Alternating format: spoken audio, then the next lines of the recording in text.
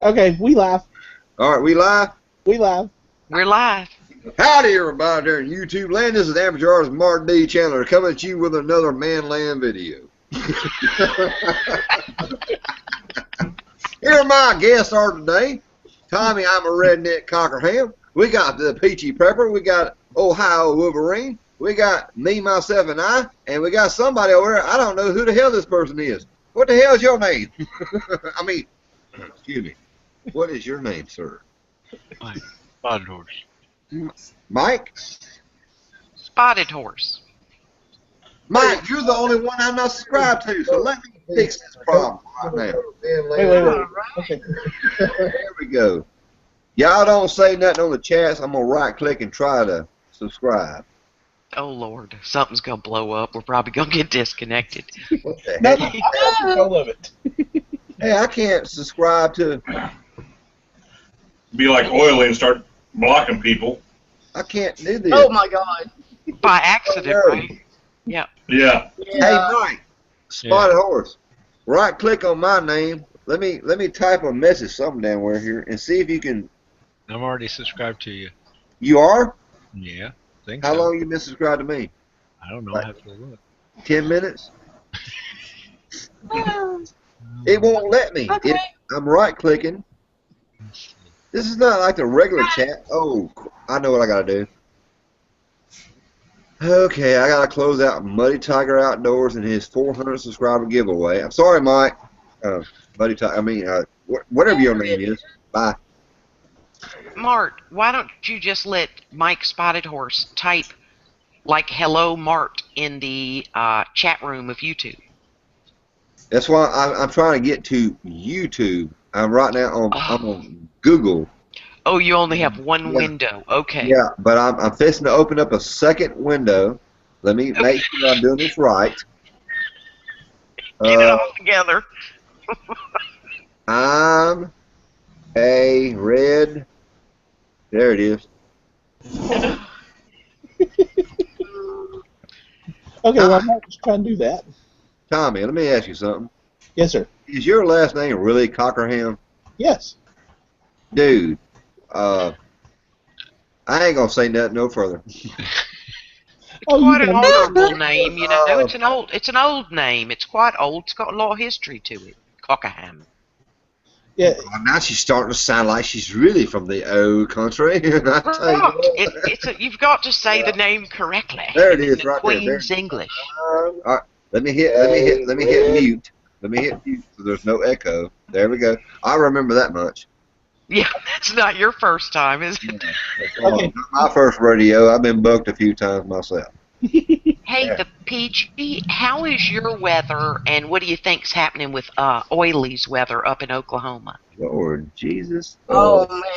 Every time a storm comes through here, I always pull it up and look at Oklahoma and Arkansas too. Man, they are getting what we've got bad, but the storm systems are coming up and up this way together out of the Gulf, and they collide right over Highway 35, Interstate 35, and I'm on the west side of that. And then there's another group coming in from New Mexico that's, as it hits Texas and goes across the panhandle up there, that's what she's getting, and those have been some bad storms.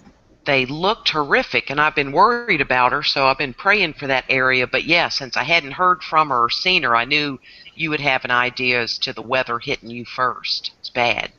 Yeah, it's supposed to be really, really bad tomorrow, as Mike. if it wasn't the other day. Mike, right now, send me on the YouTube version of this so I can right-click and save and subscribe, brother. All right, continue on with your tornadic activity. They're supposed to be just super horrific tomorrow. There'll probably be tornadoes breaking out all over Texas, Oklahoma, Arkansas. Mm. And then you've got that hurricane over there coming in on you. My daughter's over there in North Carolina, so. Yep. I was telling them earlier it's coming in at 5 miles an hour. We'll get about 4 inches of rain tomorrow, which I'm hoping does not drown my tomatoes and everything else groovy I have actually growing this season. But it's such a huge amount of water because it is going so darn slow over this warm water. Yeah.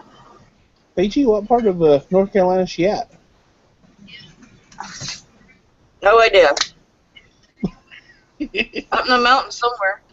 I Hey, don't know. Mike, Spotted Horse, Far guess from what? you, dude. Yeah. Oh, I'm sorry. Huh? I'm looking at the shoot. Y'all, I'm sorry. I'm looking at the delayed time on YouTube here, and didn't realize y'all were still talking. Sorry, I don't mean to interrupt. So I gotta get. This is confusing. Two different damn time zones. Mike, Spotted Horse. Guess what? I'm already subscribed to you. Yeah. There. Y'all continue on with the conversation. And to anybody out there that said hey to me, I might have missed it. Hey, Batman Tolly's here. Batman Tolly, let's get him into the conversation. We trying to. He's working at the moment, so we're trying to. Working? Yeah, that man's always working. I asked her, so she should answer me in a few minutes. Oh, thanks. I'm at the foothills, and she shouldn't be too far from me. It sounds like I better call my sister. She's in the Outer Banks. Oh, yeah, always gets ham Oh, yeah. above. It sticks out on the coast, and that's where this sucker is going straight there. At least Okay. Yeah, I'm sorry, or Mouse. Go ahead. Sorry. At least it's just a tropical storm, you know. Yeah. But it just brings a huge amount of rain, and we're already the low country, you know, so we get to swimming, and we're already saturated from heavy rains too. Yeah, but I don't know if you remember it though, Mouse. But was you around when Hugo hit? Now, I was living in the upstate of South Carolina, which was Greenville. Charlotte got hammered, and we had huge damage in Greenville. That thing was massive, but that was a true hurricane. Yeah. It wasn't that much of a hurricane, or they thought. The thing was massive. Katrina wasn't a very big hurricane, but it destroyed areas. Yep. It hit the levees. It's the problem. It hit the levees. Let's not forget Hurricane Camille. I lived through Camille, honey, and Betsy. Mm-hmm. Well, Opal and what was it? What was the The one big that gets one. no publicity that you're talking about, I think? Opal? Andrew, Yes. yeah, in Miami. Mm-hmm. It was a Sandy or something like that, wasn't it? Yeah, Sandy Sandy up in was New New York. Jersey. Mm-hmm. Yep. New York and New Jersey got it. York. Mhm. Was that a tribute to Mike York? hey, Mr. Tommy, I just want to let you know right now. 8 people are watching now. We are now famous. Yes, when we hit number 10, we are going worldwide. I will pop champagne.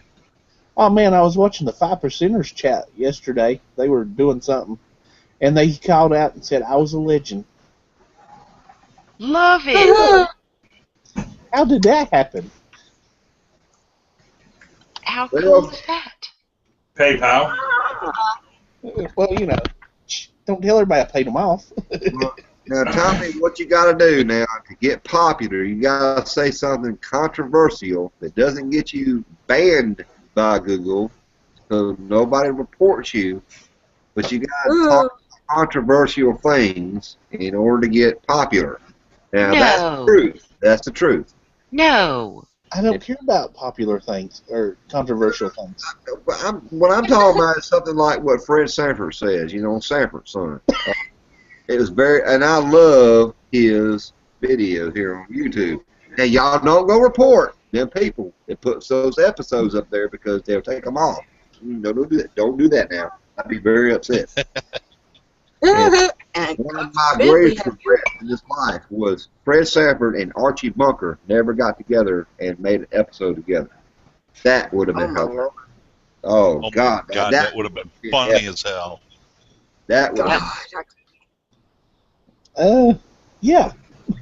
But I never back got, then, that was something that was just not heard of. I never got into the wow. Archie Bunker, but I liked Fred or the Sanford and Son. Yeah. Sanford and Son. Well, I mean, if you like the Yeah. Jeffersons and you listen, because he derived from Archie Bunker, the Jeffersons, and long story short, but two different networks who had two totally popular channels at the time. Like I said, they never crossbred. The networks never wanted to collaborate.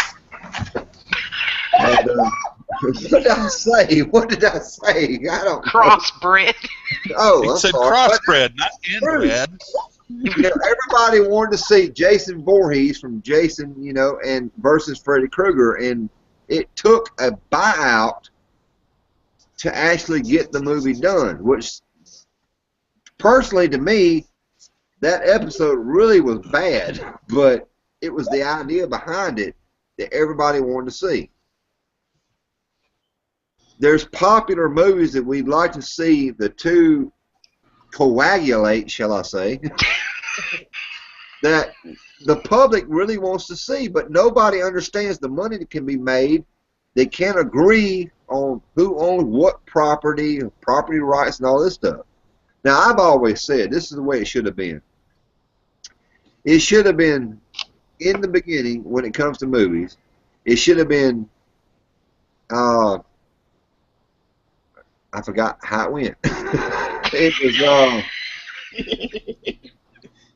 It was Jason Voorhees, Jason versus Michael Myers, and Jason should have won.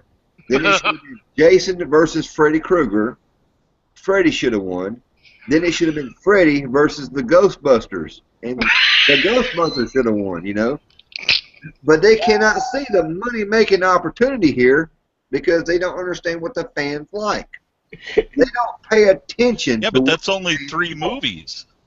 Yeah, and that's only 3 movies. That's 4 movies. 4. How many of the Freddy Krueger movies were there? There was like 4 or 5 of them, wasn't there?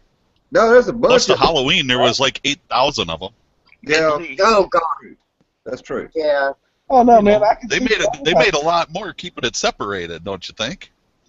Yeah, but if they combine it now, because they're run their course, they're out of date. Everything is going over, and if they start this new series right now, they can make so much money. But they waited till most of the actors have died or gotten too old to perform. They just don't make. Would you not like to see John Wayne versus Bruce Lee? I mean, come on.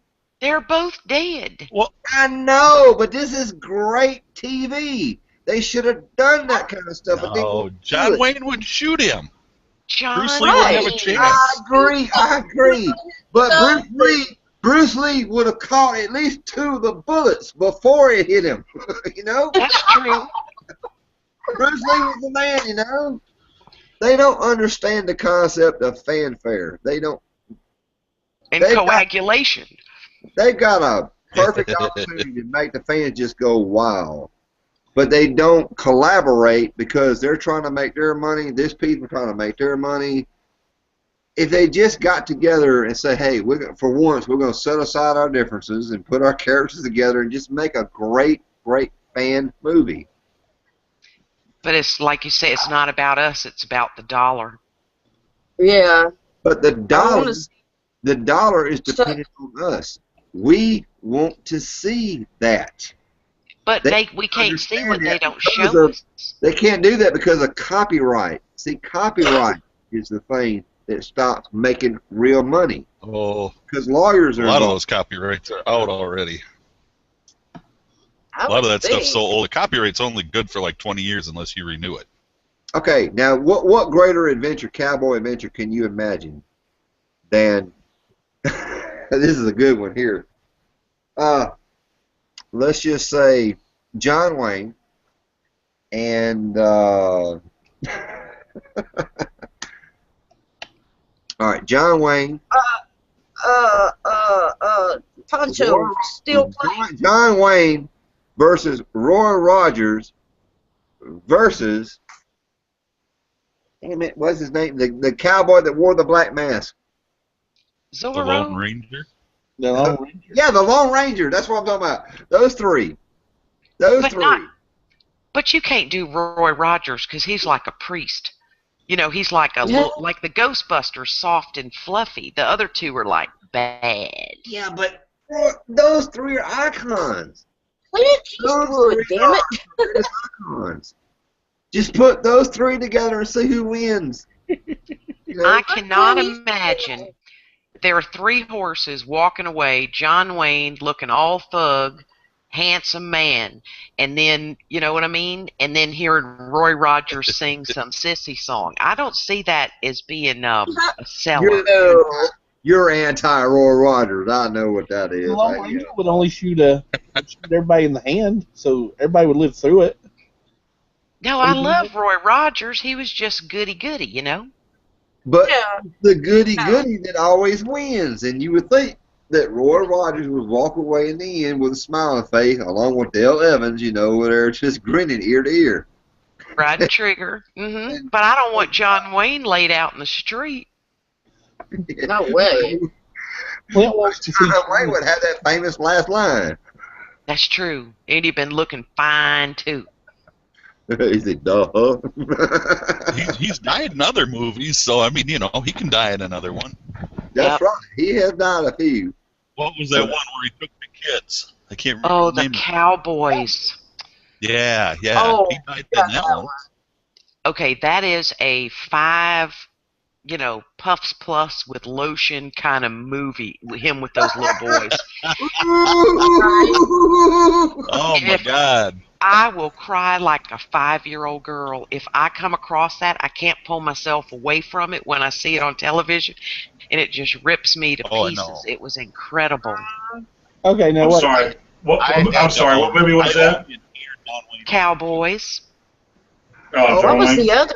And then the clincher, y'all, whoever survived the trio goes up against Clint Eastwood. The trio. That would be epic. Y'all, Clint Eastwood's my man right there. Well, you know, you got the Green Lantern and Kato. I think we need to have one with Old West stars, you know. Oh, yeah. Maybe we have Clint Eastwood and Bruce Lee. Oh, man, that'd be epic. Wouldn't it? No. Yes. Holly, Red Beam 58 wants you to know that the knife video is up. Oh, I've been working all weekend, so I haven't had a chance to look at videos. I will get on that tomorrow morning. Malcolm, I'm glad you're watching the Thank YouTube you. version because I'm back on Google, so I'm missing all the comments. I got you back. There you go. Yeah, I can't. All right, have I'm interested. open. What's everyone's favorite Clint Eastwood movie? Oh, Lord. The Good, the Bad, and the Ugly. The good, the bad, yeah. Or the Outlaw Josie Outlaw Wales. Outlaw Josie Wales. Outlaw Josie Wales. Oh, Josie Wales. That's probably my favorite. I But really like the spaghetti westerns, which Good, the Bad, and the Ugly was the good, totally the bad, and spaghetti. the ugly. The only reason I down that is because of the soundtrack. They dubbed the whole movie. But Well, yeah, but it's so Good. old they didn't have choices back then, It you know. good. Oh, man. They probably had all kind of Mexicans in the background talking and American bands talking. You know, they probably had the United Oh, States I think Army it out was there. great. Who knows what it was? But it was Well, just. I also want to throw this out there. People forget about his newer movies. That Gran Torino was a hell of a movie, too. That was Gran good. Torino Yes, it was was. great. Unforgiven was good. What? Yeah. Unforgiven was epic. What do y'all think about the newest, the Django Unchained? I haven't seen that one yet. I've got. I haven't seen it, and I will not watch it because I will not support Jamie Foxx. You want what now? I said I have not seen it, and I will not see it because I do not support Jamie Foxx. Why not? What's he doing? He's a hypocrite, big time anti-gunner. He makes movies using guns, but then he's an anti-gunner. He's an anti-gunner, and he Yeah, uses so does these guns to Stallone, so does blast people Schwarzenegger. away. Yeah, and I don't watch their shit either. Holy moly! I don't watch nothing by Jim Carrey anymore. You know what, Tommy? I agree with you on that one. I No, just don't like Jim Carrey. I used to like Jim Carrey because he was a little bit of my character that I play here on YouTube, just a little bit. And then when I saw that video that he did against Charlton Heston, that just Oh my God. that just tore it for me. I mean, absolutely tore it for me. I just totally lost respect for him. And I don't watch Liam Neeson anymore either. Oh no, not hero. What? He's Oh yeah, he's anti-gun as hell. Yeah, fuck him. him and Hugh Jackman. What, another I just hypocrite? watched Oh, great. They're all hypocrites. Those are making money off of gun damn movies, and they're Yeah. anti-gun. Yeah. Yep. Yeah, I've got a short list. I got a short list people that I will watch in movies. Bruce Willis is pro-gun. Right. Tom Selleck is pro-gun. Vince Vaughn is pro-gun. Angelina Jolie and Brad Pitt are very pro-gun. So anything they put out, I watch. There's a few more that are very, Clint Eastwood, of course. Sam Elliott. Yum. There's a list of if you get online and Did you look say, at the list. oh, yum, Peachy? Yes, I did. You like that Sam Elliott, huh? Or what Oh. he got planned. You know, that's mighty ironic. You're going to sit there and talk about anti-gun, but yet you're going to make your money by killing people on the movie screen. And With just guns, yeah. a lot of people. That is worse than being an. Oh, I ain't going to say that. That's worse than being somebody running for president. I'm going to hush now. $1 million. I remember what I told you now. Well, you know, and a lot of them are older, and they've made recent movies, you know, within the last 10 years, let's call it recent. You know, Stallone's made movies. Arnold Schwarzenegger's doing another one. And they all involve guns, but yet they're anti-gun. No, but I bet you $100 right now that they got bodyguards that carry guns. I bet they carry their own damn guns. So, I mean, they and I don't want to say this because I told y'all to cut me off if I get to talking about politics to the extreme. But if somebody does not like guns, then why hire a bodyguard who is legally able to carry guns to protect you? And allow them to carry. This is not the police that you are supposedly, and us, the public, that's supposed to rely on. But Well, you're it's going to that hire entitlement. somebody who carries a weapon to protect you. That's what I'm saying. I'm gonna leave it at that right there. And this makes no sense. In other words, the public is supposed to be totally defenseless against an attacker. Well, they just have an elitist attitude. See, it's fine for us, right, but not for the mere mortal, right? Well, Yep. I can take this back to the extremes when if you commit a crime and you did wrong and you know you did wrong and you serve your time, in my personal opinion, when you serve your time, you paid your debt to society. Yet you're still X to be able to carry firearms and this, that, and the other because you're now labeled. But yet when you serve your time, guess what? You paid your debt to society. You spent that time there. And I'm not going to sit there and argue to or fro in a particular case. It depends on what you were accused of. But when it comes to a firearm and owning something to defend yourself and your family, I think that's the most ultimate insult that any American can ever suffer. I can't guarantee you that the person that lives beneath me right now cannot get on some kind of weird acid, grab a gun, run up here and shoot me in the head right now. Y'all see it here on YouTube, And because I don't have a weapon other than the Uncle Redneck Waffle Chopper, I cannot defend myself in a timely manner. And if I did, if I own some property, that same individual who tries to break into my house and while he's walking across my front lawn, steps into a hole, breaks his leg, can turn around and sue me. That is crazy. Yep. Well, here's the top 23 pro-gun celebrities. Brad Pitt, Angelina Jolie, Alton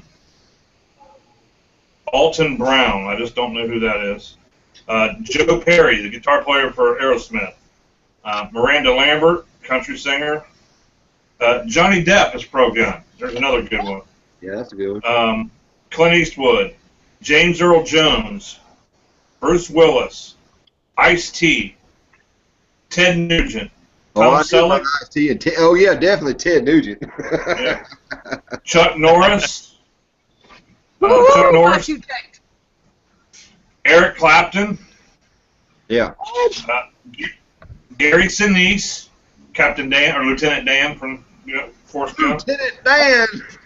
Yeah. Joe Montanga, or Tangia, you know who he is. Plays on Criminal Minds TV show. Adam Baldwin, he was Animal Mother on Full Metal Jacket. Kevin Sorbo played Hercules. R. Lee Ermey, of course he is. Well, who would have thought? Yeah. Dan Blazerian, he played in Lone Survivor and Olympus Has Fallen. I'm not sure, he's like a backup actor. Dean Cain, James Hetfield from Metallica, and S.E. Cupp. S.E. Cupp is awesome. She's one of my favorite commentators. Yeah, she's a commentator on like Crossfire or CNN or something like that. Yep, she's with Van Jones. Mm-hmm.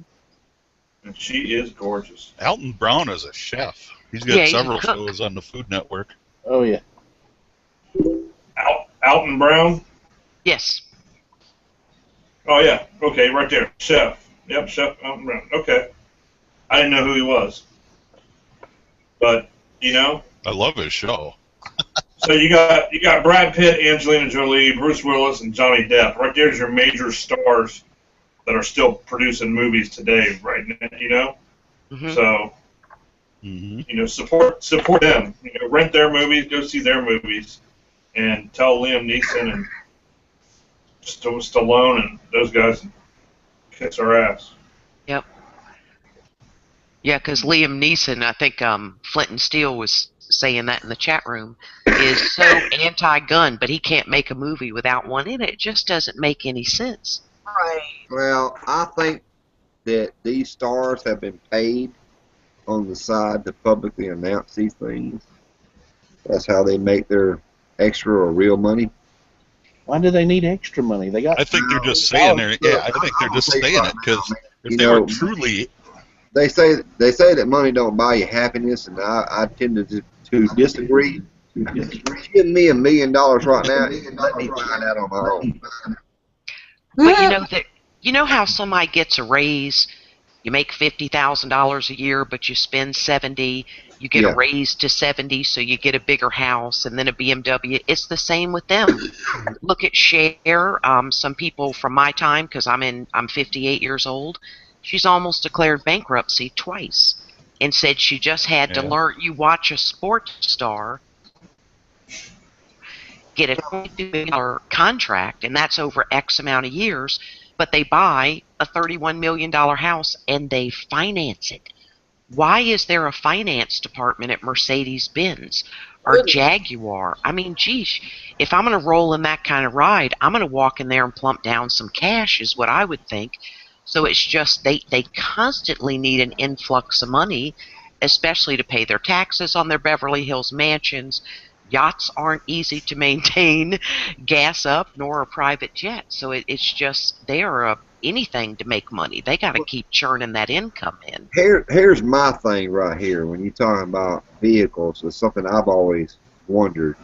Take a look at just a Timberwolf or a four-wheeler in general. a four-wheeler. These things cost as much as a car now. And you tell me where that money is in there. Where is it? Where can you see that kind of value in them four tires and an engine that gets you across a parking lot? Okay, this needs to be said. Fearless Patriot McCanna just said money may not buy happiness, but lack of it certainly buys sadness. That's right. Absolutely. And listen, money ain't everything, but on occasion it's right up there with oxygen, man, when the wolves are howling at the door. Yep. Right. I don't know. Yeah, Like I said what they before, say, money can't buy happiness, but it buys ammo, and that's just as good as happiness. Amen, Ohio. Yeah. give And me it has $1 Mason cars. million, Yes. I will prove them all wrong. And I am totally broke, and I am absolutely happy. Yes. well, I'm not I'm absolutely. damn near broke. I'm pretty happy. I'm not absolutely happy. I ain't gonna say that, but I'm not fixing to sit there and execute myself because I can't pay my internet connection. I mean, I'm just not that crazy. Well, But and yet, right these now, famous stars that made money and maybe they mismanaged it, I don't know, just feel like they were wrong so much in their life. And I think one of the greatest examples of that was Gary Coleman. He yes. could not Very accept his typecast deal here. He couldn't exploit it. I mean, he just hated the thing. And I don't know if it was just a child star or what it was, but I don't know. I've been watching a lot of Sanford Son, Red Fox here lately. And I've watched a lot of the behind the scenes here about Red Fox and how generous he was with his money and this, that, and the other. And he was such a fantastic guy in real life. He helped out a lot of good people. And for him to pass away on that new show that he did by a director that could not understand the fact that he knew what funny was, it was so sad. It really was. And it was, to me, I guess when the time comes and your time has actually come, you know, it can happen any moment, but it's very ironic that the director caused him stress at that moment, and he died of an actual heart attack right there on the set. Basically saying that he needed to follow direction, and Red Fox knew what funny was.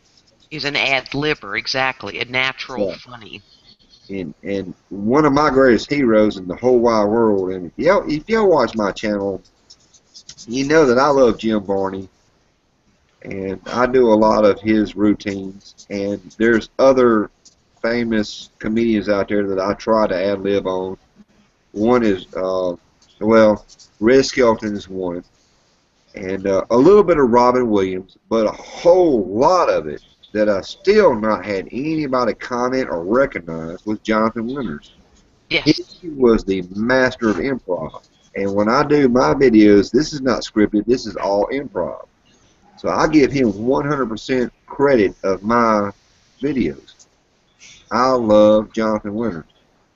Wow. He can sit there and just make something up on the fly. Well, there was other ones too, like him, that were from the same era, because they just aren't like that anymore. You know, Tim Conway, Oh yeah, Harvey Korman. These guys, Carol Burnett, they were taking this stuff right out of thin air. You're right. I mean, It was Tim great. Conway, he just Harvey Korman, he just broke him up every time. Oh my gosh, yes. Harvey was talking about, man, you know, like I can't, you know, I don't know how I kept my composure. It was just hilarious. Oh, you'd miss half of it because you're howling, laying out on the sofa, just your back locks up laughing. Then you had a serious side of him, like Red Skelton. When you watch his skit where he does the Pledge of Allegiance, it'll move you to tears. Yeah. But see, now there, I'm gonna take a step back. Robin Williams was just that good too, because Robin Williams when I watch his comedy routines, it tired me out. But when I watch his movies, he can make you laugh and then turn around and cry just in the snap of a button. Yes. Jim Carrey, I don't understand his humor. I used to like his humor. I thought I understood it. This one who just been a Ace Ventura Pet Detective, I did not like that movie. Period. Point blank. I think Jim Carrey kind of leans too much or relies too much on the slapstick and doesn't really have the funny in him. I think it's dare I say it's the stupidity of it. It's just so out there. I mean, there was a couple things he did in the movie, like in Ace Ventura Pet Detective, that was hilarious to me.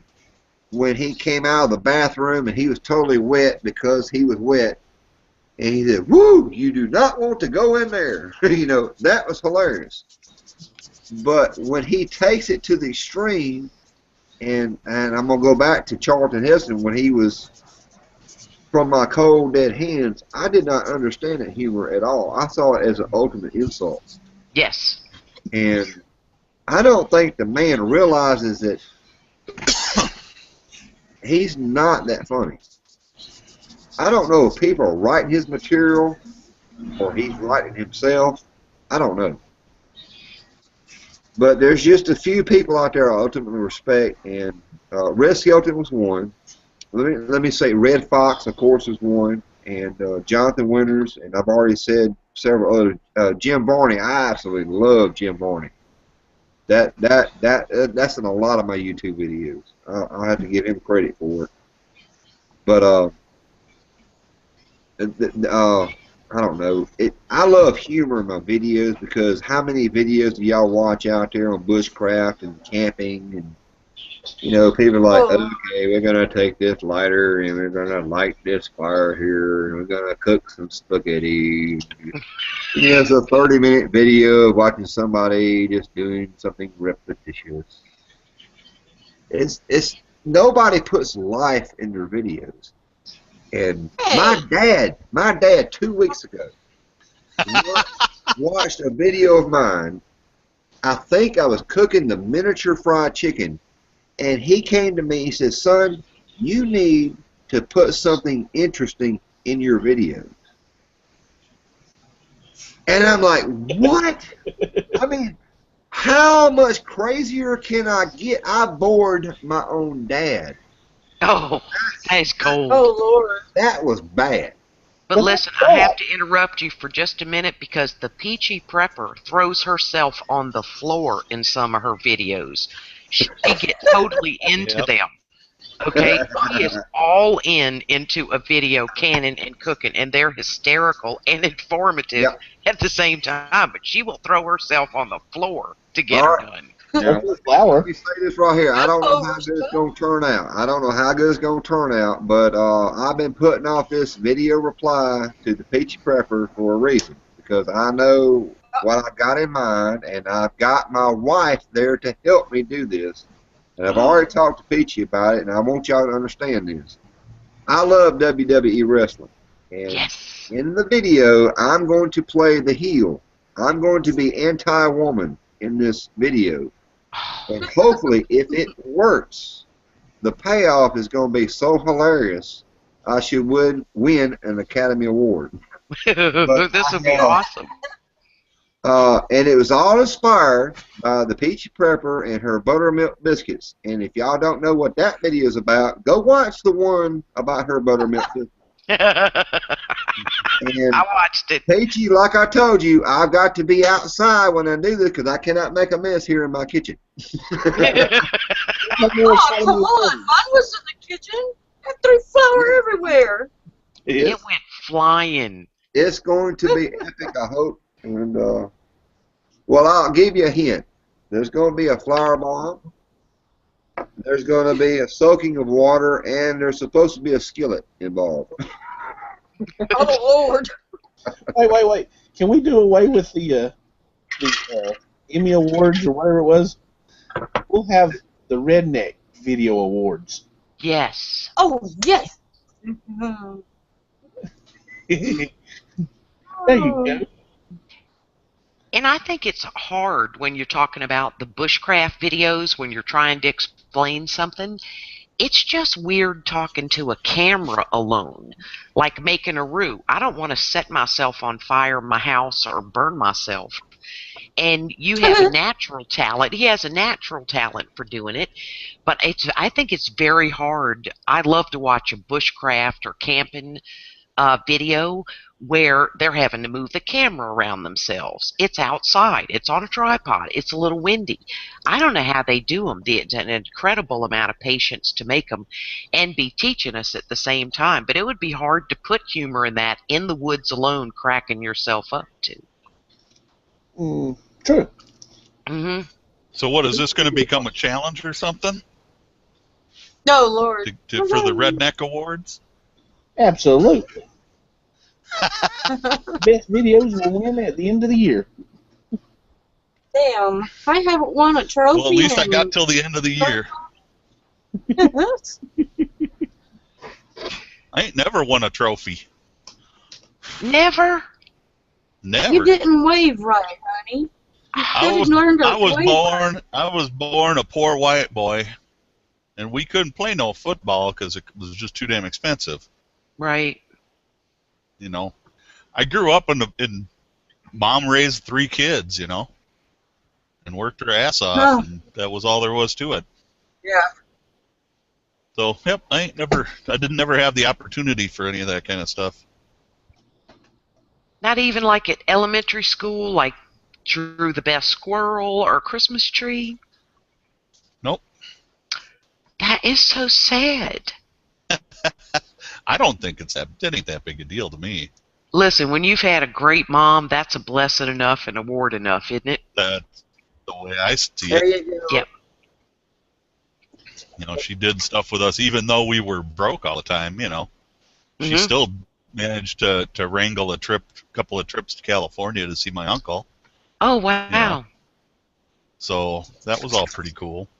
You know what's interesting is I don't think we know we're poor till we got older. I remember I was in college, and we'd be laughing about something, and my dad go, you know the reason we had to do that, right? And I was like, no. He goes, we were busted broke. And we just didn't know it. We didn't have things we wanted, but we had what we needed. I remember my dad saying, you know, you and your brother got to go out in the bayou because if you don't catch nothing, we're not eating nothing tonight. And I always thought he was joking. And he was serious. And I had a friend back then. Now, of course, I'm 58, so you didn't have Home Depot, but I had a friend who was a welder, and he hooked up little metal or iron walls on the side of a radio flyer and hooked it to the back of my bike. And I'd be coming back from the bayou, and I might have a sack of crawfish, some crabs, and people would stop me and go, "Hey, Lee, what you got?" And I'd get home, and I'd only have like a few. And my dad go, "We need to eat that." But I was like, "Yeah, but I made $7." But, you know, you didn't have a McDonald's to run to then. I didn't understand the fact that that's where we were getting our food to eat. And other people had some money to pay for it. But we definitely had what we needed, not always what we wanted, but just having really good parents or one good parent is an incredible blessing, because I know a lot of people in this day and age who don't have one of them that's worth a hoot, and I think it's sad, even though their kids are driving cars and that sort of thing. I just think, oh, we had it better with nothing or very little. Yeah. Yep. Absolutely. Yeah. One of the things that I absolutely despise eating now is friggin' buttered noodles. Yes. I hate them so much. My wife loves them. It was a filler, right? Mm-hmm. No, that was sometimes the meal. Yes, but it was because it was affordable, right? Yeah.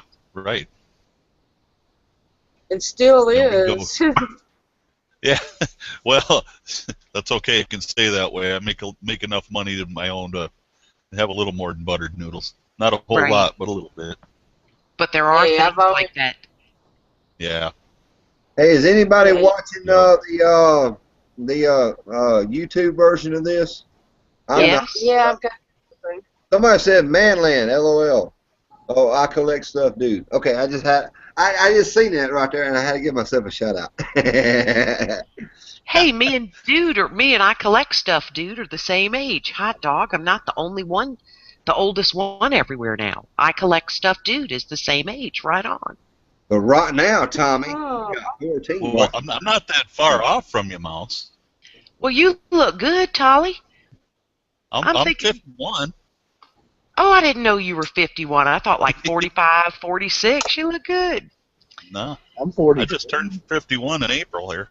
Well, and I tell you what, with the economy now, and Peachy knows this, it's why we can and dehydrate and preserve food. I'd rather Yeah. get it cheaper now than just 6 weeks down the road when it's more. You cannot be Yes. poor like we were poor because No. our parents did not have to pay car insurance, health insurance, ridiculous electricity costs. Right. We didn't have air conditioning, and I'm from New Orleans. Air Yep. conditioning would have been a luxury. Yeah, I mean, you ran said around with... you said New Orleans wrong. No, I didn't. You did. You said it with that northern accent. Yes, you did. I heard you when you said it. You I heard stop with my hard vowels because It's all one word. It's all if one you- word. New Orleans. if you There want you me to go. talk See, like the this, fat man- the fat man is from the north, and he said it right. look at here, Mark. Shut your mouth right now, for I'll pop you one. Because if you want me to talk like this, ain't nobody in the damn room gonna understand a damn thing I say. So as I was saying, Fat man. back in my time, Who corrected me about a slave that I had? I give you a neck roll and a double snap, Mark. Oh. So anyway, when I grew up in New Orleans, you Okay. could be poor. You could eat rice and potatoes. All that is so expensive now. If you're a single Ain't mom Yeah. or a young couple working and you're not making $55,000 a year, you are drowning. It used to be you could eat rice, potatoes, buttered noodles. Everybody grew a garden, okay? I had a neighbor Yep. come over one time and ring the doorbell, had 4 kids, and she had 4 pieces of bread and she had peanut butter on all of them. She said, I need 4 pieces of bread, Lily, and some jelly. That's so, but she, you know what I mean? There wasn't a Yep. sandwich for her. There wasn't a sandwich for her husband. But look at the cost of peanut butter now. Forget about it. It Yep. used to be Oh one my of those God. staples you could fill your family up on. So I don't know how people do it, even because produce is outrageously expensive. If you're not buying, growing it Oh, I yourself, or what do they do? Just eat a bunch of canned Yep. food? Because you can't buy boxed macaroni and cheese and hamburger helper. It's all expensive. Y'all know that's what's crazy Yep. here in the South. When gardens are in season, a bell pepper at our store can cost $1.65 each, Yes. and that's Golly. outrageous. Let me tell you this little bit of story. I'm gonna let y'all get back to the conversation. A little while ago, when the East Coast was snowed under, Florida had a bunch of tomatoes, and they were selling them dirt cheap because they could not get the trucks delivered because of the snowstorm. We, Greer's grocery store, were contracted under a supplier that were buying them out of Mexico. So we were still buying high-priced tomatoes. We're under contract. We can't get out of the contract. We got to buy these tomatoes, and Florida was giving them away. Giving them Damn away. near giving them away. This is wrong. Absolutely wrong. But yet, our people in politics and people that are superior to us is supposed to have all this mental intelligence can't understand this stuff. So I've always went back. Well, that's because they ain't got no common sense. No, absolutely, Right. absolutely, no common sense. It's money sense. They still made their profits off of buying these high profit, but I've always been of the frame of mind back in the old day when I worked in the grocery store in the old day, is to buy it low and sell it low and make your money off of volume. Yes. You know, if I paid $1 for this box and I made $1.25 off that case, well, I could sell 10,000 cases, and that quarter profit will eventually make me money. Hmm. But nowadays it's like, oh no, we get $1 a case, we got to sell it for $10 and throw 90% of it away because we can't sell it. It doesn't make any sense. They're talking about us wasting food. No, when it comes, to be honest, when I get a tomato right now, I actually core just the top of the where the stem is. It goes into it. I core a little bit of the way, and I slice this thing. It's very thin, and I will, if I have to, I'll freeze that tomato. I Yes. will use every ounce of that tomato I can get right now. And they're thinking this is good for business. No, it's not. It's stupid. And I'm buying a tomato that don't even taste like a tomato nowadays. Oh, they Right. taste like nothing. Peachy It knows tastes like, that from growing her own stuff. We it don't tastes even like know. garbage. How about green beans? When a kid says, I don't like No. green beans, he doesn't like the green beans from Del Monte. They're disgusting in a can. But grow your own, make them into dilly Oh, they. beans, that kid'll lose their mind. Here's Oh, another thing. I'm in take a South fresh, Carolina. take a fresh green bean, excuse me. Take a fresh green bean, batter that dude, and fry it. You talking about one of the best tasting, natural, good tasting French fries you ever tasted in your life. Fried green, Oh, fried. hilariously good. Oh man, that is fantastic. I'm in South Carolina, but can I get an orange or a grapefruit from Florida? No, they come from California. And here's the thing I think about, Peachy. When the SHTF happens, we are so used to eating produce that is not in season for our zone. There is not going to Yep. be anybody trucking or shipping that stuff across the country. Most people have such a small palate and their kids are so picky. What the heck are they going to eat? We grew up eating what was on the plate. Now, I hate Brussels sprouts like you feel about Oh, buttered noodles. They take, when you bite into those, it tastes like a little fart cabbage or something. Like it just smells terrible in the middle. But if I didn't eat them for dinner, that was my breakfast. My brother'd be sitting there eating cream of wheat or oatmeal, and I got ice cold Brussels sprouts. I learned to wolf them down. Now, you can't pay me enough to eat a Brussels sprout. It's just one of those things. But people have hot such a cold. small. Yes, oh yeah, because there was no microwaves. They're good though. They're good. They're very good. No, they taste like farts. In the Do you, middle, I there's love like do you like toxic. broccoli? Do you like broccoli? Love it. And cabbage. Like cabbage? Yes. Then how can you not like Brussels sprouts? Because a Brussels sprout in the middle, it's like it's got a little toxic gas hole. I just bite into them, the smell hits me, Toxic and I gag. asshole.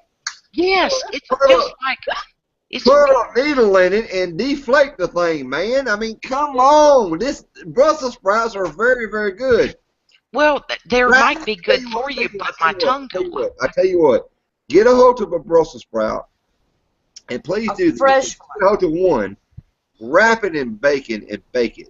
Okay? Well, Jesus, poop is good wrapped in bacon, Mark. God, bacon is good on ice cream. I'm telling you, it's the perfect seasoning there is. Exactly. Bacon is life. But y'all know what? I don't know if y'all are aware of this right here. And Except I for that recently pig. learned this.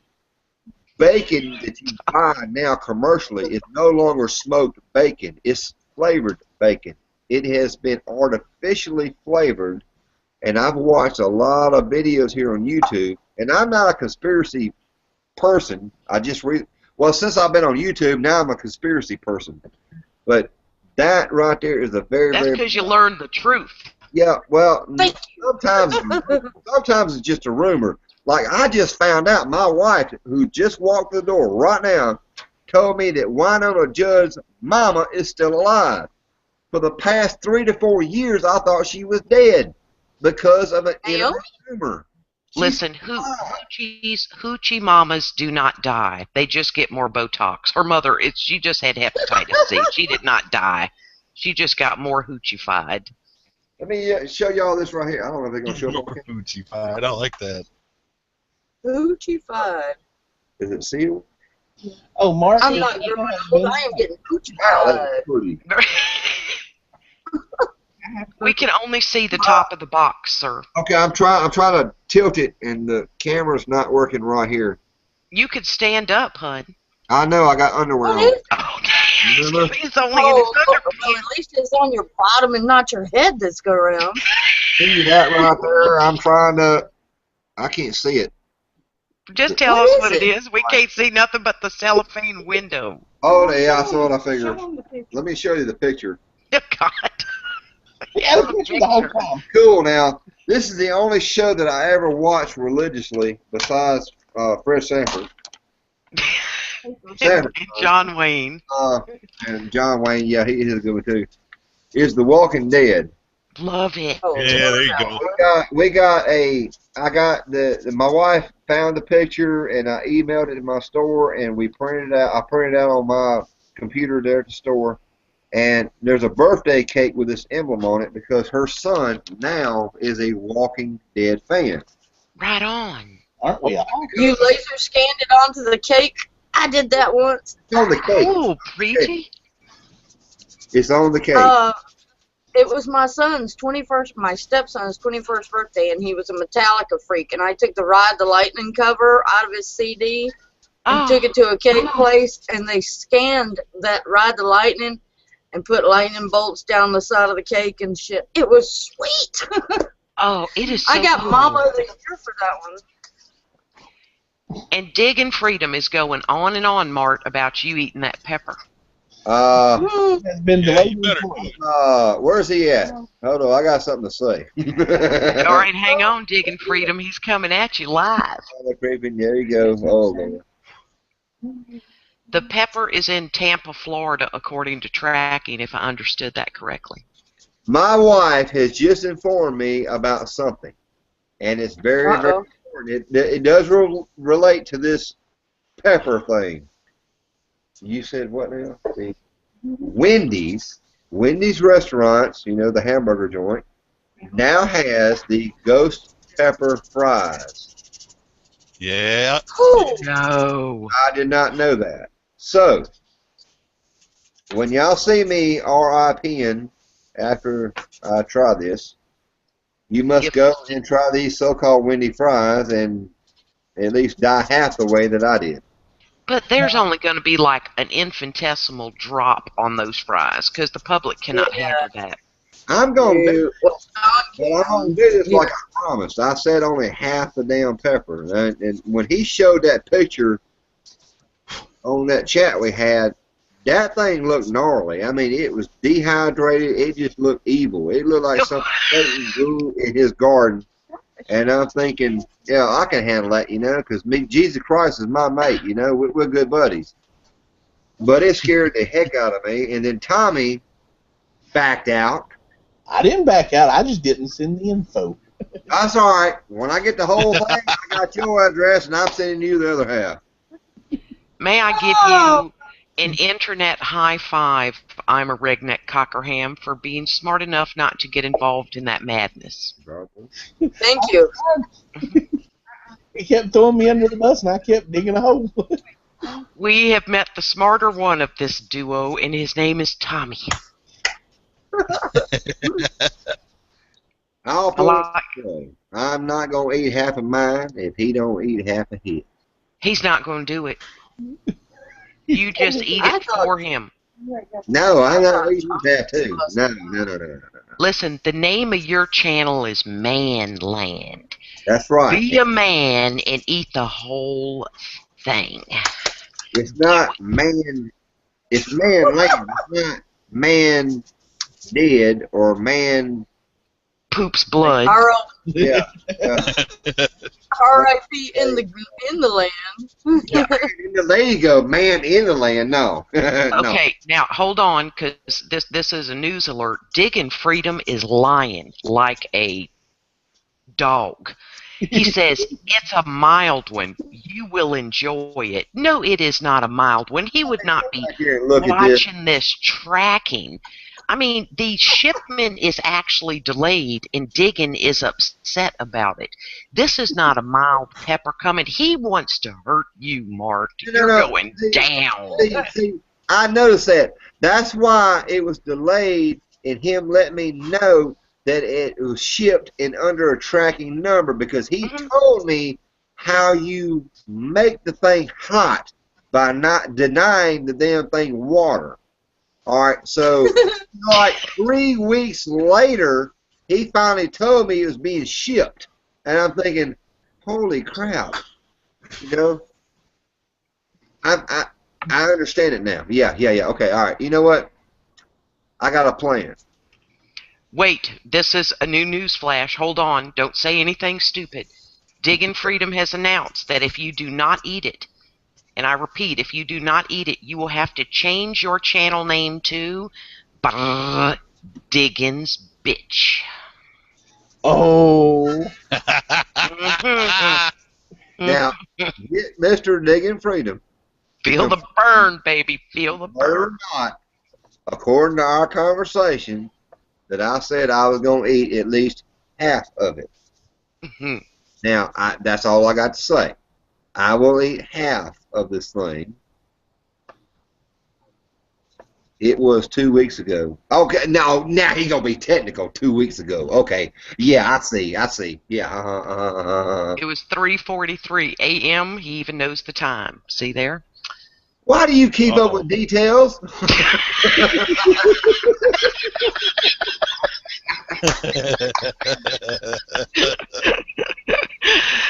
You're going to eat half of it, Diggin. He is committed to eating half of it, but you should not try and kill channel members.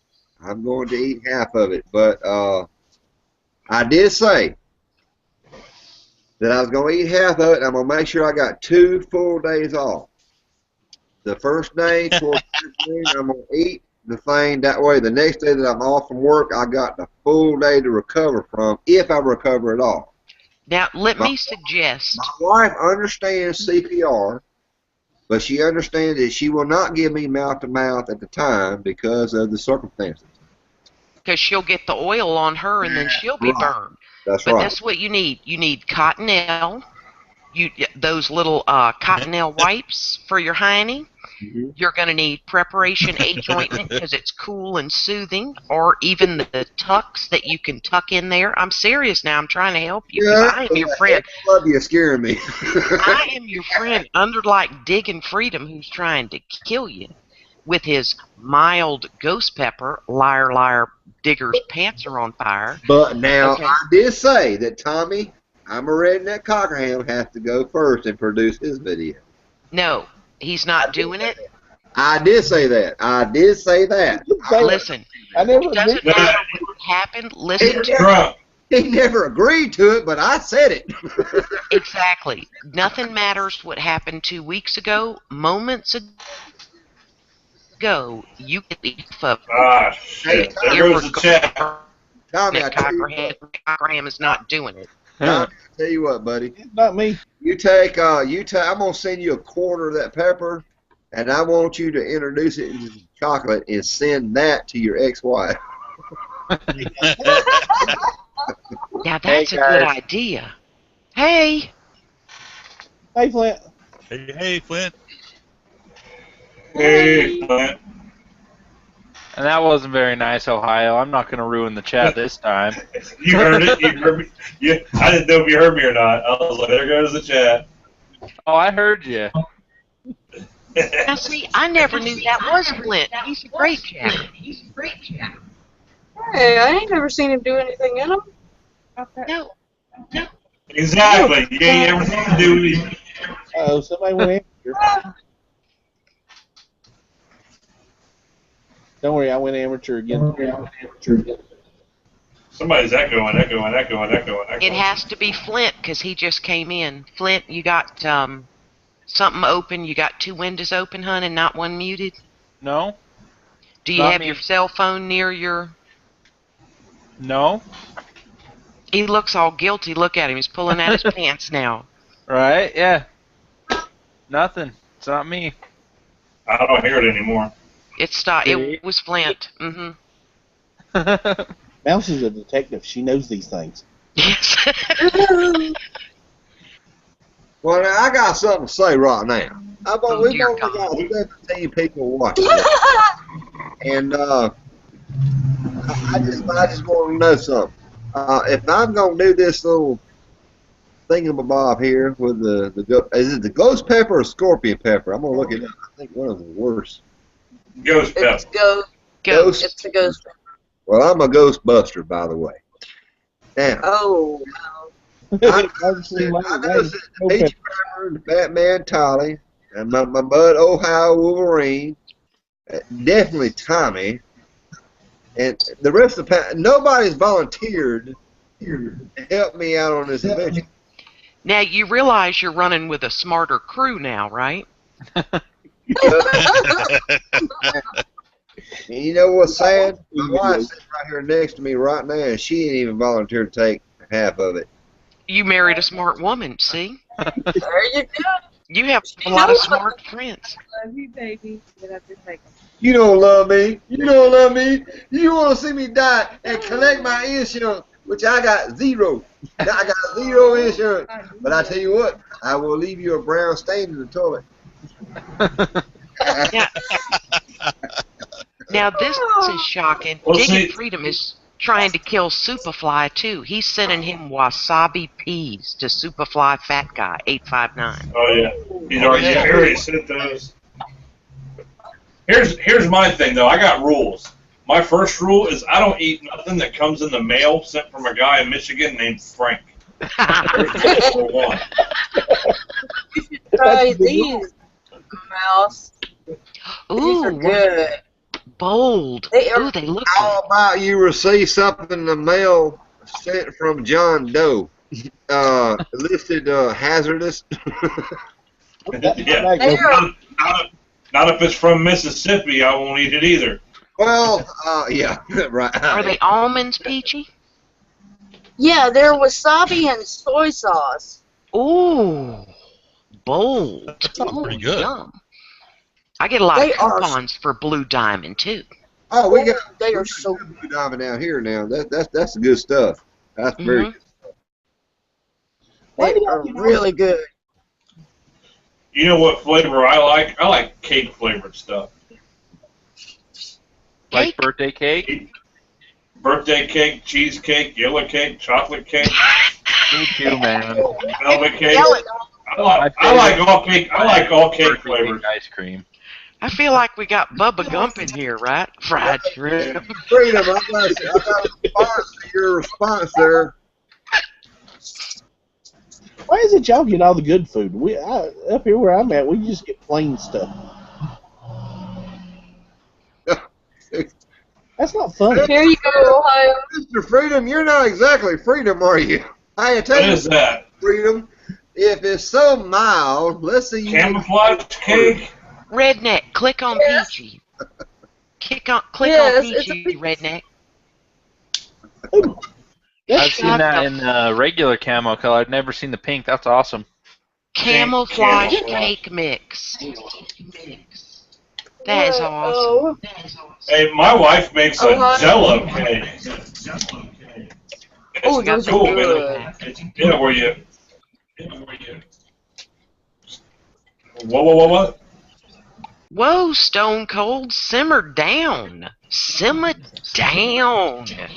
What? Ohio, Jared heard you say you like anything cake flavor. He went to the refrigerator, and there's red velvet cupcake wine. Oh, hell yeah.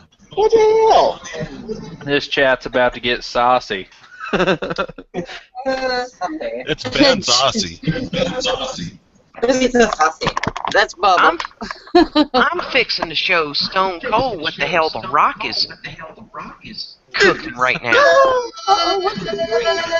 No! What the rock?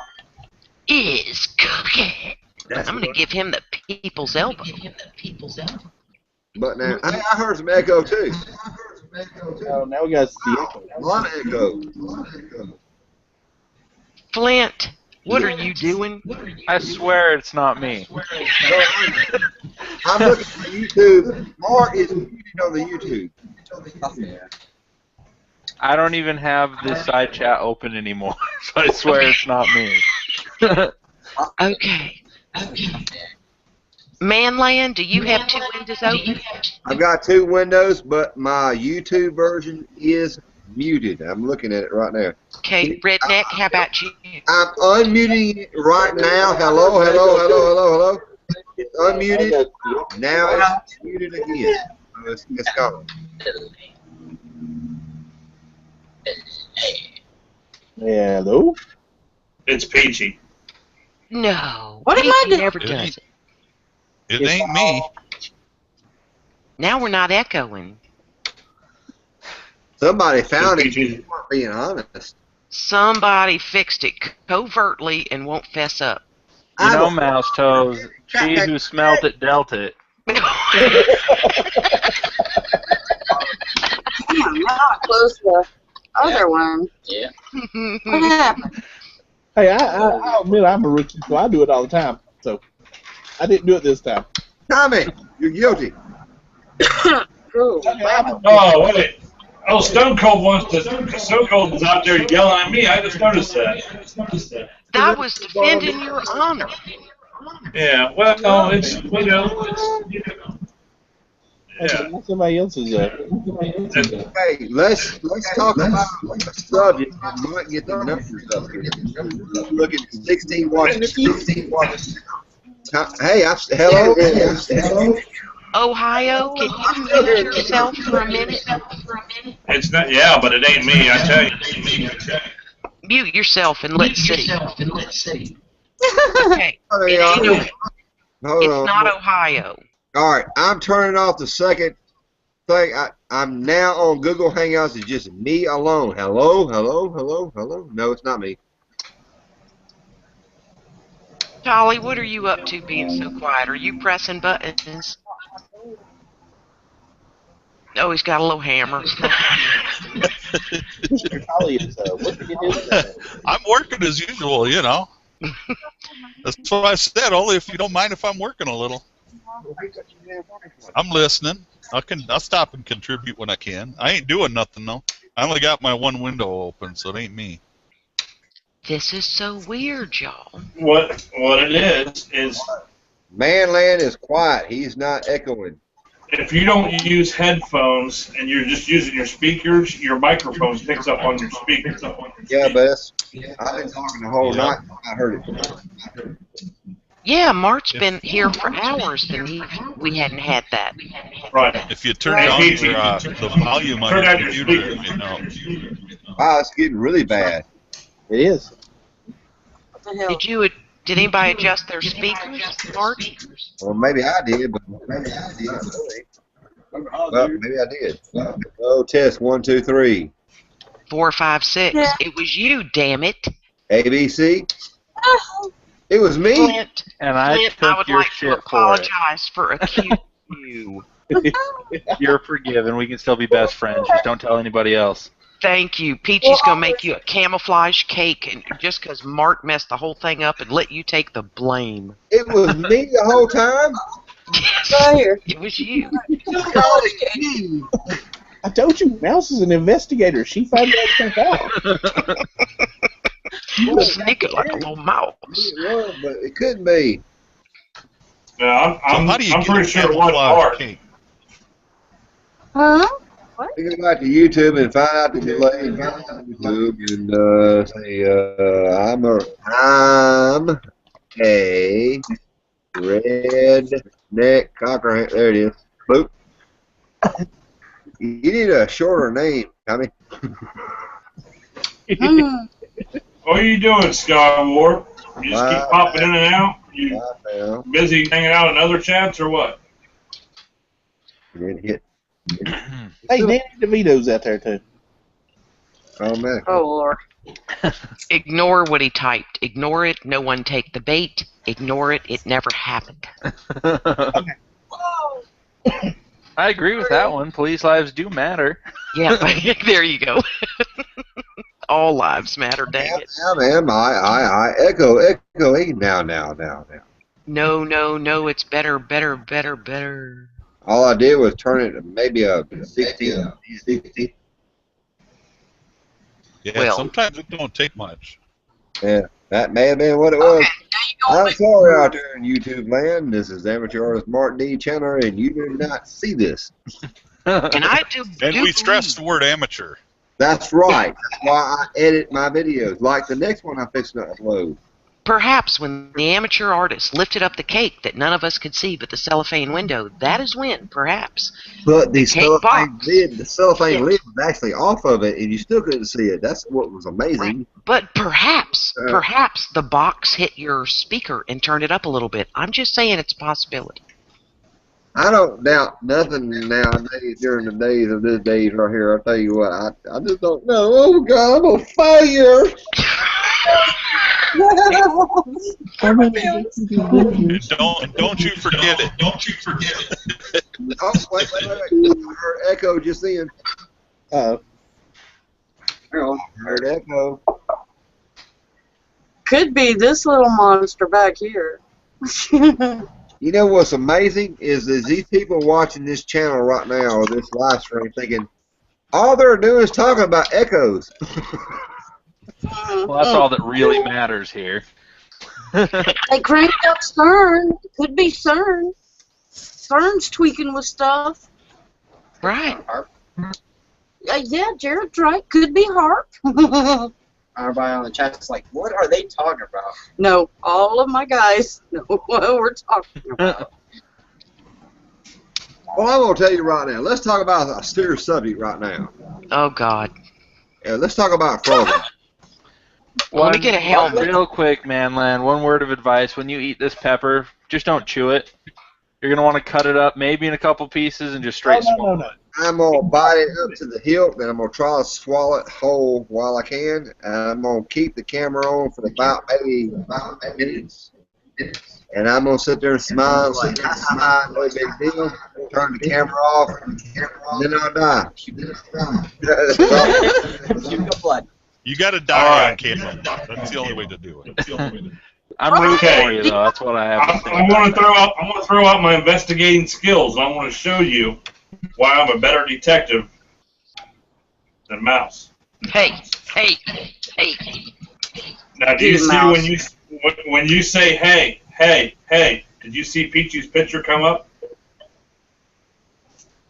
What? Right? Because it's sound activated. I'm talking, but Peachy's picture is up, so therefore her microphone is picking up through her speakers. That's right. But how come it doesn't do it all the time? It is doing it all the time. No, it wasn't, Flint. Not before you came in. She's been in here for a while. Okay, I just turned my speaker all the way down. There's no speaker talking right now, and I'm talking loud because I cannot hear myself. Do you understand what I'm saying? Did y'all hear echo? I'm not sure if anybody understands what you're saying, Mike. I'm sorry, I didn't hear what y'all said because I had the speaker turned off. Jared said you need to get closer. Somebody is echoing. I don't think it's me. All right, one at a time. We're gonna mute, and we're gonna see Okay, who my it is. I'm gonna go ahead. I'm gonna Anybody mute right hear now. anything? All right, who's first? I sure can't. They could not follow instructions, Flint. We've tried that. This is a redneck chat. We don't know what instructions are. Mute? You want me to mute? I don't know how. I reckon I don't really Which damn button is that? Get that light and plug it. Manland. Hey, Peachy, mute real quick. Y'all didn't hear me. Hello. Hello. Peachy. Nope, not Ohio. Now, how are we going to tell her to unmute? She can't hear us. Here we She go. can hear us. We just can't hear her. Oh, duh.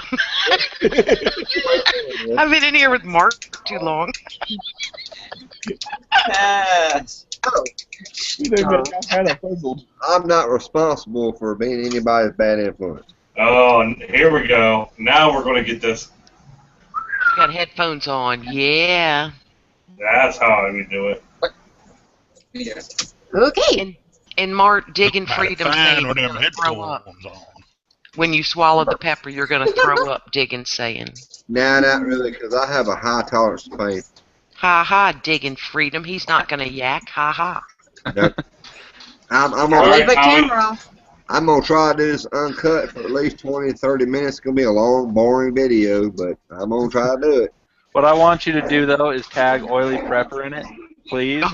Oh yeah, Especially if you puke up blood, because that's her favorite way to watch those videos. she can handle the oils, right? And then we got the oils coming out. She'll love that video. She will. I watched her on y'all's chat the other night watching the guy who Oh threw my up blood through his nose. She was God. freaking out. Oh, we watched that one and oh man, What guy with blood through his nose? Right after it you was got off bad. the chat, all we did all night was talk about how bad it was going to be. And she was watching video after That one video where the after guy video was of people throwing up throwing blood. up Oh, and yeah. It's gonna make you crying and sick. jumping in the shower Yeah. with a gallon of milk. That one dude hollering he had to go to the hospital from it. Yeah, God, that was bad. 30-year-old, My like stomach- 350-pound man crying for his mom and telling him he had to go to the hospital. Oh, Look at Mark, he's dreading this now. Oh God! this one All- guy that all we I got watched. to say- I'll go back in my history. They're just a bunch of wussies that can't handle a pepper. If You I gotta can suck find it up. That one. That was gross. I got these little Thai jobbies that I eat all the time, man. I dehydrate them, What's mine doing? put them in everything. Well, Scott, I'm sure he'll send you half of it if you want to try it. I ain't an idiot either, though. He's from Minnesota. They think ketchup is hot. Minnesota, It eh? is. Ketchup is sweet. Hey, now who's giving crap about us Minnesotans? Eh? I had some Heinz jalapeno ketchup. It was like a limited edition. That shit was pretty good. Mhm. That stuff was awesome. I did try that. I'm picking up off the gold on my shirt. Go get You can actually see it on it. Go get the jalapeno mustard off the shelf. You have to go into the kitchen side. It's right dead center. We grow our own peppers, so I get this little. I got my jalapenos and my little Thai chilies, Yeah. serranos, and I dehydrate them and I crush them all up and mix them together. Damn, that's some good stuff. Put it in my chili when I make my pot of chili. I mean, that's a good Wait. Where you go here? My dad grows some peppers and he throws it in homemade salsa. That stuff is so good. Yeah. Yep. That is good stuff. Now I like habaneros. You know, habaneros are good too. Yeah, grow them too. Whataburger. That looks really good, Peachy. I'd try it.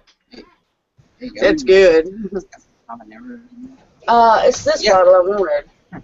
These are some Jared and I did last year. Oh, that looks That's some cool. hot pepper sauce. All right, now I got a Look at all question. these. I got a holster that I screwed up for a Kel-Tec PF9. Does anybody need one? I have a PF9. Does it fit a PF9? I'll take it. Custom formed. For sure, man. Let me see if I can grab my PF9 out real quick. Just for fun. I love that I'm not the only one that has a blanket on my chair. You live in Texas. Yeah. Is it that cold Okay, there? the AC stays at 68, but I have a whoopee. It's not. Oh, my nose itches. This ring. Oh God, nobody do that. It ain't smart. It itches, and you can't do the normal thing and scratch it or get your boogies or You know anything. you're on camera sticking stuff up your nose, right, Peachy? Yes, it's a Q-tip. I'm not picking my nose. I'm fixing You're Q-tipping your nose. the ring. It turns down, and you have to. Huh? Somebody screenshot it. Oh God. You be nice. I now pronounce you. Screen shoot it. Jared can't hear what we're saying. But yeah, Scott, quit if you're just getting rid of that holster, I'll for sure take it. Right now, I have it in a cheap Walmart Blackhawk holster that doesn't fit it. How do I use this I usually function take. that's allowed to me? What I usually take my screw ups and I sell them for $25. Deal. Ain't nothing, you know. And all it really is I got brown dye on the inside and black on the outside.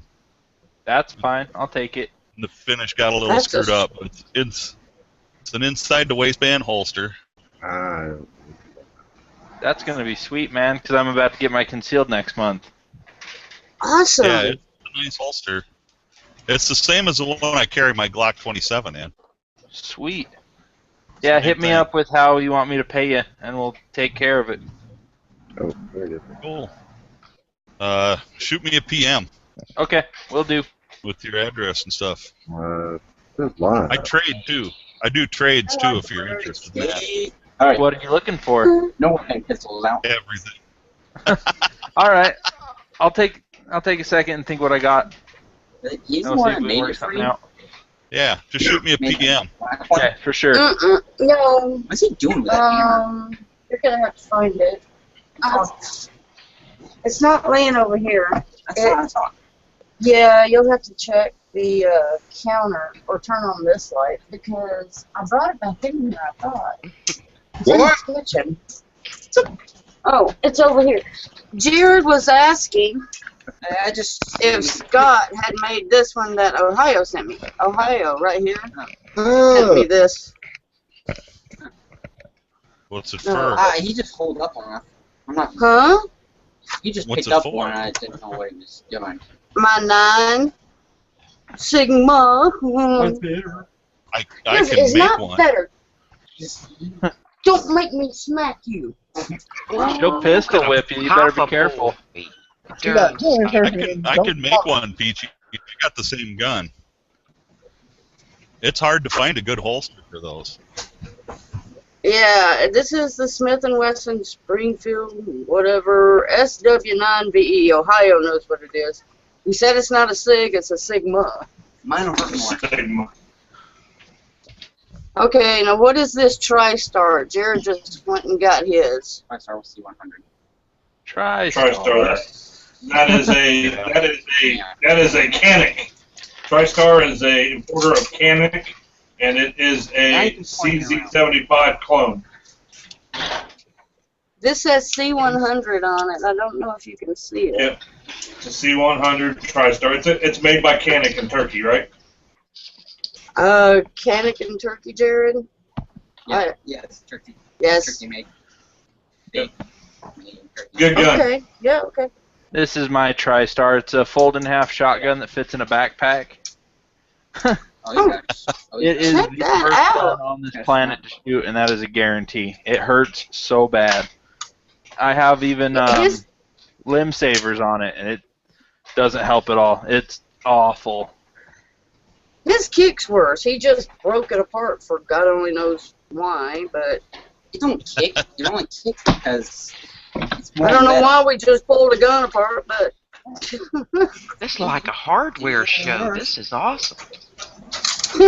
Well, this here What kind of hardware? What kind of hardware do you like, Miles? I'll see if I can accommodate you. Hardware. This is my Sigma. I just got a stainless slide on mine, Peachy. Yeah? I always like the two-tone look on handguns like that. Yeah. Nah. It was bought got a the couple Glock. of years ago. Little There you Glock go. 27. Mouse. Oh, nice, Peachy. That is gorgeous. Who did that leather Do work? it. You guys are I bought freaking it at a yard crazy sale. ass gun nuts. Damn right, I'm proud of it. See? I 35 bucks. don't understand. Think about the children, you know? Protect the children with your guns. That's how we roll. Exactly. That's Damn right. Skippy. Guns are bad. Just guns are. I don't agree with people who have guns. Well, guns kill Hey, people. Redneck, boot that Ohio Wolverine guy out of here. I Put think you in the head, We don't Ohio. need him here. Okay, he so might have I'll got pistol pistol whip whipped. Yep. I think he At least took a have- butt of a have to have gun to the something head. American made.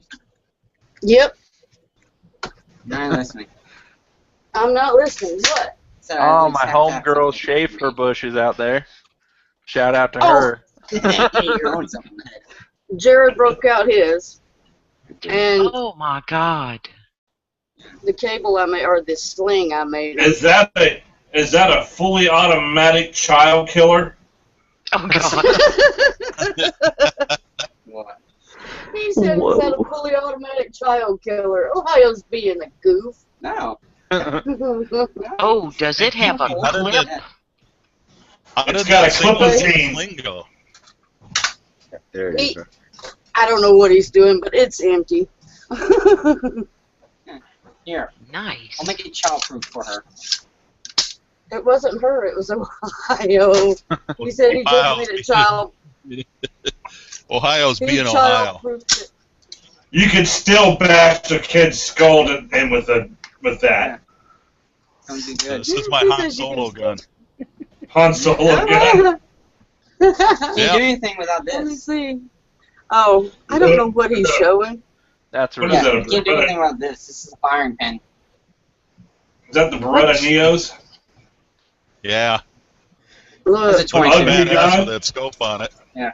Ugly gun, but very. I said it's an ugly gun, but very comfortable and fun to shoot. Mine's got range. Oh man, Yeah, I you love can't do shooting anything this without thing, this. especially with that scope. is that the one you were sighting in the other day Yeah. on your bag? Yep. Pretty cool. I like it. For $250 or something. I don't remember what I paid for it. Wow. Ah, hell. Is it rumbling again? Let me check radar. Yeah, I think it was. Damn. Why? Because we are soaked. Pull that red bucket of tomatoes out of the... Pull it up under the cover, please, Bubba. It's getting too much water. Oh man. And then let's all take a What? moment and mourn for all our Canadian friends out there, like Trevor Fillmore. He's not allowed to conceal carry in Canada, but you can have a loaded rifle if it's under what I understand. 10 rounds, and it's got to be in your safe, and you got to have it locked in your safe at all times. All kinds of other. And then I'm pretty sure I heard that there's Yeah. a law to own handguns. You have to be a member of a gun club and go at least once a year, or they'll take them from you. Something, I don't know, something like that. If you like that. we're sorry, Trevor. Hey, Mouse. Do you know what part that Oily is in Oklahoma? 2 hours to the left of Oklahoma City on the map. 2 hours left. Mm-hmm. Which would be west, I Elks. think, yeah. My daughter lives about half an hour south of Oklahoma City. Oh. She said they didn't get nothing. Hardly a sprinkle. Wow, because Norman was getting hammered, and Yeah. today it was supposed to be the western side, or to the west of Oklahoma City. Okay, now tell me where Jerry's at. I've got his address in the drawer, but it's right at the line, ain't it? At the Oklahoma-Arkansas line, somewhere close? That's what I'm thinking for Jerry. Boy, they got a nasty one headed that way. I Oof. mean, it is a big one. It's just about to cross Highway 40. Ugh. There's a big one headed that way. That is scary. Damn. I got it on the Weather Channel, but they got fat guys in the woods on there, and that's just weird for them. Oh, do they? Yeah. I love I that know. show. I know what I can do if I use my I love the brain. Weather Oh my Channel. God. That's mouse toes. Mouse toes. Nope. Let me. Looks like a homeless guy with Wi-Fi decided to stop in. He must have found a good connection. And Ooh. he's got to make some more money behind the dollar store if he wants to buy a gun. And my suggestion to him is to buy some chapstick.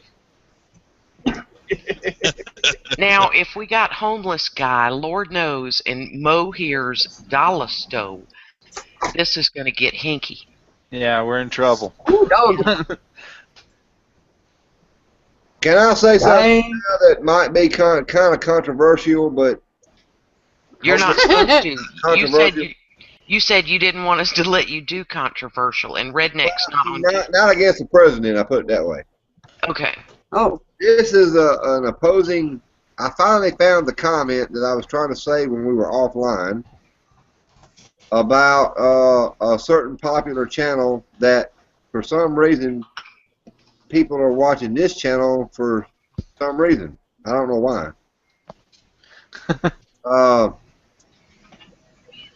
It was a post that, in my opinion, you're promoting somebody who is negative toward you, and yet you're publicly. I don't know how to explain it, but I just found it, and it says this guy seems to think that we have been trolling King Cole's, and King is spelled with a K and then the number 1 NG, Cole's channel. Boy, if he only knew what a dumbass people can be. That's my point right there. Why are you promoting somebody that's speaking negative against your channel? And this was Right. publicly posted.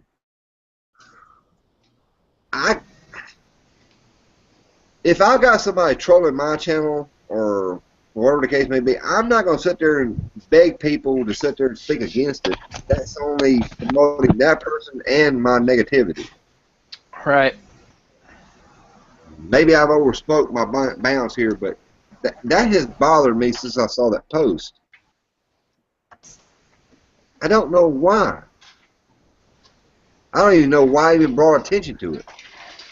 And you know, all of us get trolls. For crying out loud, I'm a cannon cooking and blue crab kayak fishing chick channel, and I get the most vile private messages I've ever read before. I just don't sweat them. Yeah, I get them all the time. Damn. Assholes. You don't get them, Peachy? I get thumbs down on John's tat. Unboxing for people where they send whatever I win, and I get thumbs down on unboxings and canning, and I get thumbs down on everything. But you know what? Actually, I had one person say they didn't thumbs down anything, but on the dehydrating eggs, they said they didn't watch it all because of the annoying and unnecessary music. Well, I'm going to sit there and as far as I know, the only thumbs down I got on any of my videos may have been 2, maybe 3. I don't know. I lost count on a video, and it all derives because I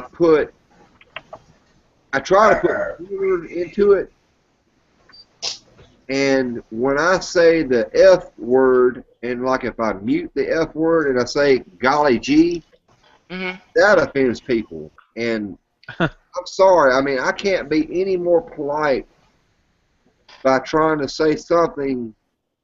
You know what I'm trying to say, and then I put humor into it, and you give a thumbs down because of that.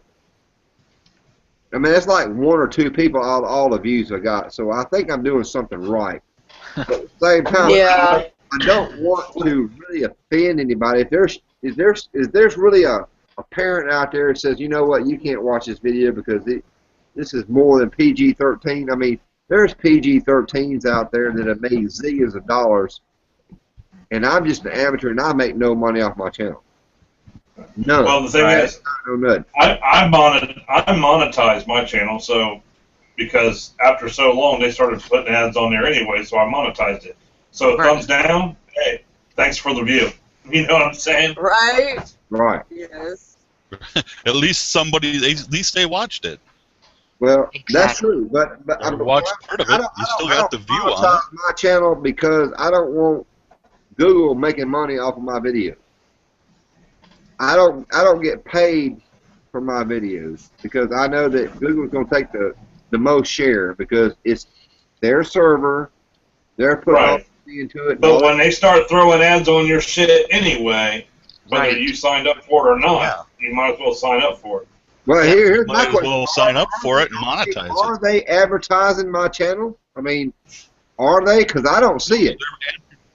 They're advertising other crap on your channel. I have no idea.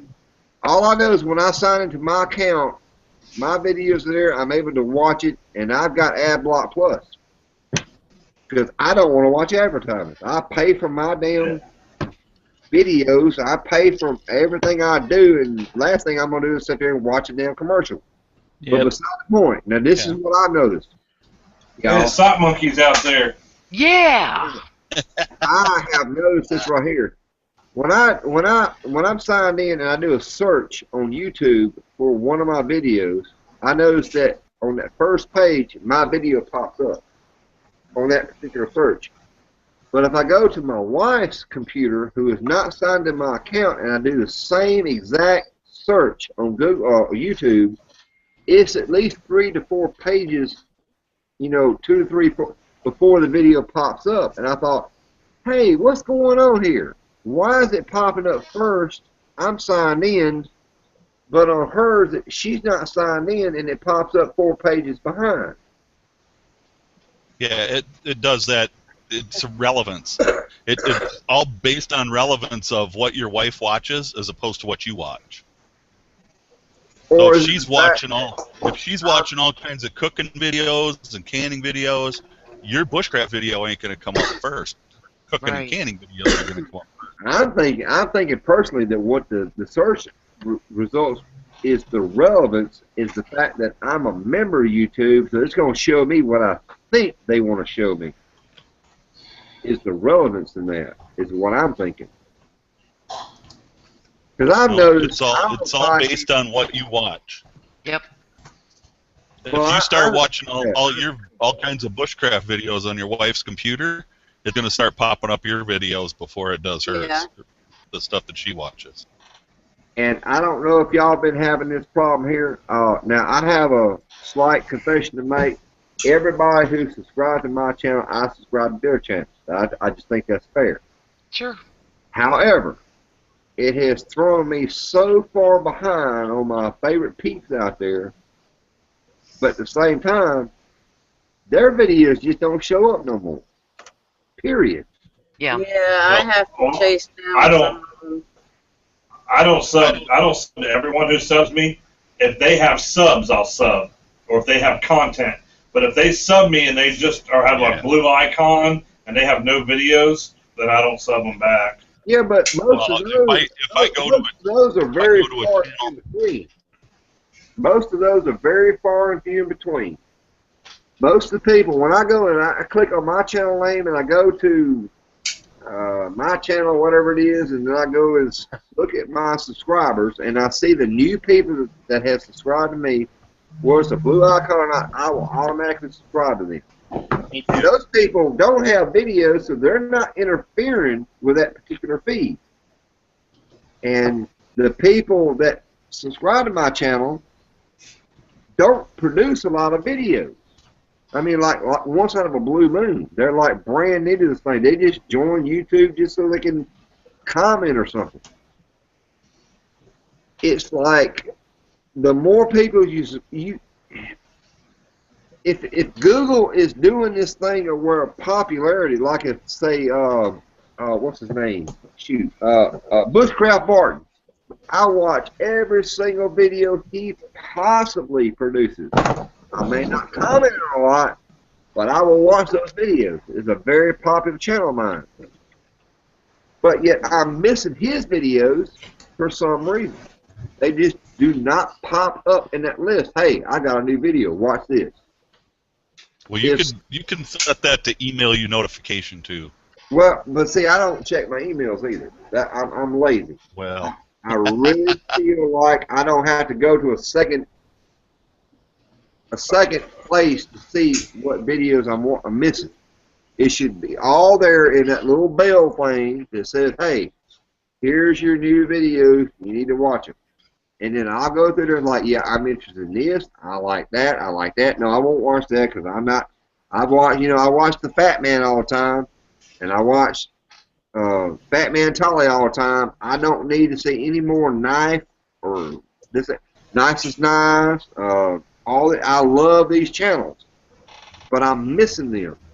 So what happens is when I post a video and that person comments on my video, then I will personally handpick, go to that channel to see what videos I missed. And I'm missing a lot of footage. Good stuff that I want to see. Like Peachy Well, said, I know you have I to go put out hunt a them video down. just about every week. And I'm about What did I to say? embark on another. Huh? What? Huh? I Huh? was What? commenting on that Peachy said we have to go hunt down some of our favorites now that they're Yeah. not showing up in our Yeah. feed at all. I hadn't seen anything from the Poopery Prepper or To Lilu, and I'll go to their channel and there'll be 2 videos came out in a week I didn't get to see. And I'm like, Yeah. Manland, I'm not going Yeah. to go to email to try and figure out. I go by my bell, and then I just know, like the Peachy Prepper puts out videos that I want to see. So, but I have to keep almost a list to remember the people, and it's ridiculous to have to check that way. But I'm not going to my email and scrolling through hundreds of notifications or Yeah. comments. Well, and another thing too, now, and I want to put this out there right now in case people are watching. People like me who are subscribed to a lot of people, I got a lot more subscriptions than people that are subscribed to me.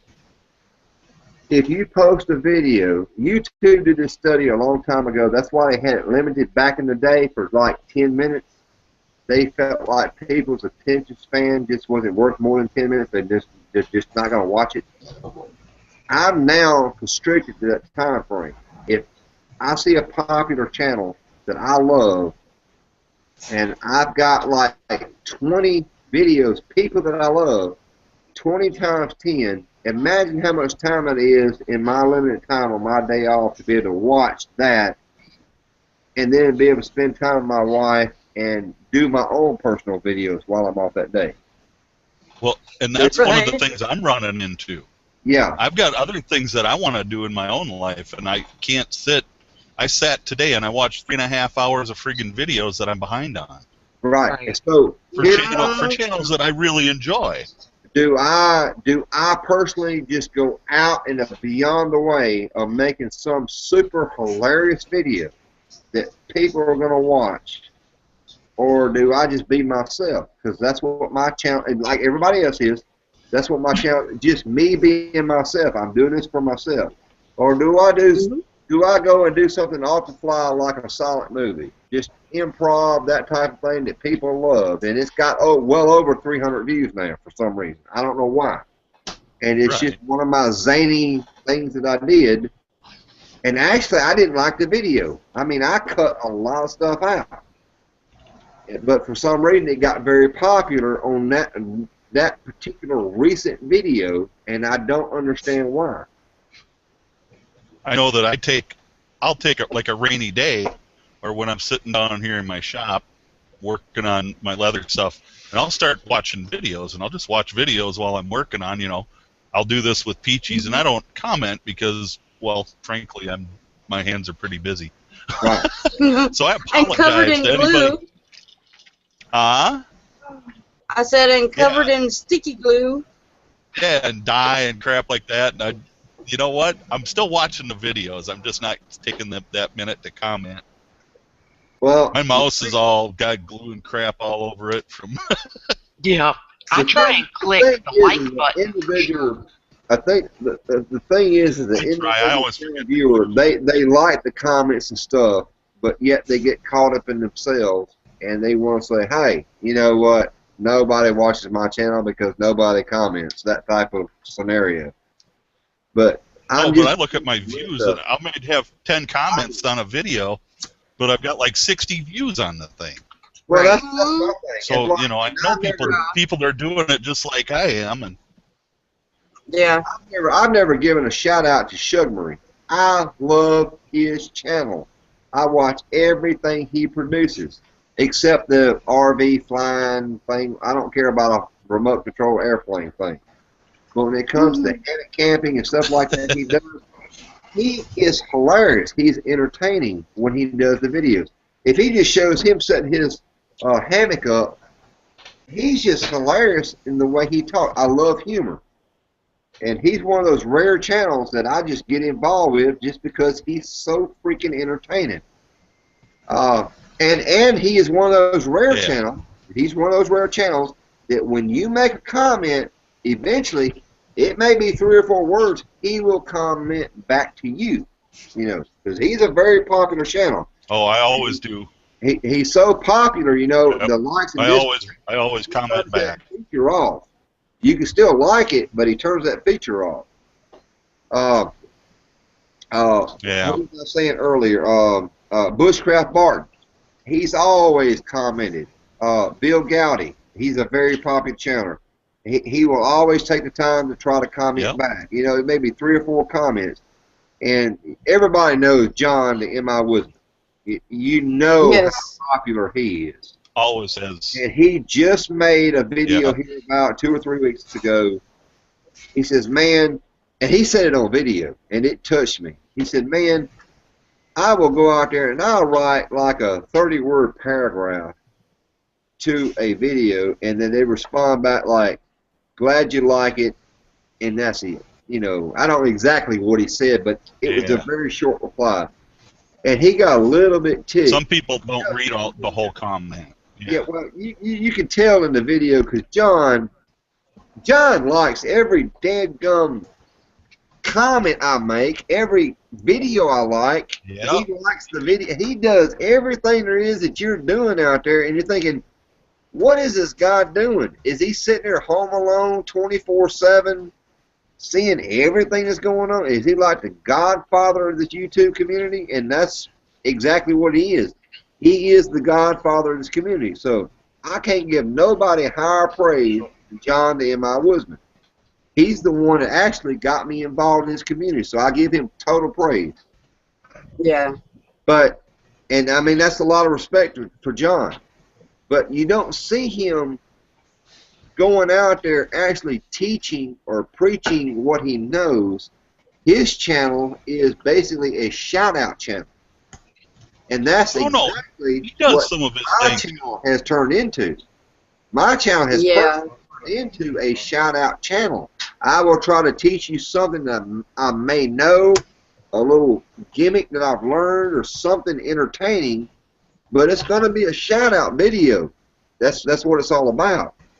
And I don't know any way around it, but if you watch famous channels out there, I can't think of the names right now, but some really popular channels, man, I wish I could say it right now.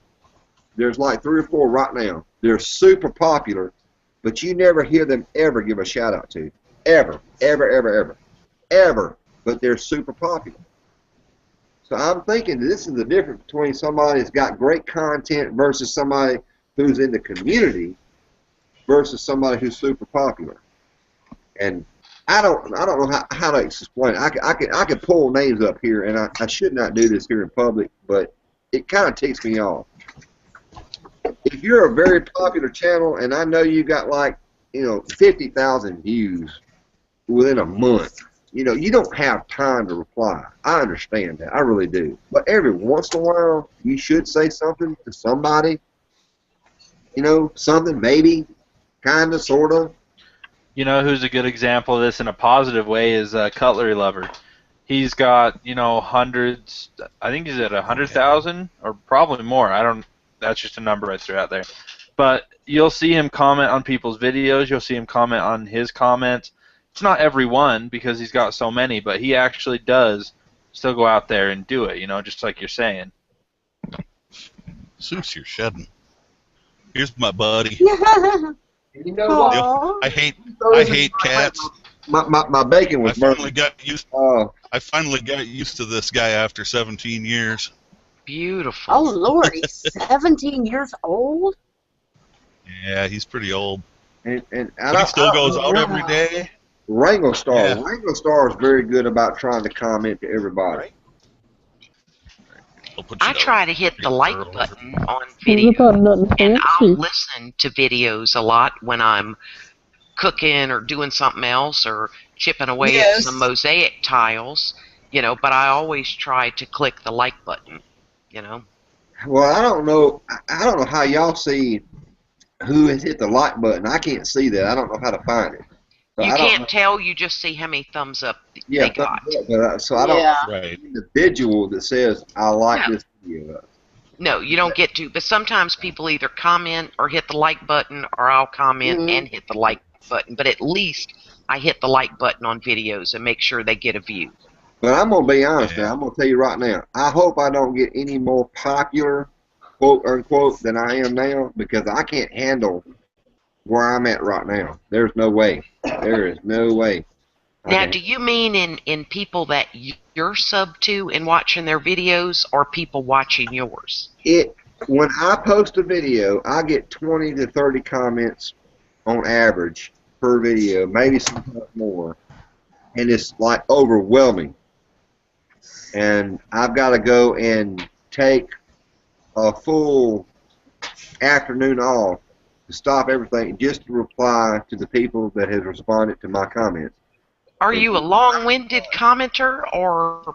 Not that, but I'm an individualist. I have to think about how to respond to them individually. I want every answer to be unique and different.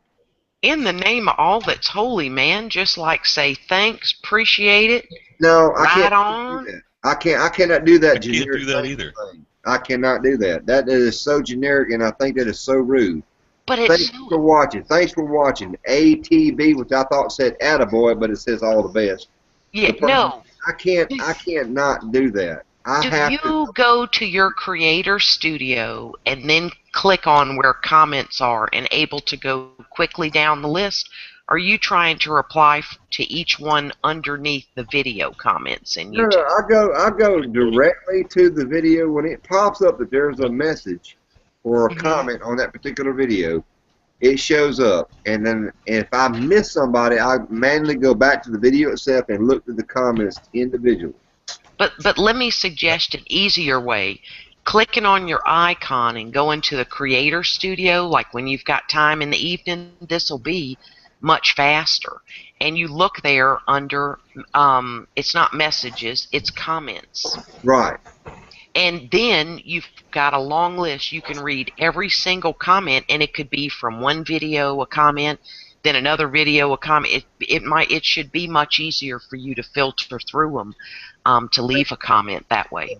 On that respect, pretty much, yeah.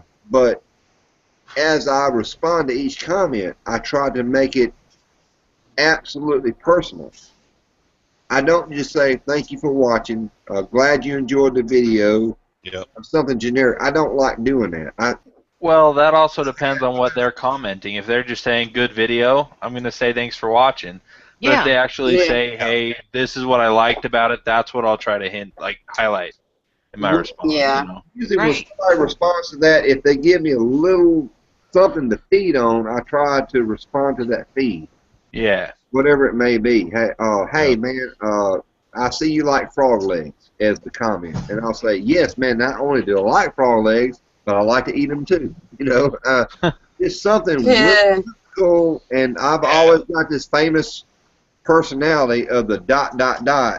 LOL. Or see, whatever. And I would respond to that word to your mother. I mean, that's all I would put. Or right on in an exclamation point. I mean, God, you like frog legs, right on. I mean, maybe you're a poet and I just didn't know it, Manland. I do that too, because I'll leave a lengthy reply to the comment.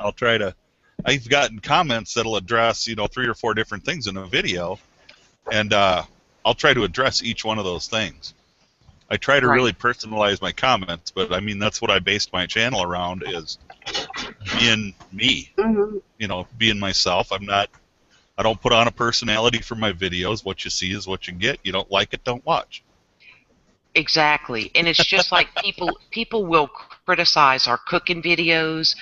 You could have made this shorter, and I'll go to their channel and they don't make videos. And I'm like, you have no idea how hard it is to make a cooking or a canning video when you're moving around a kitchen. Oh, I do. And like you, Tolly, you make things with your hand.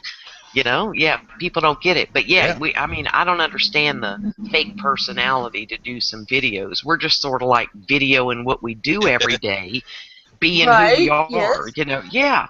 Some of us, film and fall down. Others of us drop our jars. We're just getting Have it done. jar failures, buzz lies. Yes. My cooking videos do very poorly. Flour explosions. Yeah, it all happens. We burn stuff. I mean, it's fun.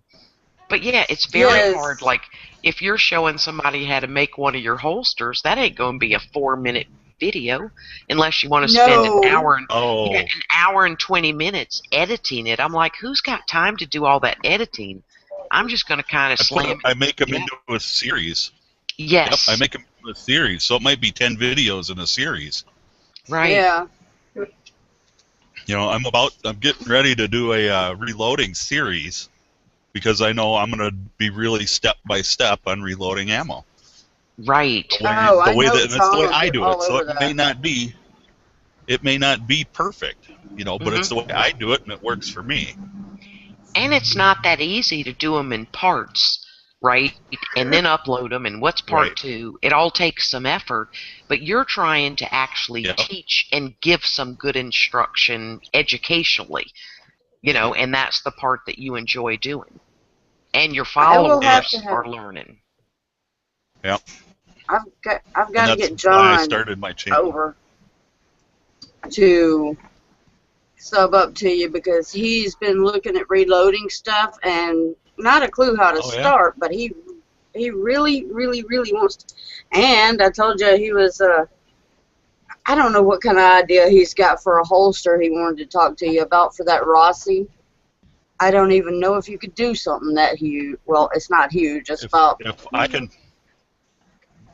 Well, like this is a blue gun, and they're about $50 a piece, and then I can keep using it to make holsters. Something like your Sigma, they don't make a blue gun for it. So but I have a Sigma, so I can make a holster for it. So if I don't have the gun, I buy the blue gun,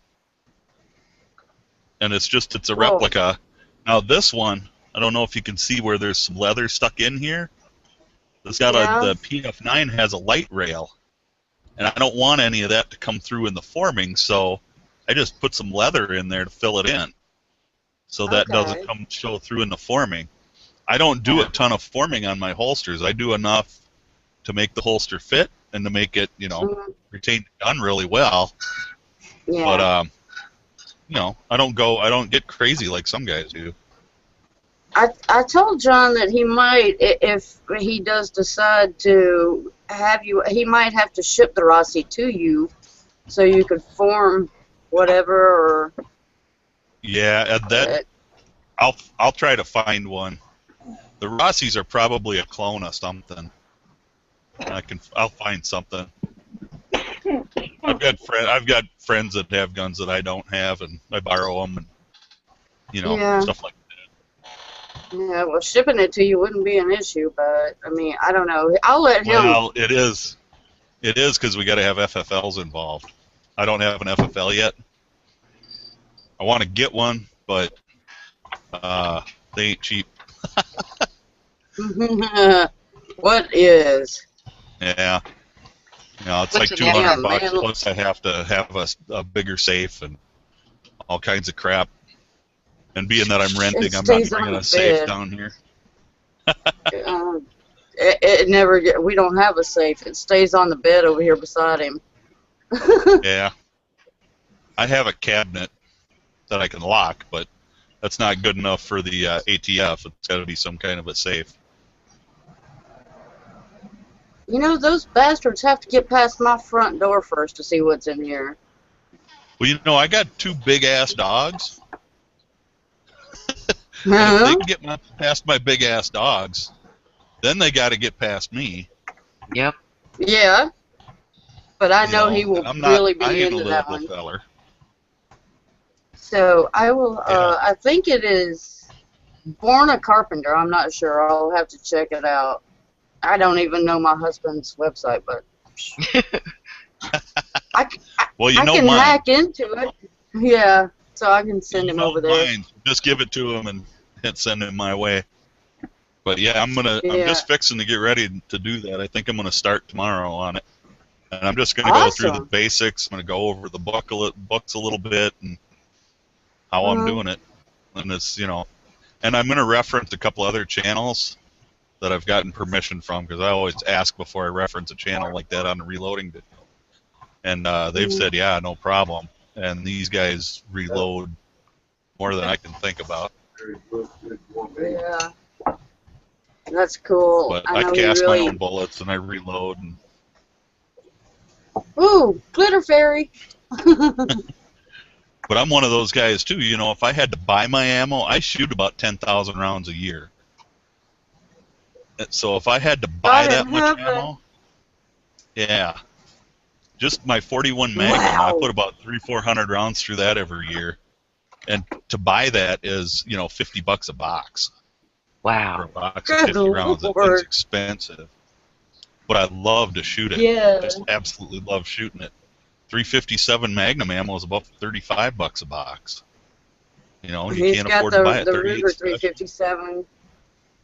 And the Ruger, what is it? Is it a Ruger 44? The 44 Magnum? I don't know. Yeah. I'm looking for a 357 Magnum right now. Because I've got one, but it's very old and it was my uncle's, so I don't want to shoot it too much, but I do shoot it. Yeah. And I was just looking at a Bisley Blackhawk Ruger 45 Colt. Yeah. And if I can work something out, I'm gonna buy that bad boy. Yeah, the rounds I have not shot more than maybe 10 rounds out of the 30-06, because those bullets are like $30 or $40 for 20 of them, and I'm like, I'm not shooting that. Well, yeah, and they ain't cheap either. No, it's not. My reputation's on the line. So I reload just about everything I shoot except for my Mosin. Yeah. And I don't shoot that often. That was just a fun project for me. Really crispy. Eggs is a little bit hard too. Let me find the two pistols. Yeah, I got to drill some holes here. I'm just gonna mute myself for a couple of minutes. Yeah, they're not runny enough. They're like super hard. I think everybody on the panel muted, except for me and Martin. Oh, I'm sorry, y'all. I'm here. I was talking about my fried eggs over here. Oh, how you ain't talking much now? What's going on? You busy? Not really. No, I'm just sitting here. I mean, when you're talking about stuff that I don't know too much about and I can sit back and learn, I just sit back and learn, Oh, that's true. That's true. Somebody say something. About Skywarp hasn't said anything. He's been in here. What's the point of coming in the chat if you don't say anything? Amen. I'm listening. He said TNP. There. How dare you? Oh, I had to. I think he keeps the 44 in the truck. Manland has a fan out there in the chat. Oh, I know. I saw that. Where? The official, unofficial Manland Fan Club channel, where there are no other good videos in my feed. So you have an official, unofficial fan club. Wait a minute. The official, unofficial Manland Fan Club channel, when there are no other good videos in my feed, I will lose my pants thinking of Manland. Damn, I don't know whether to feel honored or offended. And he reloads in his pants for you, sir. So. Or scared. Actually, I think it's a female.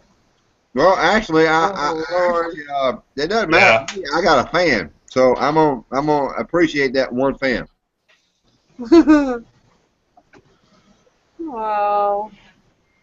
Well, big Glock Daddy's out there. Somebody actually took the time to create that channel name. Yes, sir. Yes, they did. Dedication. That is dedication. What the hell is that icon? I think it's just the standard. There's nothing there. You're on the YouTube icon. That's at least what I see. I'm looking at a different one. Oh, okay. What are you looking at? Just a different one that's out there in the chats. Hey, Good Rod, how come you ain't joined the daggum chat yet? Are you banned from the Redneck channel? He always says it's too loud this time of night.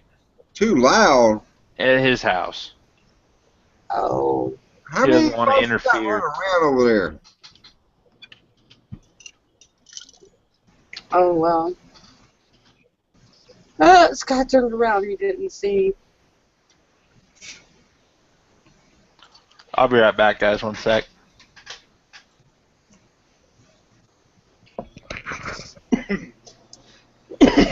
We got a bacon gator. Apparently, Fuck bacon. Apparently he knows about bacon. Hey, y'all. Bacon! Now that's bacon. You're supposed to eat it. That's right. Right? Not the other bacon. We just opened I canned one jar of it.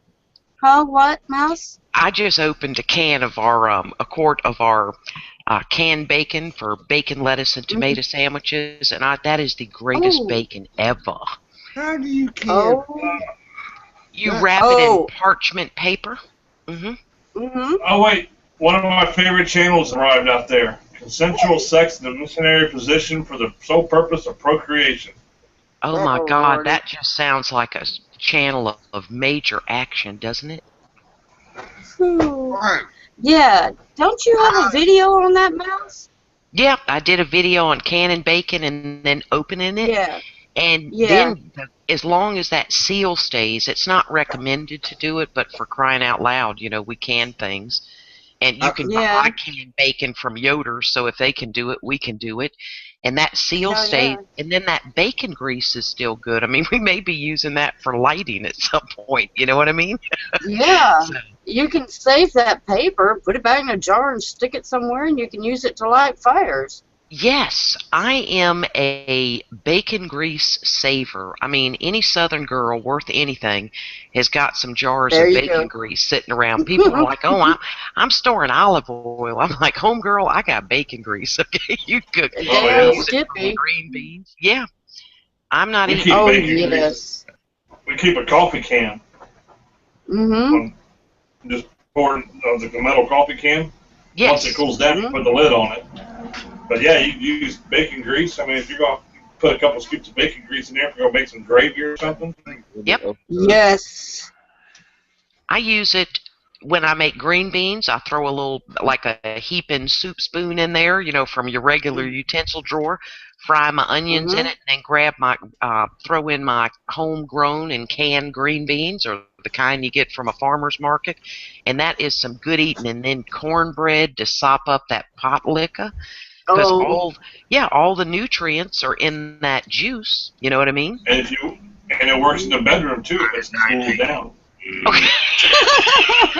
Ohio, really? Damn it, Mouse, you're killing me. We're gonna make consensual sex in the missionary. You don't want that hot.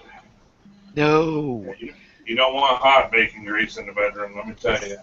Now, this is going to upset consensual sex in the missionary position. Yes, I got something to say about that right there. I'm sorry, but I cannot reproduce. I'm sterile. Thank goodness. Oh, well, good for you. You know what? I'm sterile too. It runs in my family. Ohio. I usually wash with Clorox. I don't know. I think you better ask your wife some questions in Ohio. There needs to be a talk. Yeah, those two cute little ones that were out back with you shooting a bow. I'd be asking some questions. Honey? I can't deny them boys at all. They look just like me. Oh, how Oh. many kids, Ohio? 2. 2. Yeah, 7 and 9. Oh, can I finally tell my joke now? Yes. Would a nun laugh? That's the question you got to ask.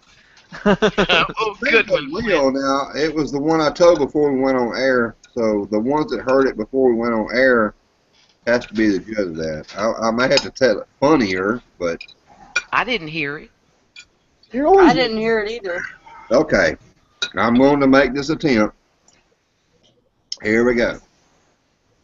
All right. Well, y'all know about this is the backstory here. Bluebell Ice Cream picked up all their ice cream, and it was the Bluebell guy that delivered our Bluebell ice cream that was picking it up, and he told me this joke while he was throwing everything in the dumpster back there behind our store. That's the truth part. And when he told me this, I just rolled over and almost fell on the ground laughing. He said there were 3 hunting buddies, all 3 good friends out there, and I don't remember what he said, but all 3 had got killed, and they went to heaven. And there St. Peter was standing there next to the pearly gates. And St. Peter said, "Hey, y'all, welcome to heaven." He said, "Now, before I let y'all in," says, "I'm going to ask y'all this one question." He said, "Now, you got to be totally honest. You can't lie here in heaven." He said, "How many times have each of you fooled around on your wives while you were living there on earth?" Well, the first hunter said, "Hey, man, I ain't never messed around on my wife. I've been totally honest with her, totally dedicated." Well, St. Peter looked at his little cheat sheet over his list, and he said, "Hey, you know what? You're right. You've been totally good. And for that, we're going to give you a Rolls Royce to ride around here in heaven with." Well, the second hunter was asked the same question. He said, "Hey, why can't you say I've been that good?" He said, "I think I messed around twice." St. Peter looked at his list and said, "You know what? That's not a bad number. That's not so bad. So we're going to give you a BMW." Well, they asked the third hunter that question. The third hunter said, "Man, I don't know. I done lost all count. Man, it's like 10, 15, 20 times. I don't know. I messed around her 20-something times." St. Peter looked at the list and said, "You know what? You've been real bad." For that, they gave him a Volkswagen Beetle to ride around heaven with. Well, about 3 or 4 days went along. The guy that had the Volkswagen Beetle was sitting there riding along the streets of gold and saw the guy that had that Rolls Royce parked on the side of the road. And he decided, well, maybe I need to help him out. So he pulled over and checked him out. Walked up and said the guy was sitting there behind the wheel, just squalling and bawling and crying. He said, "Man, what's wrong?" I said, "Are you having engine trouble?" He said, "No, man. I see that my wife has just died, and she passed me on roller skates." I got it. There you go. Only people that fool around get it.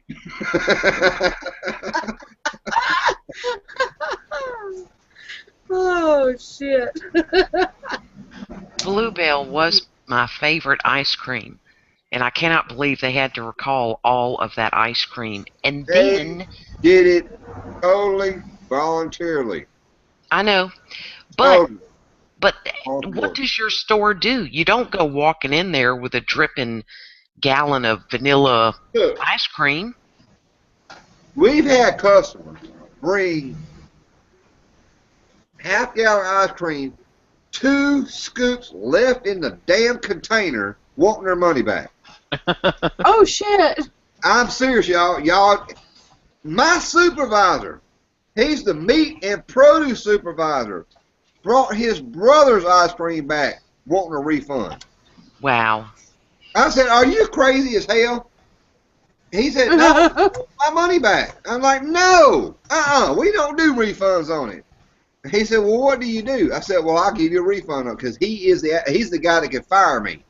Won't get damn money back. I thought this is BS, y'all. This is total BS. But see, that's what made me mad was they made no way for you to get your money back. My nearest grocery store that carries Bluebell is 45 minutes away. I had just bought a gallon of the natural vanilla bean ice cream. I'm not going to walk in there, right, with that stuff sitting in the back of my truck, 82 degrees outside, and go, here, I want my money back. So now I just went back to Breyers and said, screw them. I appreciate them doing it, but make a way for us to mail the barcode or something to get a refund. It's not. Yeah. I said this before, and this is the inside thing here in the grocery retail thing. The supplier was from what I understand, the blueberry producer, and yes. Bluebell is not the only one that bought those blueberries. Right. And Bluebell is the only one that got tagged for it.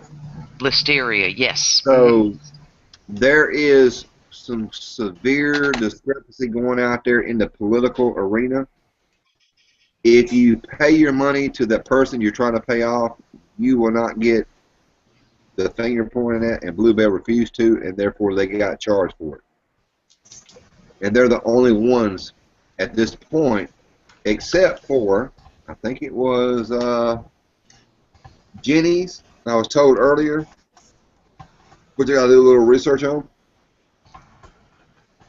Yeah, Jenny's. Yeah. So we're looking at a political epidemic here. This is something that is political. Yes. Let me put a little suggestion to you. I'm not a conspiracy theorist here, but since I've been watching YouTube, now my mind's like way open. You've been educated. See these Swisher Sweets? I know what Swisher Sweets will do to you. I know what cigarettes will do to you. But do you know why it's now illegal to smoke these things? Why? Why I say it's illegal? Because here in the small town state line, they're making it illegal to smoke anywhere in public, period, even if you're outside. It's because tobacco companies did not pay off the politicians to get in on the bandwagon. Now they are paying out the game. Because if a tobacco company paid these politicians, you'd never hear one single negative thing about cigarettes, period. True. Period. We know these kill. I know it does. So when I die of lung cancer and I can sue and still get away with it, something's wrong here, y'all. Well, and that's what I've always said. You know, this is a personal choice. If they sell me a package of arsenic, they own the label. If you ingest it, it will kill you within seconds. And I sit there and still buy the package and I ingest it and I die, my wife can sue and get money out of it. The only reason I won't is if they paid their money to the politicians. Y'all, I hate to be that way, but that's the way this country was bought and paid for when we came over here and stole it from the American Indians. It was all bought, paid for, and stolen from. They own this country. We stole it from them. Why? Because somebody had money to cause us to come over here with guns. We took it from them. Okay. Think about it. Think about it. Okay, you said you didn't want to talk political things, remember? Well, I just want to say something about the president. Yes, but you see what I'm talking about right here. Tobacco companies are getting very, very bad raps. We already know how bad these things are. We smoke them anyway because we're addicted. Alcohol. Food. Mm-hmm. Food is very bad. Let's talk about. Oh, we can talk about the what do you call it? GMOs, genetically modified organism. Mm-hmm. Yeah, that's bad stuff. Yep. And they're not legally. It's the carcinogens. Put labels on them. It's the carcinogens they add to cigarettes that are bad. When you light it, you fire up 7,000 of them. Tobacco's not bad. There's a brand of cigarettes, what is it, American, that is just pure tobacco in the form of cigarette. American Spirit. American Spirit, that's it. Mm-hmm. Oh, they're harsh. Are they strong? Oh, they are. I prefer to smoke them over anything else when I smoked. Mm-hmm. Because that's the enjoyment of pure tobacco, I guess. Well, let me ask you this one simple thing here. You would think Axes. that an item that has less of an ingredient in it should be cheaper. I understand about cost effectiveness and popularity of a particular product and what they're selling. If you are somebody who's suffering from high blood pressure or diabetic, and you go and you look at a label of green beans that says no salt added, no sugar added, but yet it costs more than the one that has the salt and the sugar added. Now, where's the logic in that? How come a size 7 pants costs the same as a size 2X? Absolutely. Because it's just, it's just one of them things in life. Grow your own green beans, and if you in your own dirt, in your own yard, and if you want to add salt, do it. Yeah, but here's the thing, though. I now live in an apartment complex that I can't even put a barbecue grill out there on my front porch.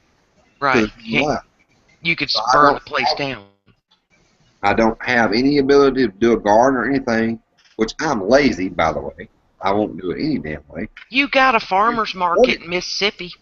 Well, yeah, we got plenty of farmers markets, but those things are not cost effective either. You're right. It is expensive. I can buy watermelon, sweet potatoes from Barton, Mississippi, which is the best sweet potatoes in the world. Fish, catfish. The absolute best catfish you can buy anywhere in the United States of America from Belzone, Mississippi. It's called Delta Pride catfish. Mm-hmm. Expensive as hell now. Why? Right. They made it that way. These things are just absolutely wrong to be doing. There's always an excuse to drive the cost up. There is no American-owned beef anymore here in the United States. It's all been privatized and sold to China. What's left over for us, the Americans, has now skyrocketed because this is excess. I just saw in our own store pork, for example. Pork dropped to it's been up there like $2.49 a pound, $2.69 a pound, and all of a sudden it dropped down to $1.99 a pound. And we're asking the question, why? Why has it dropped? Did China just refuse to buy that particular load? They're just making prices up that they want to, and they're expecting the American taxpayer, American people, to just sit there and accept it. Well, they can't because they can't afford it, and the paychecks are getting smaller. Think about the Cabbage Patch Kid. You remember Not the Cabbage Patch Kid, that ugly dog. Yeah, they were ugly as hell, but they said that there was a shortage, and because there was a so-called shortage, they drove the price up. Like Elmo, tickled me Elmo. Here's the. Oh my God, that tickled me Elmo. Classic example here. Fuel prices. If an individual who owned a gas station went up on the prices because there was a gas shortage, that individual that owned that gas station went to jail and prison for price gouging. That is a fact. However, the oil companies say that there's a reason to go up. They never go to prison. They're never questioned. They're allowed to do that. But an owner who decided, hey, gas is scarce, I've only got so many gallons left, I'm not getting any more, I might as well go up and make money off of it. They go to prison. Why? Because it wasn't okayed by the government. Everything's bought and paid for. The government of the United States is one big ass paid mafia. You don't pay them, you don't give them the money, they're coming after you. Right. Well, but that's lobbyist, and that's just the way things have been. That's why those of us like me and Peachy who can and prepare, we know it. It is what it is. But why do we, the American people, allow these people to get elected? Because is there other options? Has everybody who got on ticket lied to us? No, that is from gerrymandering of looking at your precincts and how it looks like a snake going through a county, to get your low educational voters, right, who will go and vote for that chunk. And we've surpassed 50% of the people on the dole, whether it's disability, food stamps, that sort of thing. This is how you destroy a country, and that's why me and Peachy can dehydrate, prepare, try to be as self-sufficient as possible. We have to reset it, and it is going to reset itself because people cannot afford to buy food and exist. If you have the means to do so, I definitely encourage everybody to do so. I do not speak against that. You know, well, my sad thing is right now, and I've been watching these channels like you and Peachy and trying to learn how to can and stuff like that. The sad thing is back in my days when my mom and my grandma was trying to teach me, I'm like, I just went on my happy way, you know, doing my little stupid thing. Now I wish I had really paid attention to the good old-fashioned values and the good old-fashioned ways. Sure. And I'm afraid I'm part of a breed right that has lost everything. I mean, thank goodness I know how to take a deer and cut a deer up, process it. Same thing with a squirrel, frog legs, rabbit, the whole 9 yards. Mm-hmm. But when it comes to preserving that meat, if I ain't got a deep freeze, I don't have a clue. Right. Okay. That's very sad on my behalf. But the truth is, so you're just dependent on electricity to freeze it or store it.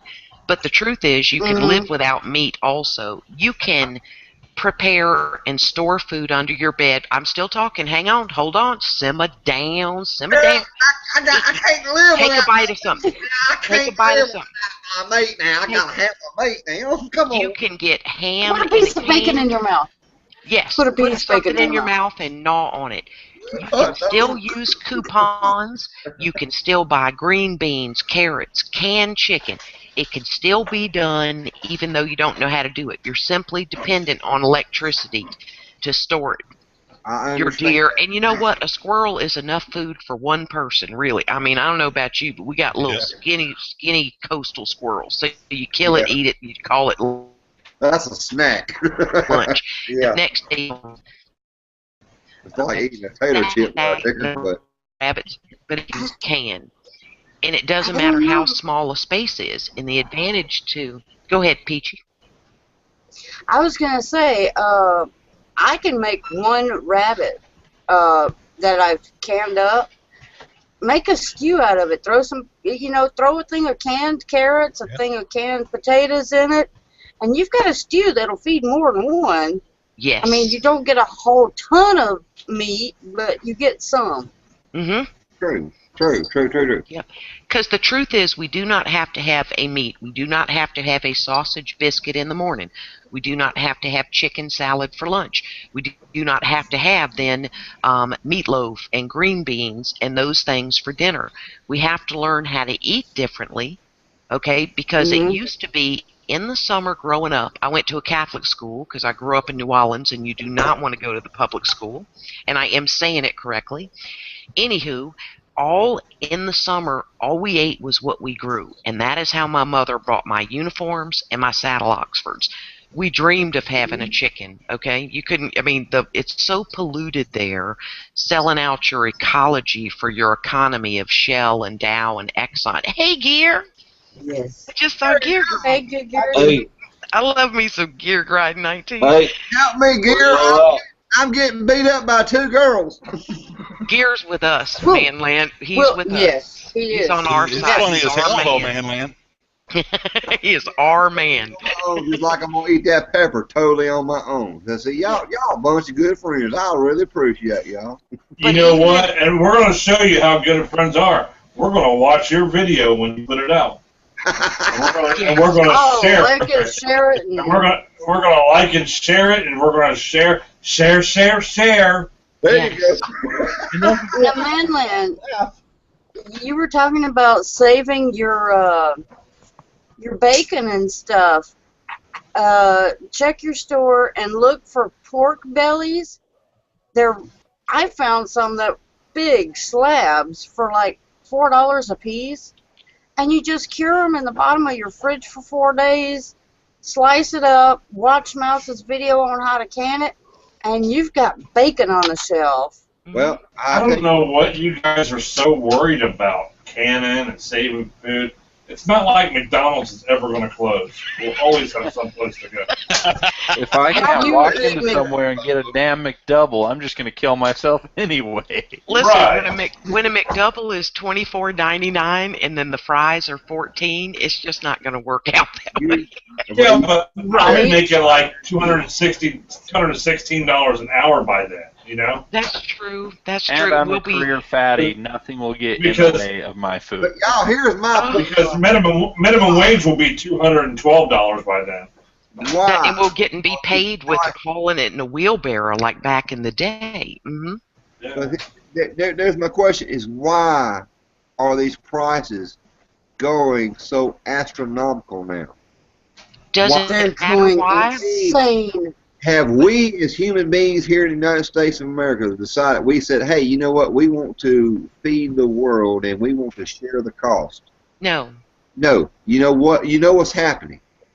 Tell us, Somebody Van is Lamp. making money off of doing that by feeding the rest of the so-called world.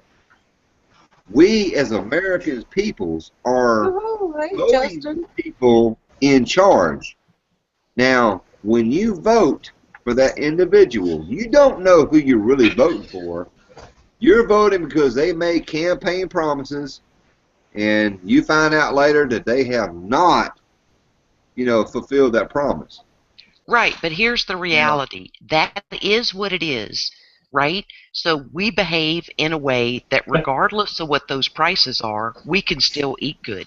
That simply is what it is, and nothing is going to change that until we get this country back to our constitutional roots, But how are which you will take gonna a little do thing called a revolution. Well, I ain't fixing to do it. But- I'm fixing to keep canning and growing my own food and But learning. that's it. Do you realize that they have made it illegal for most small farms to be illegal now?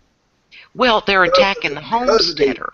They can kiss my ass. Safety. Exactly. But it's not that. It is if you control the food, you control the people. We know what it's all about. Yes. It's all a given. That is what it is.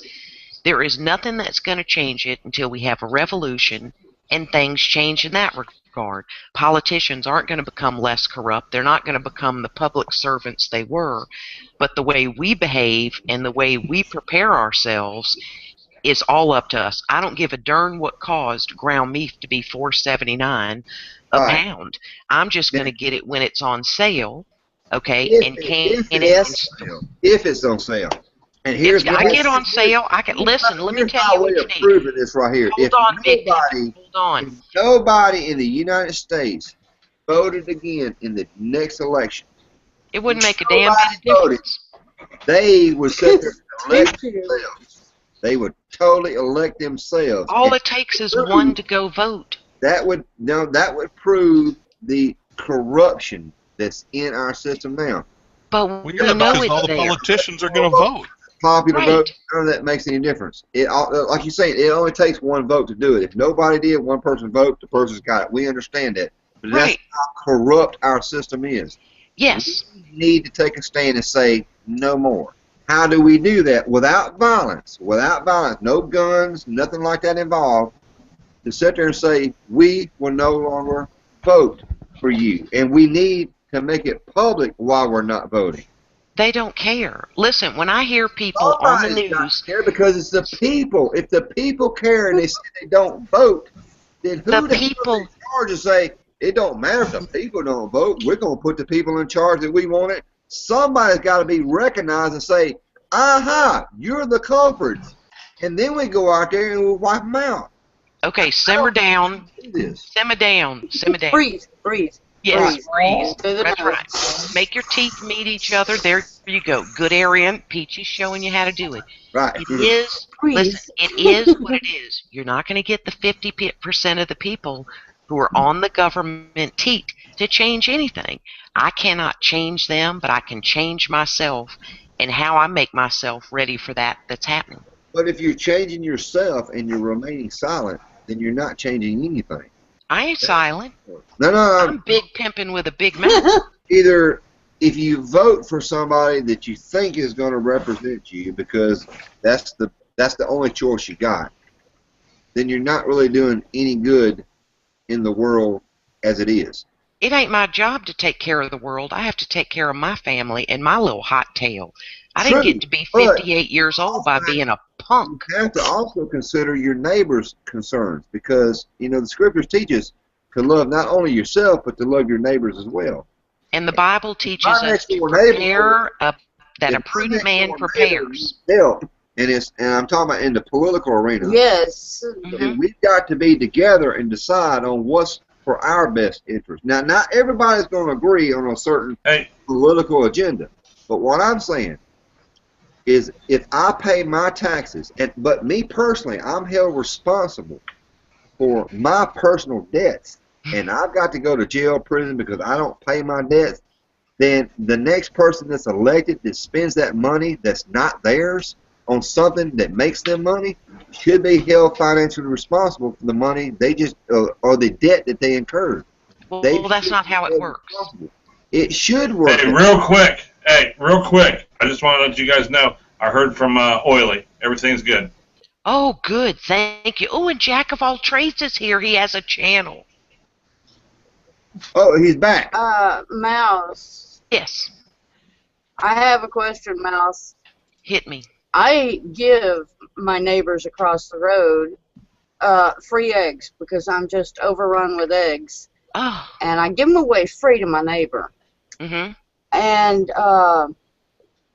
one of John's family members wants to buy them from me for $1 a dozen, and then he's going to turn around and sell them for $6. Hell no. A dozen eggs. I'm just what are eggs in a store now? $2.80, right? For a 12-pack of white eggs that are 7 weeks old. That's right. I pay a lady here who was wanting to charge me $2 for a dozen of brown eggs. I said, oh, no. I'm giving you $3 for eggs for a dozen. And she leaves the bloom on them for me. I'm like, quit cleaning them. I just leave them. Oh, heck no, that's horrible. I'd give them away if I did that. That's so wrong. That's just wrong. $1 a dozen. No. If you're going to buy commercial eggs, cheaper. No. Yeah, I know an organic egg farmer around here that sells. These are coming straight off the chicken's butt daily. Yes. I mean, still warm. Hey, 420. Hey, what's going on? Yeah, Peachy, I know someone around here who has a organic hen farm, and he raises chicken or he raises eggs for the farmers market. And whenever he doesn't have enough to meet the demand at the market, even he'll pay $3 a dozen. And he's reselling them for like $4.50 or $5 a dozen at the farmers market. But so, see that in itself is wrong because if the supply and demand is something I've never understood. If it goes back to the Cabbage Patch doll theory, and I understand that they were brilliant in that marketing thing because they produced a product that all the kids wanted. They said that there's a so-called shortage, which increased the price. If I'm making a comfortable living out of selling so many eggs per week and I'm able to pay my bills, then why in the hell would I go up on the price to increase my product or increase my profit? Because there's a scarcity out there, but yet I'm still comfortable living originally what I originally had. That is where marketeering has just went skyrocketed. There's nothing wrong with making a hefty profit. No, listen, when you talk about the Cabbage Patch, you're talking about the yuppie era. There's something called check and balance. No. If I created the cure for cancer, and the cure for cancer right now only costs me 20 cents to cure every person out there, why in the hell would I want to charge them $100,000? Okay, cancer and eggs are two completely different things. No, it's not. It's not. There's only so much money that a person needs in life. All right, now listen here. Do my thing. Barack Obama said those very words. You need to stand up and spank your own fanny on there's only so much money a person needs. You know how much money I need? As much money as I'm willing to bust my tail to earn. That's how much money I need. If I Yep. work for it, we retired at 55 by working our tail off and saving every penny and living frugally to live at 55 and move to the coast where we're out of a big city. And it took hard work. Well, I don't got. Whether you want to make one 15 million or 15,000, that's what the America is all about. Now Well, you go do that in Spain and the taxes will kill you. In England it doesn't pay you to do it. I This understand. is America. Now we're gonna have a fist fight next time I come to Mississippi, and I'm gonna beat your ass down. Damn. Oh, let me know. Let me know. Get that on video. There. If I will sit there drive and from profit, Texas if to. you want to sit there and Oh, make a yes. profit, and I have no problem with anybody making a profit off their sale. But there's a difference between making a profit and a comfortable living and something that somebody out there gouging. You tell me the difference between these X-ray scans or these MRI scans.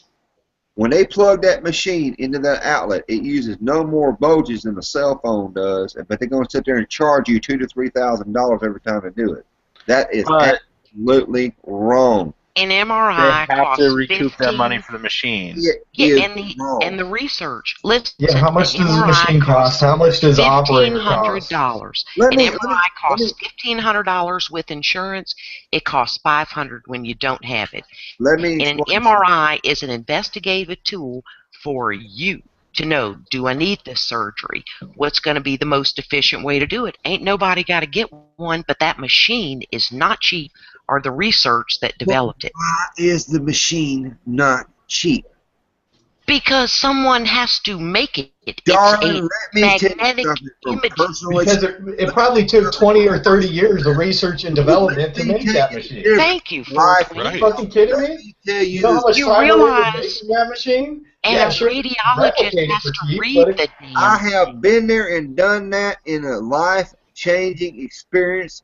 I have been a certified volunteer, and I have saved so many people's lives and did not charge them a damn dime. Okay. I have pulled them from wrecks and burning buildings. I have risked my life and actually got hurt myself. Did they pay me? No. You know why did you I have did to spend 30 Did years you give designing a machine anyone to fucking do that? No. mouth to mouth? Anybody Did you wants to give go out there and anyone charge me mouth money to save mouth? my life because I got a life-threatening disease for that kind of money? That means that there are doctors involved because they're going to get sued, and they got to pay insurance companies to cover their ass, and lawyers are now involved.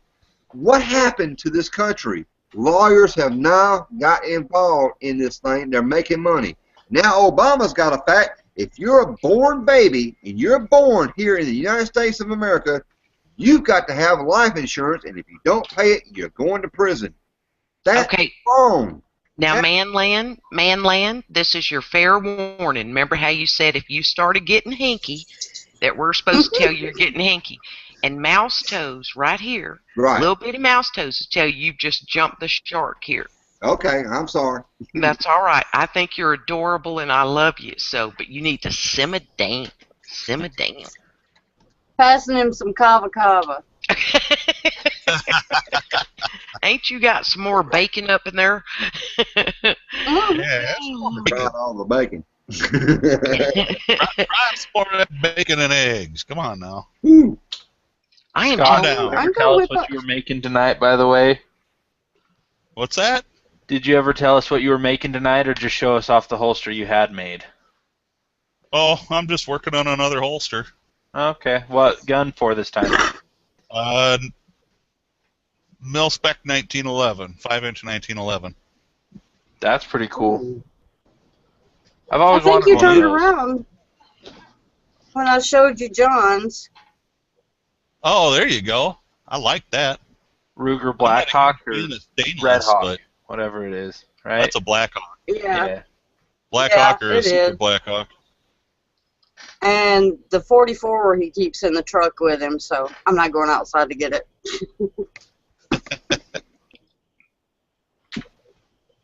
I'm not a big fan of stainless steel. Mine's blued. Yeah, the other one is. The 44 is. Oh, let's not talk about stainless steel now. Hold on. Of course, now I'm talking about cook pots now. Hold on. Yes. The All my best pots on the cookware is made planet. of steel except my eggplant. Uh-uh.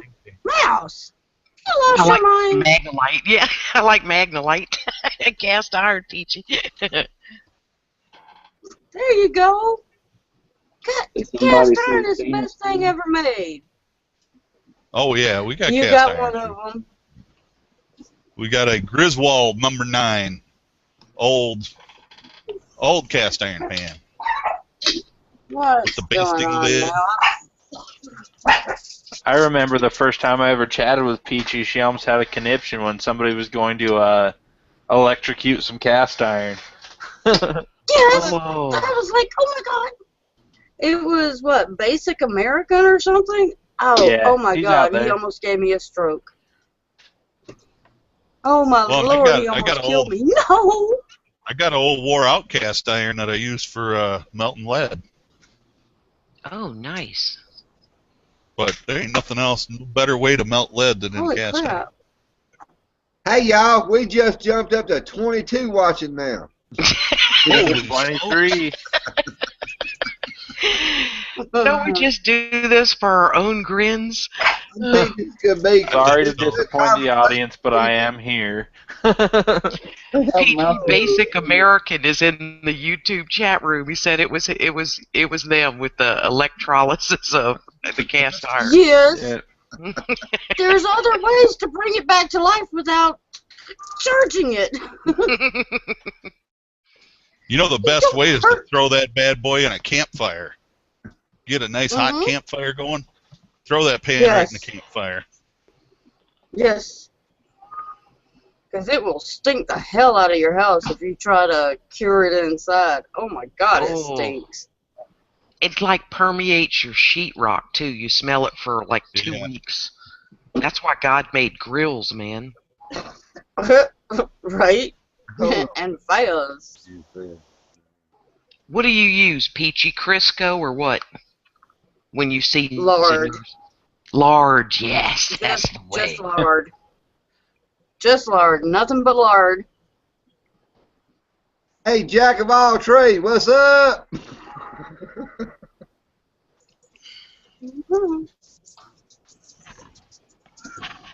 I'll be right back. Okay. Okay. Gear's already been busting out the hatchet. We're in trouble tonight, guys. I love that picture with the hatchet.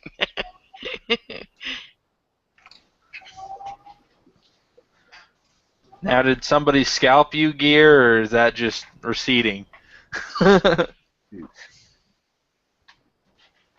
You were talking about his hairline. You know, I've been talking for about 3 minutes now and didn't realize I was muted. Ohio. Again? We can't take you anywhere nice. I know, man. I was going to say, why is Jack out there? He needs to get his ass in here, but we got 10 people in here. Plus, is he still on restriction or whatever? Oh, it means he just can't have a chat. He can get in on chats, he just can't have a chat. I was so worried after watching that chat when it got canceled the second time. I was like, oh, Lord, how do we live without Jack of all trades? What does that mean? What'd he do? Here now, what's up with Jack now? He didn't do nothing, man. Some fucking asshats, motherfucking jealous people fucking reported the chat and got it shut down. You mean yourself got involved, or Sock Monkey got involved and got him canceled here? Now what's going on? No, somebody flagged it. That's not right. Bullshit. No.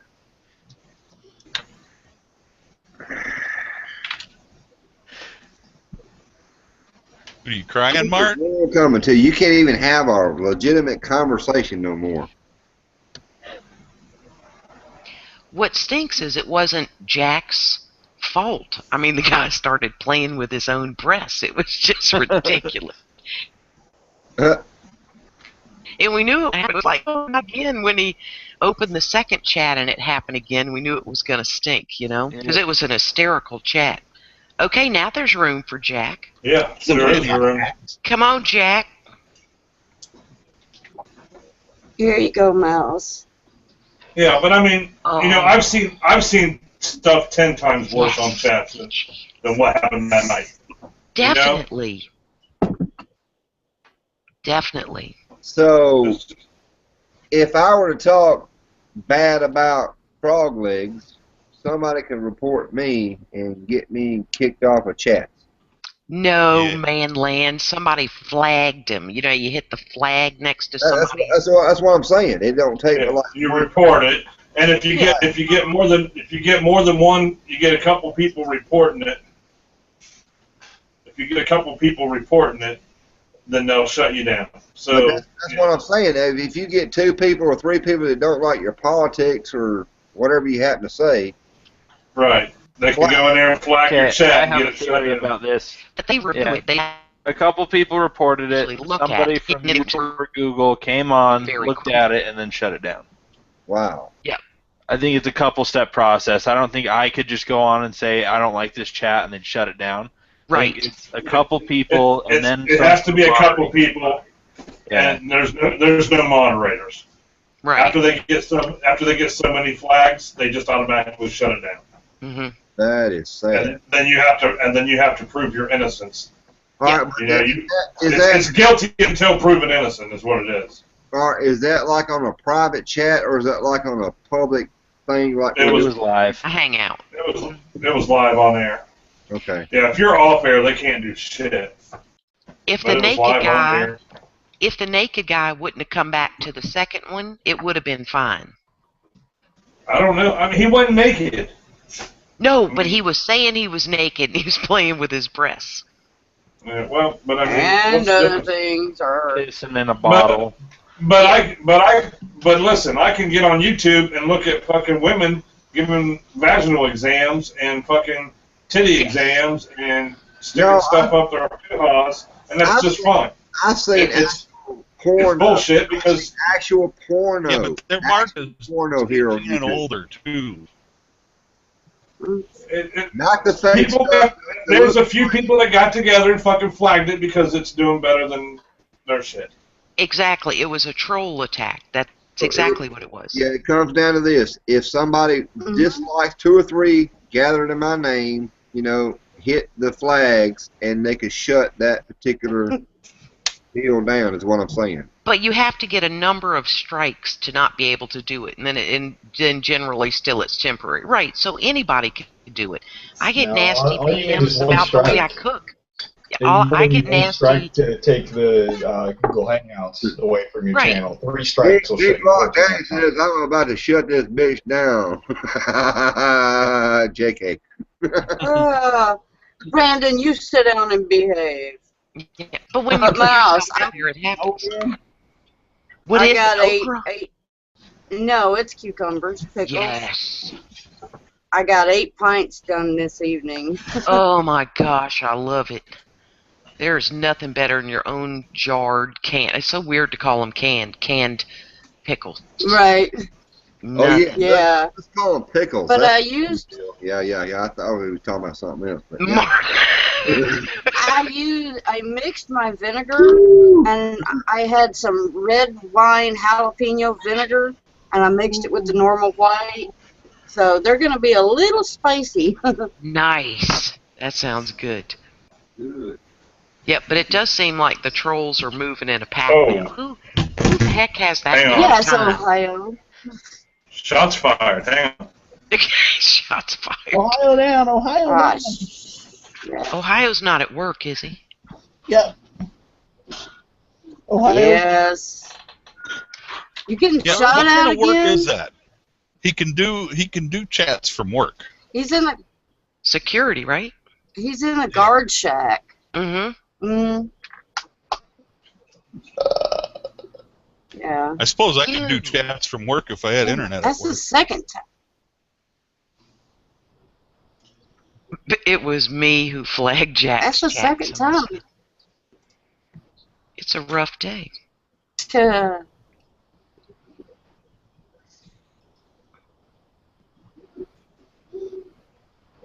Where do you find to store all your stuff, Mouse? Mine is when we, at our house before that I didn't build for I call it build for canning, it was under beds. But when we built this house, my husband built a really big pantry, and it's got enough room like at the bottom for 5-gallon buckets, and then the quart jars, and then the pints. And it's harder here because this house is up in the air. My other house had a basement. But the house we had before that, I would have had to put it upstairs in a 2-story. My last 2 houses have been, it's better when it's a ranch, right? 1 level. Right. And I actually had in my guest room 2 5-gallon buckets on top of each other, then a round piece of plywood, and then one, and just made a fabric cover for it. But I mean, I've got I had rice to make over room. here like that. See, and you can stack them 5-gallon buckets clear to the ceiling, you know. Because at and first just throw you a think, piece of fabric over it. yes.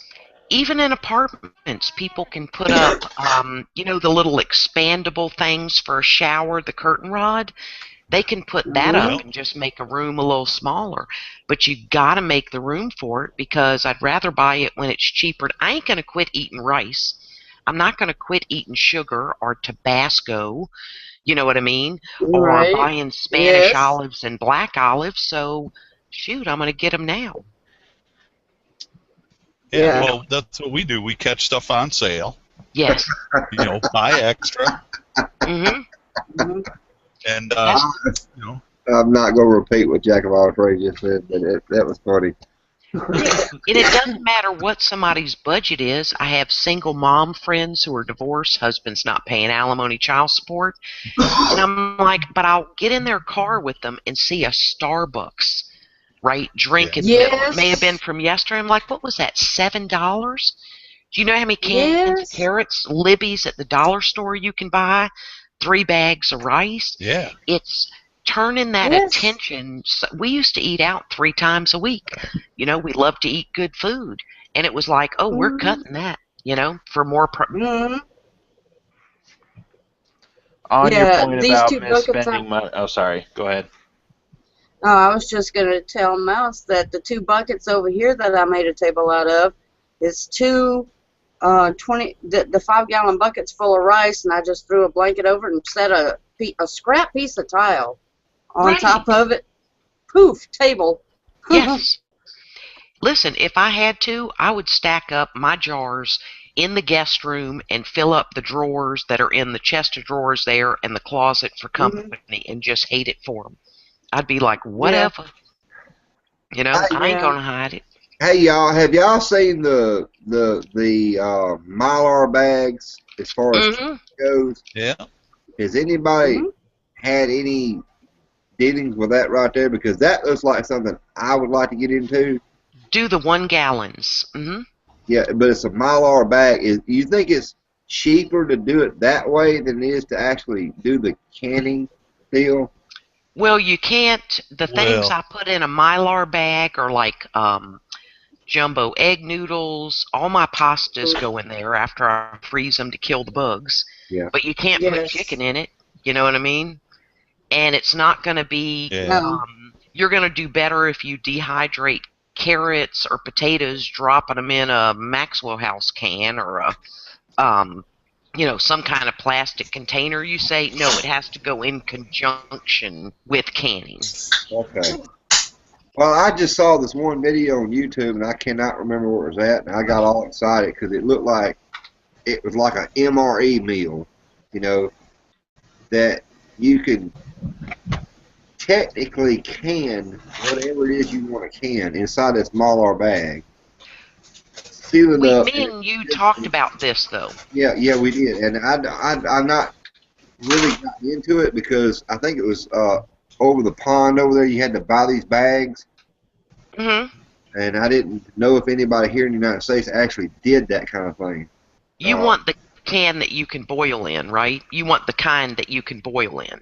This is, from what I understand, from what I saw on the video, this Mylar bag, this MRE type of bag, which was, it looked like a plastic aluminum foil bag, whatever the case may be, that you're supposed to be able to boil your food, this, that, and the other, put it inside this bag, vacuum seal it, and then this thing would last just as long as if you were to can something.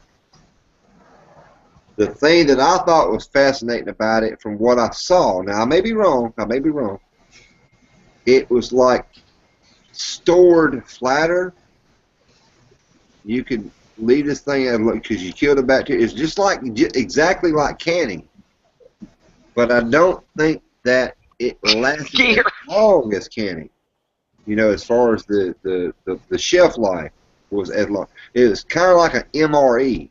But remember what I told you? Look at meals in a jar. It's the same difference because I sent you the link with the price to those bags. Right. Very, very expensive. They're a one-time use. Truth is, you've got your little, what is it, your kettle on a world tour. Yeah. Just do it in a darn jar. You can put your dehydrated goods, okay, like when they make meals in a jar. I could put chicken in there that I dehydrated. I could put dehydrated carrots. I could put peas. And then there would be a stew for me, right, to add into some water. So it'd be the same difference for you. Well, now let me ask y'all this, 'cause I think it was Peachy Prepper I'd asked this question about. Let's just say I bought a jar of Bama grape jelly, and it has the lid that comes with it. And I was wondering if you could use that jelly jar with the original lid to recan, say, chicken or tomatoes or whatever it is I'm trying to can. They keep telling me that you have to have. I do it all the time. Yes. I know you do. I know you do because I saw a whole video on that. Mm-hmm. And he reuses his spaghetti jars. Cat's Cradle does it. Mm-hmm. Here's my question right here. Paraffin wax. Paraffin wax is a little bit expensive, but if you use it sparingly, could that same Bama jar lid, turn it upside down, put a little bit of paraffin wax in there, and use that as a new seal, and do the same thing as the expensive balls or curds? No. You cannot do it. Mm-mm. I don't know how that would work. I know you can seal them with the paraffin, but I have never done that before. But I do reuse the jars. They seal back up fine. They really do. I mean, I can walk, about 16 feet and grab a jar and show you. They seal back up. Like ragu and prego jars, right, Peachy? That were because they were pressure canned in a factory and they have a seal. Mm-hmm. Yeah. Yes, you just recan them. Because Mm-hmm. I do save on my jelly jars religiously. Yep. The paraffin wax was still used a little bit in England, but it's the riskiest seal that you can put on one. Okay. Then they have, if you watch Willow Tassie Prepper out of Tasmania, and she has, it's like a thick cling wrap that they can with over there that stretches over, but you don't do meat in it, of course. Okay, now watching Peachy's videos, from what I've seen, she will invest in the lids, not the ring. She'll take the ring, can it, put the ring on there. Once it seals, takes the ring off and leaves the lid. Well, the lid is what seals. Once it's sealed, period. Yes, you know why you take the ring on there to keep it compressed. So you'll use rings for other canning properties or other processes, what I'm trying to say. So all you need is a good jar, which any jar, as long as it will fit, a good lid. Now, once you pop that lid, you throw it away. Do you have to throw it? That's my question. Do you have to throw it away? And my question is, why do you have to throw it away? Because you have to bend it to get it off. It's only got a very thin red rubber type thing there. But that's what I'm saying. Why can't you use something like? And I'm not arguing. I'm asking the question because I don't know. I don't know anything about it. Right. Like if you were to put a little coat of paraffin wax or some type of sealant back on there, Maybe J.B. Weld. I don't know. Because you're creating a vacuum. What are you doing when you're canning? You're creating a vacuum. Yeah, but why is that sealed? All the air from it, because it keeps the air from going in there, which would carry your contaminants. But why is that seal so hard to replicate? Is what I'm trying to figure out. I had another. I mean, if you take a Coca-Cola, and y'all, I'm ignorant to this. Does Coca-Cola get flat after a couple months, even sitting out with the lid not open? You got two different seals on a glass Coca-Cola. You got one that's called a twist top and one called a pop top. Now, once you pop the pop top, you hit the metal and it will not seal again. I understand. You have a beer but type the of Coca-Cola bottles. Coca-Cola is heat sealed. I mean, there's heat involved when that bottle is sealed. Yes. Just like with beer. Pop that top. If you bend the top, you bend the metal, it will not because it's not shaped the same. It will not reseal naturally. I understand that. But if you have a twist top type of system, they're saying that once that seal is broken, you cannot reuse that same seal. Right. It's a very small amount of material around it. So that seal is so delicate that you can only use it one time. No, that seal is so epically important and seriously sucked down, whether it was in a water bath or a pressure canner, okay, that once that seal is broken, you can get Tattler, Tattler lids, which are reusable, but which have the old style from our prairie times or frontier of a large rubber ring, a pink rubber ring. Okay. Yeah.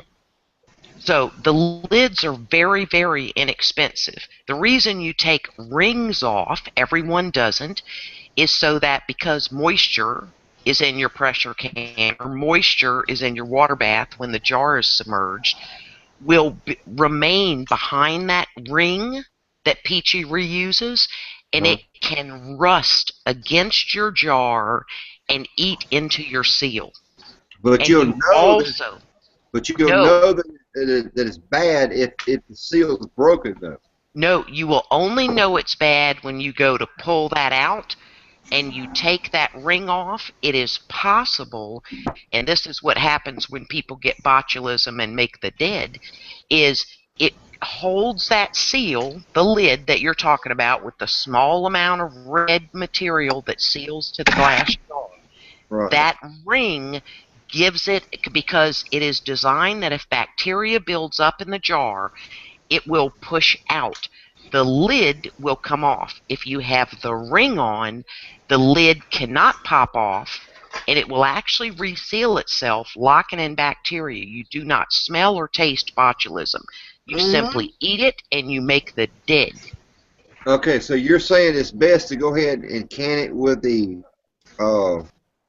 lid, ring, and then take the ring off, and then once, if it ever is compromised, the lid itself will be free. You know what I'm saying? It's loose. And you will smell it in your pantry. It's like a real can. If you take a can of beans from the grocery store and there's a pinhole in it and it gets air into it, the can itself, it may not show signs of leakage, but the can itself will swell up.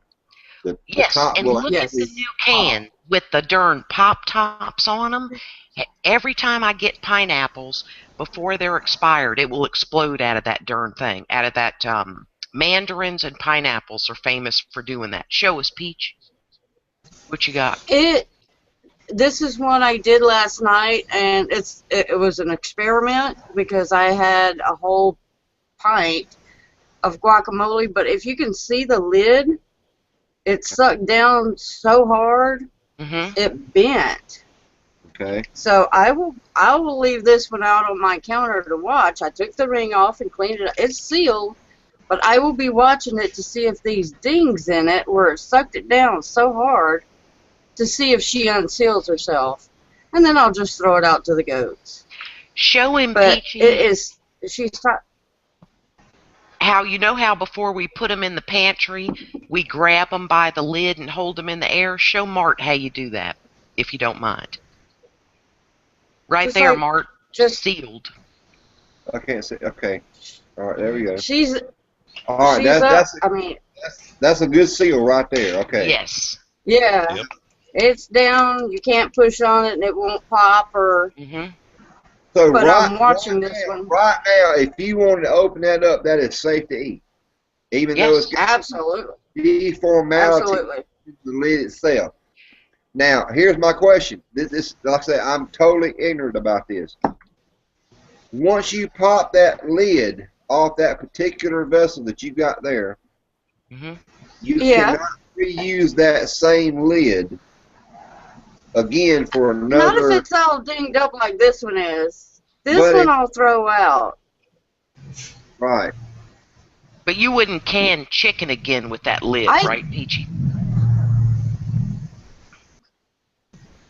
It depends on what the little rubber liner looks like. Sometimes I do. If I'm in a tight spot, I have reused. You know, if they're not beat up, or when you pull it off, you know how you were talking about, you'll crimp it some. Mhm. Yep. Sometimes I do. I mean, But- if I'm in a pinch and I don't have fresh lids, I will reuse them. And I've got, God, sweet potatoes and a lot of things that have reused rings. And you would know if they went bad. Mhm. Because the lid Yeah. will pop off. Yeah. Oh God, I have had so many since Ball and Kerr changed their rubber seal Rubber thing they seal. did to make it BPH. Yep. Oh, I had one last night. It failed, and I'm like, what the hell? That's I'm why so moved to pissed. Orchard. I want Tatler lids for Christmas.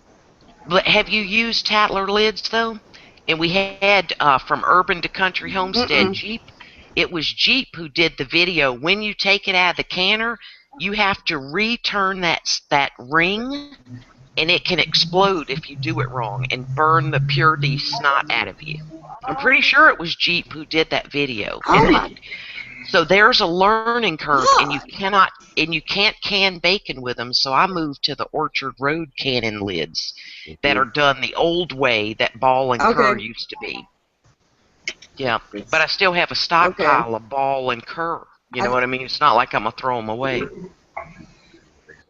You know? Right. Yeah. No, I only throw them away if they have any dings whatsoever. The moral of the story is, Manland, buy your shit pre-canned from the store. Okay. Yeah. No, Ohio, shut up. To be We're perfectly trying to honest, teach the man something. with the expense of the canning equipment now and the jars and the lids, yeah, it's cheaper to buy them in a can when they're on sale. No. Long term, yes, because I started out with couponing, and I still come across green beans and beef stock I've had. I say all I did was get the Presto pressure canner. I went through Ebates, got 3% back on a $64 pressure canner. It only holds 7 quarts or 8 pints, okay? Then I slowly, out of every 2-week paycheck, I would get one paycheck, I would get one 12-pack of pints. The next paycheck, I got one 12-pack of quarts, and I got the kind that came with a lid and a ring. And in other words, like my girlfriend who goes to Starbucks 4 times a week, spending $30 a week, she could have herself those right there in 2 weeks. She could have not only the pressure canner but 4 cartons of lids. So absolutely it can be done and is not expensive. And remember, your green beans are going to taste a hell of a lot better, or your carrots in that jar, than what you get from Libby's, and your jar will last forever till you break that seal, or you get hit by a tornado and it throws your jars down. But I've dropped my ball jars full and they don't break. Them jars are bad. They are thugs. Just thinking. And Mouse. If there was a way to reuse those lids legitimately, without having to buy new rings and new lids along with the jars, then it would be something worthwhile. Okay, listen up, sugar bumps. A damn thing of lids costs less than $3. You were going on and on about you were stepping over a quarter to pick up a penny. It is Hold on. so irrelevant. Next time listen. I will tell you what the cost of these things are at my store and Okay, versus then learn how to shoplift. It's the tiniest little darn thing. I mean, times are hard. Slip them in your damn pocket and go, I'm just trying to feed my children. Okay? I mean, lids are just so little. And that jar is for Fargan ever. Forever. So do they make something that fit these jars that are not compatible with ball, curve, this, that, and the other, that we don't know about publicly? No. That we can read. You got your pint lid, and you got your quart lid, you got your wide mouth and your regular, and other than that, you got nothing. So why they got this corner? The government issued ones that are different. Conspiracy. The governments work better than the store-bought ones. So if you can get the government... Let's get our tinfoil hats on. It's going to get serious. That's what I'm screaming. It's a conspiracy. Listen, it's just one of them things. You go, you know what? If I want a can, okay, I need a pressure canner. If you want to golf, you need golf clubs, you need tees, you need them stupid little balls, you need a little scooty cart, whatever. It just is what it is. You know, you want to wash your hair, you need baking soda and water, or you need some shampoo. You just accept some things as that's how it is. President Obama has signed executive orders to raise the price on canning lids, so you might want to hurry up and get them before, because he's trying to control the food population for the citizens of the United States, Manland. Look, Manland, at what Peachy's holding up. It's a little thing of lids. You get 12 in every package. I know. We sell them at our store. Yeah, and they're like $3 a piece. They're like free. They're not bad. I bet you even get a discount at your store, don't you? And yes. Right on. And these old jars you were talking. Look what Peachy's trying to show you, Mart. Okay, you see, I reused the jelly jars, and I saved the peanut butter jars. And if you dehydrate something, it's still got a rubber ring in there. She seals back up really good if you put an oxygen, or what do you call them? The hand warmers. Yes. Well, I don't buy the oxy absorbers. I use the hot hands because they do the same thing. And they're way cheaper. I was excited when you told me that. I was like, hot dog. Hot hands? Hold it now. Yes. They're like, yes. Yeah, they're like what? It's like the silicone beads or whatever that you buy? You know, hell, Scott knows what I'm talking about. They sell them like crazy up there, but you can buy a pack of like 30 hot hands for like $6. It's basically charcoal. Yeah, I throw them in my 5-gallon buckets. I throw them in my dehydrated eggs. It's a hell of a lot cheaper than the O2 absorbers, which I started with until I got a little bit smarter. I was excited when you told me about the hot hands. I was like, oh, yeah. I got to cut this conversation short because I've got to go to bed. I got another full day at work tomorrow. But I want to thank each and every one of y'all for allowing me to be here. Tommy, appreciate it, man. And I got a video I'm trying to upload, which has been over a week long uploading. I don't know if y'all ever actually tried to make a fire using the bow drill technique. I'm 47 years old, like I said in the video. I'm 47 years old. This Wednesday I'll be 48, and this is the very first time I actually got a so-called cherry from doing a bow drill. So please excuse the video. I was very, very excited, and I was very drunk when I made the video. This is actually like a 3-minute video, but now it's a 16-minute video because I had to give thanks to so many people out there. And the next video after that is actually going to be from a challenge, the feather stick challenge that I got challenged with. Yeah, we got challenged on the same video. I remember now. Yeah. I made a comment like, I don't get challenged on nothing. All of a sudden, 2 people challenged me right off the bat.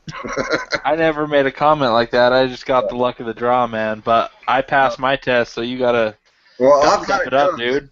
I did it today. I recorded it, and I actually did it like 3 times before I turned the video camera on. And the original video I did, I got interrupted like 15, 16 times because I was at work. And then I decided to go back and just reshoot the video uninterrupted like they wanted us to, but I still got to edit the thing. So that's going to be the next 2 videos. Madison C, Iowa, I've got a video to do for her, and I'm going to include some jelly in that one.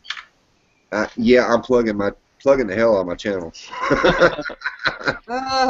But anyway, y'all take care. I appreciate you. I got to go to bed now because for some reason I'm responsible and been working my ass off here lately.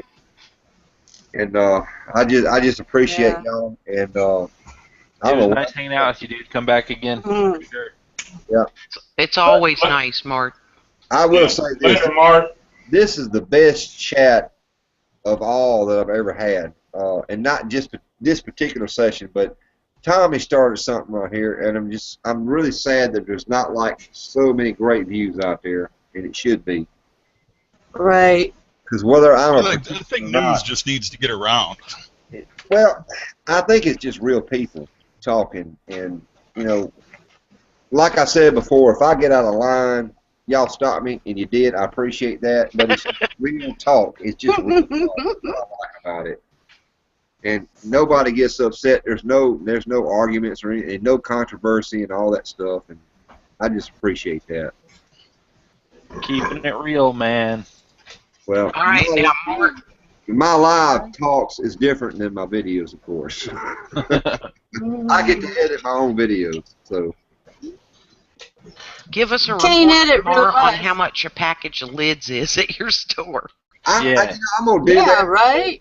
We sell a big 4-foot section of all this, and our store is like super expensive. Even it really is not cost effective in my opinion when you look at the prices that we have on our product versus Dollar General store, which is half a block away. Yeah. None of these have stickers on them, but I'm sure I could find a receipt running around somewhere. I tell you what, I may not make a video of it, but I'll do something.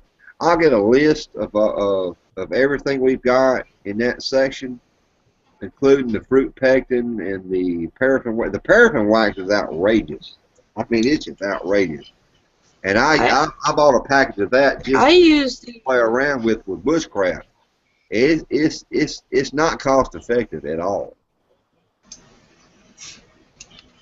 Well, do me and Mouse a video showing all the prices of that section, and I'll do the same at where HEB and Walmart, because I know that I bought a case of the half pints at HEB, and they were under $8 for a case. You got us beat already. I know ours is not under $8.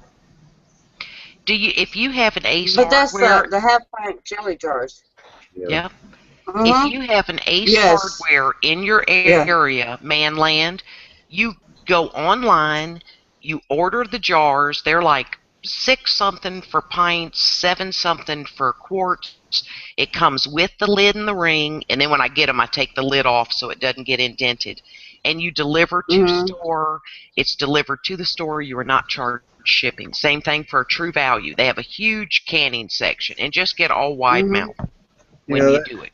That gives me inspiration. When I'm at work tomorrow, I'll just go to that section right there, and I'll just shoot you a video right quick. Yeah. Prices, and that way we can that way compare. Where I'm coming from here in a little small town, State Line, Mississippi. I hate to be negative toward the store that I work at, but they're kind of proud of their stuff. There's always a store. And you know, and I still shop at Walmart from time to time, but I'm a firm believer. Every time you purchase something at Walmart, you're putting somebody else out of business. But that's long gone now. I mean, it's really long gone. Yeah, but if you can save $3 difference between buying it, say at Tractor Supply, they've got all the canning stuff, and if Walmart's $3 cheaper, you know, if you're buying a lot, yes, you can buy another case at Walmart. I hate to endorse big box, but I don't want to get into politics about retail or anything like that, Peachy, because I'm just as guilty of it myself. Especially when it comes to Stanley Adventure Camp cook sets. I can't buy it nowhere at Walmart. When Sam Walton had Walmart originally, it was a great idea. And even at that time, it still put the mom and pops out of business. But he bought primarily all United States made materials, products to be sold. And eventually they started getting things from China and this, that, and the other, and we bought from them because they were a little bit cheaper. Nowadays, we've got no choice but to buy from Walmart because that's the cheapest thing that we can buy from. And that money that we spend there, every dollar, right? And if that dollar is now going to China and everywhere else. And we can make this a political thing. I'm not going to do it, but it's there. It's point blank. Every time you buy from Walmart, it's another country now, even though we're now forced to buy there.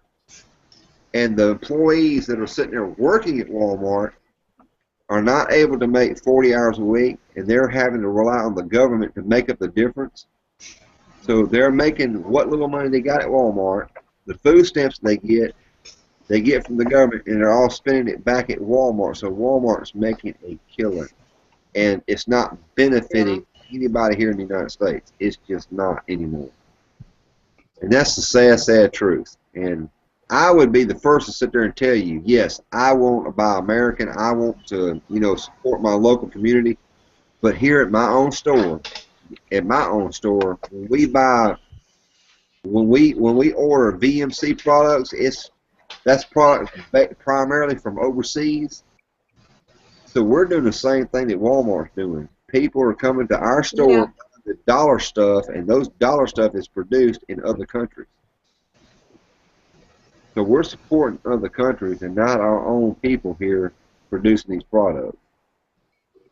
I've got to tell you and Mouse, I found, always check Craigslist. I found a lady that lives about 30 minutes from me the other day on Craigslist. She sold me 7 cases of mason jars. No rings, no lid, but those are easily replaced. 7 cases for $35. Oh. I was like, Goer. Yes. Right? 7 cases of mason jars. I'm talking wide mouths, quartz pints. Oh, and some seriously... That's such a coincidence that I got an Asian wide mouth off of Craigslist one night for the same price. Oh my God! Oh my God! But Mouse, there are some old Kerr jars. Once I use them, I'll show you.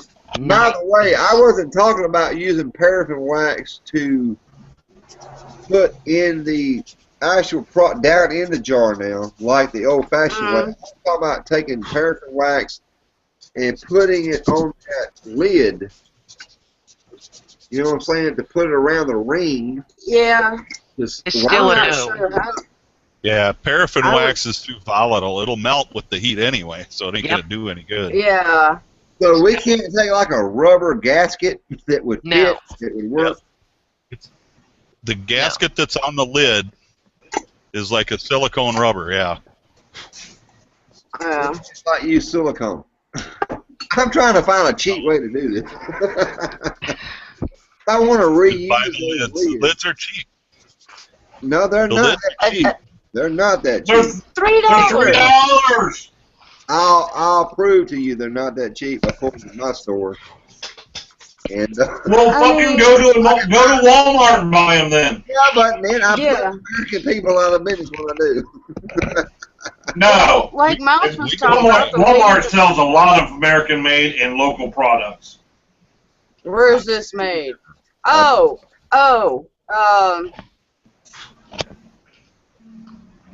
You see that there?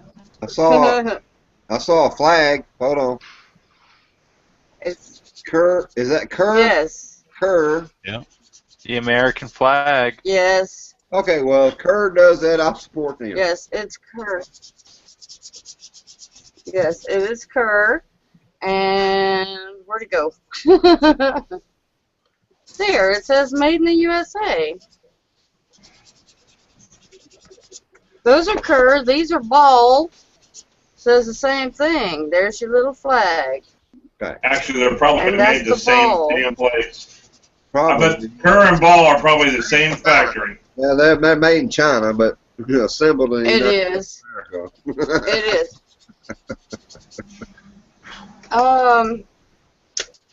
Let me open this box here before you disappear. I found right here on Amazon I don't you can get the know. rings and the lids for $4. Yeah. I don't know how you would There's redo. you don't have to go to Walmart. There's all kinds of places to shop. We buy most of our canning stuff at the local Fleet and Farm store. Yeah, if you have Yes. one of those, they're great for canning stuff. Yeah. Yeah. But see, all right, Ours even has a here's sign the that problem says that I I can go have in here with a gun. when it comes to canning. I see that ring, and I'm thinking, okay, you've got your product inside the jar. You've heated it up. You did everything right. You put that lid on there. What is that ring like melting to the top of the jar when it's heated? Why can't you reuse that same lid over and over again? Or can you? I don't know. I do if I'm in a pinch. I have reused them and they will seal back up. I have used them again and again. So here's the trick. If it seals back up and you have a seal, then you know it's going to be good, right? Mm-hmm. Okay, that's what I want to know. Yeah. And Yes, really I quick, save all these. Jack of all trades just said 2 police officers near him were killed tonight, so keep them in your prayers. Oh, Lord. I will. I got nothing against police officers. Me He's either. Mississippi, and that's got me worried. Unless you ain't gonna be they protected? throw a pregnant woman down like I saw the video today. What? They threw a pregnant woman to the ground. She was like 7 months or so pregnant, and they caused premature labor, and she's suing the shit out of them. They slammed her belly down on the asphalt. All right, that's a criminal wearing a badge. I've known police officers in one town that I worked with when I was on the fire department, and they were dang good people. And I also knew the sheriff's department over there, and it was one of the deputy sheriffs that actually shot another deputy sheriff, and he got a bad rap. Y'all, I'm a firm believer that not all cops are bad. I know they're not. No. But if you do that keyword search on YouTube here about, say, police, you're going to see all these bad cop videos out there because people like to publish bad stuff. There's one video that a long time ago I made a comment on, and I'm still getting that one video that I made a comment on about how... The problem is every day there's a new video. That's the problem. Every day there's a new video, no matter what. Yeah. You get on there, Facebook or YouTube or whatever, Google Plus, every day there's a new video. When this video stop, then we'll say not all cops are, not all cops are bad. I don't have a problem with cops. I got a problem with bad cops. I got a real problem with asshole cops or super asshole cops. I have the thing is that all cops, after this woman, this pregnant woman, had a friend. Cops are being trained, just like in the military now. 50 feet. Showed broke all, her arm. You take somebody fresh out of the It's bad. cop graduation school, they've been shown all these videos about how they're like and be threatened. So when they're out there just doing a routine traffic stop, they'll pull their pistol thinking because somebody made a sudden move to grab their license, they take it as a threat because they've been trained that way. You know what? Wait till the cop gets to your door and wait for him to instruct you what to do. Well, if you treat them with respect. Don't do shit ahead of time. Yeah, that's right. That's if you just treat them with respect and just be nice to them and do what they say, 9 times out of 10, you're not going to have any problem. But that one moment that you show any type of... Be a good little slave. You know, but there are bad cops out there, and people do need to be aware of that because they take advantage of that badge. These are bad people behind a badge. Like the guy in South Carolina where he says, you know, the guy was already out of his vehicle when he pulled up. And he goes, do me a favor, bud, let me see your driver's license. And the guy turns to get his driver's license out of the truck, and he shoots him 6 times. You know? Yep. That's a little overkill, ain't it? Yeah, a little. But when a cop tells you in the South, when the asphalt seems like it's 500 degrees, and you're in a pickup truck like an F-150, and they're looking for a white F-150, and you're in one, and they make you get out of your car, lay face down, you're wearing shorts, sandals, and a T-shirt, and you are burning yourself, and you're saying the asphalt is too hot, and you have to do it, that's a little problematic. And it's not even you they're looking for. You're just in that F-150, and you are planted on the hot asphalt while some jerk cops are using profanity. This is what makes me the maddest. Get out of your effing car. First, you're talking to a woman, right? An old gray-haired woman. And you want me to comply, and they amp it up. But when you plant me on the asphalt and I get second-degree burns, I got a real problem complying with your orders when there's grass 4 feet to the right of me. I'd be happy to lay in. That's what I'm saying right there. That's the difference between somebody that is in charge or put into a legal system that says we are here to protect and to serve. And then you handcuff, they forget. Please get me off the hot asphalt, and they tell you to shut the F up, you old bee. Yeah, I got a real problem with that. That's the person you go out there and find privately and whoop the hell out of them or hire somebody to. That's when you need to do that. That's when you're totally justified in taking the law. Well, when you live in a small town. No, that's a person that really needs correction. That's when the public needs to get involved. And what also bothers me is the constant use of profanity. You see it on cops. Right? You do not. Why are you a professional? Because they watch too much Full Metal Jacket. That's their problem. They watch too many Full Metal Jacket episodes. You get pulled over it.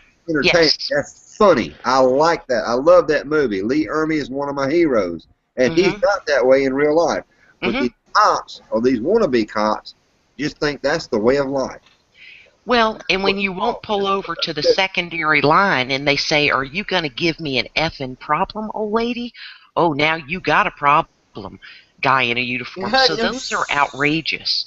But there's blue laws in many places using profanity. Using it with a woman, it's outrageous. It's outrageous to be done. The video on I just don't think it's necessary. Right, Tolly. It ain't necessary. You can say a lot of things without cussing and swearing. You can use a firm voice. Someone, yeah.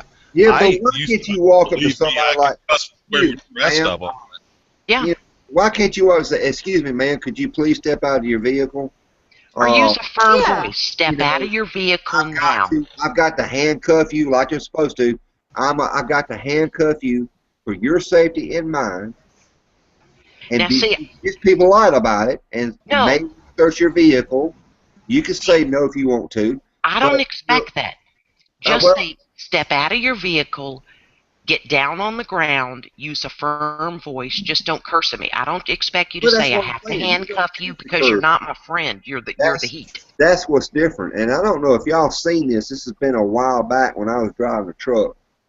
And I think it was in South Carolina. It may have been North Carolina, but it was in South Carolina. The first time I saw it, the first time I ever paid attention to it, was on a billboard. And it had the picture, and I don't want to use the word black, but it was a black highway patrol guy with the glasses on, big muscular guy with his arms crossed, and the caption says, "I am not your mama." That type of thing. It was very, very offensive. It's like, I'm a cop and I don't give a damn what you say. I'm not here to be your friend, that type of thing. It was so anti, I'm here to protect and serve. I'm here to just kick your tail. That's exactly the message that I And got. what if it's like a 260-pound cop up against somebody that weighs 98 pounds? Mm. He could whip my ass 7 different ways to Sunday. I'm not a threat. Right. Here's the other thing. But Reach y'all gotta out of your understand, vehicle. Wait, Mark. Reach out of your vehicle and open the door. I'm 58 years old. I can roll my window down. I can't open the handle with my arm outside the door. I don't know many 25-year-olds who can do it because it just isn't done. How about I stick both hands out the gun and you come drag my butt out and throw me on the Y'all asphalt? got to understand, though, what these people go through training. They are being trained just like the military now.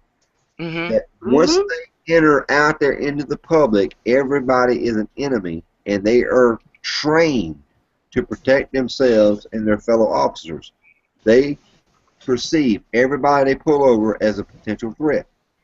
So they're going to react that way. That's the problem with the training that we have now out there. I've worked with them. I've worked with our local cops. They've told me this. These are the training videos they watch. They watch every cop being shot for just a routine traffic violation, how that individual pulls a pistol out of nowhere and just shoots them dead. So they're trained and taught to believe that everybody's a potential threat. It's no longer an Yeah, I'm such a huge threat. I understand that. But these are the way they're being trained. It's a problem with the training. Mm-hmm.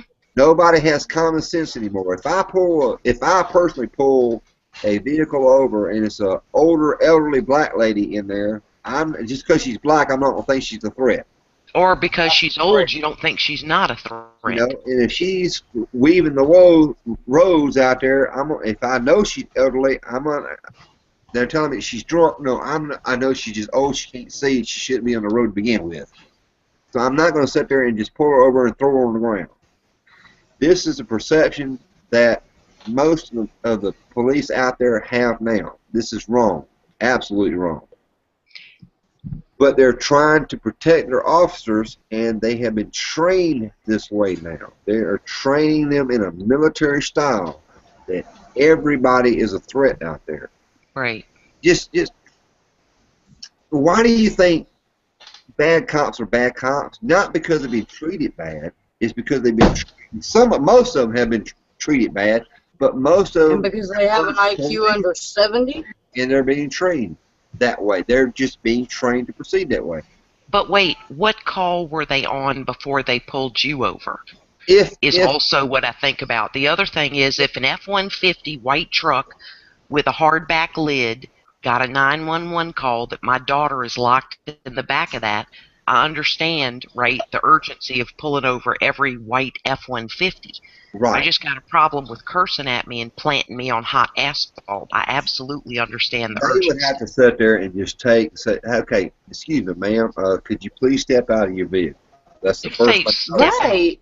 Don't even say please. I need courtesy. Can I look at your vehicle? May I search your vehicle?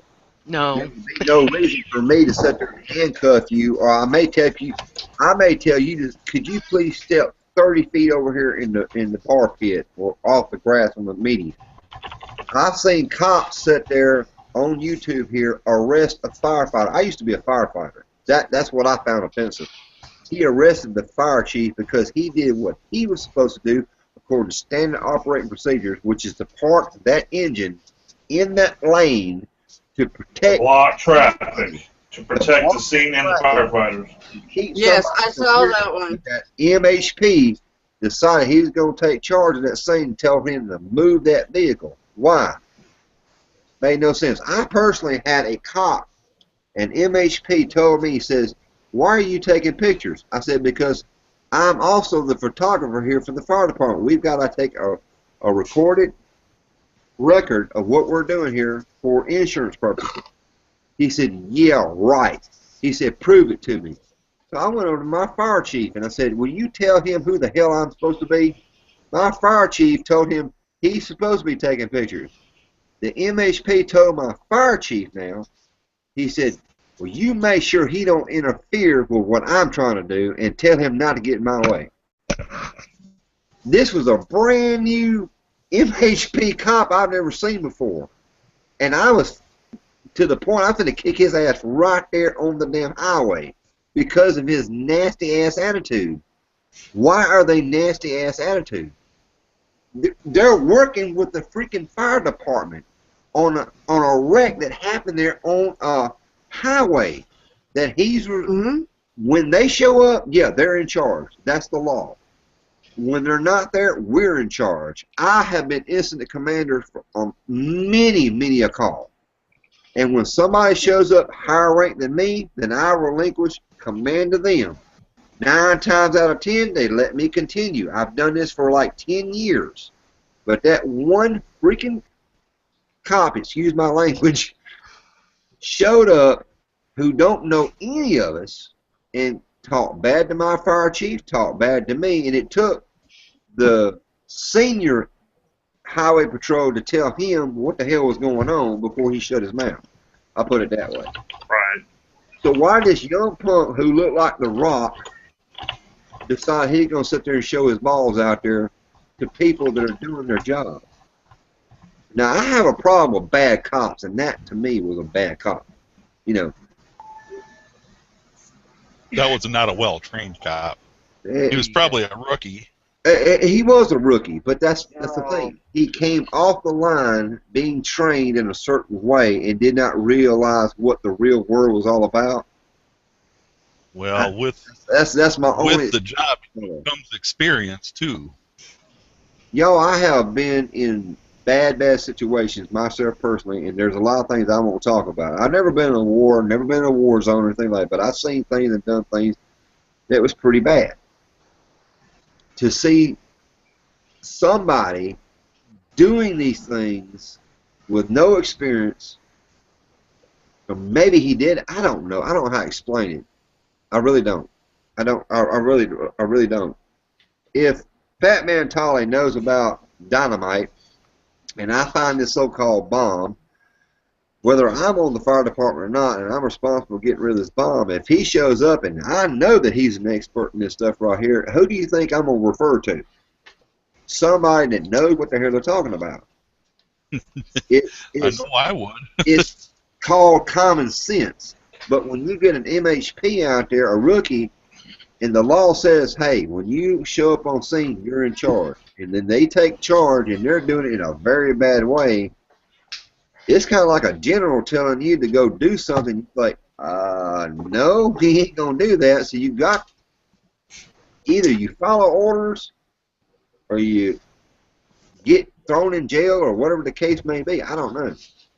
But I figured if I was doing something wrong that particular night, I was going to deserve going to jail that night. Because I've never been talked to or treated that way before in my life. By somebody I have never met in my life and never come across that before. And all I was doing was taking pictures like I was told to. Really quick, I looked up that story Jack was saying on CNN, and they don't have a lot of information up. But the 2 guys are still at large in Mississippi somewhere, manland, so be careful out there. And another thing I saw that popped up on the side is like an advertisement for another story. The headline was, "Is the T word the new N word?" And it's referring to the rioters in Baltimore. Anyone have a guess what the T word is? Thugs. Yeah. How is that a slur? if you're rioting and looting and breaking into places, I'm going to call you a thug. And there's no reason not to. That's exactly what they are. Right. If you're peacefully protesting or, making your point, that's one thing. That's totally different. They're talking specific rioters. They're not saying the black community is thugs. They're not saying anyone that's protesting is a thug. They're specifically saying those breaking into buildings, lighting them on fire, looting them of goods, those are the thugs. And I completely agree with them. If they make that politically incorrect to say, where do we stop? Wait a minute. Now you're saying that now to say the word thug is racist against the black community. Racist, and you have to call it the T word. Yes. That's what CNN is saying. Use it. Yeah. Y'all have just opened up a whole can of beans here. All right. Oh, Flint, what have you done, hun? Let me just say this right I'm here. just outraged. It's a word that's completely harmless. Here, and I've never understood this. The N word, I have a problem with. The word, y'all excuse the word because this is the proper term in the dictionary. The word Nigger means an ignorant and uneducated person. Yes. Means. They took a totally legitimate word, just like the word gay, which means happy-go-lucky, and turned it into something that means opposite of what it was originally to be intended to. Now, I'm trying to figure out why it's offensive to call me, a white guy, a cracker. I happen to love crackers and cheese, especially Vienna sausage. So when they call me a cracker, I'm a happy-go-lucky person. I'm like, hello, I love crackers. Well, I think the reason. Yeah, but the cracker term comes from a slave owner that cracks the whip. That cracks the whip, exactly. You know what? I wasn't born during that time, and I don't even know about no whip, so it don't offend me. And the fact is, how's that offensive to me by calling me a cracker? Because I can just say the N word, which is 10,000 more times derogatory toward them. Because they take it as an insult. They try to turn it around and use a cracker word to insult me? No. If you want to stop the racialism, do not allow me to say the N word and don't use the C word. Because to me, cracker now should be the new official C word. You don't say. Why? I don't know. It's a cracker. I don't care. Call me a cracker. I'm actually proud of it. Here in the state of Mississippi, the Mississippi state flag is supposed to be racialistic. They tried to change the flag because it was against their, I don't know what it was, but it's a part of their history. It's a part of my history. I wasn't here for none of it. I don't care. I actually could not tell you what the Mississippi state flag is supposed to look like. I don't know. I really don't care. All I know is the United States flag. If you ever take the United States flag and you tramp it on your feet or try to burn it, I will hunt you down. That's all I know. Yeah, agreed. It's not because I'm a patriot or anything like that. It's just the fact that there's been so many people that gave their lives for that flag or what that represents. You are trampling. You know, you may not agree with the war. You may not agree with the politics. The fact that somebody you do know that they've ruled that as freedom of speech, right? Don't do that. You just don't do that. That'll make me cry. That'll make me mad. You just don't do it. That has been ruled by the Supreme Court to be freedom of speech, to burn the American flag. I understand, and that's so wrong. That is so wrong. Tell me about it. I totally agree. The only time I believe in burning the American flag would be honorably when it's at the end of its time. The flag is destroyed. It's gotta be buried, or I don't know how to explain it, but I just cannot stand to see that. That's like taking the cross and burn the cross. The KKK and this, that, are going to burn a cross to make it. No, if you've got a shape of a cross and you set that cross on fire, that is so offensive to me right now. I will whoop some serious ass. You don't burn the Bible, you don't burn the cross, and you don't burn the American flag. Those are my three absolute no-nos. You just don't do it. Manland, when I was in high school, we had someone burn a cross in someone's yard because it was race mixing and stuff. It got seriously ugly in town.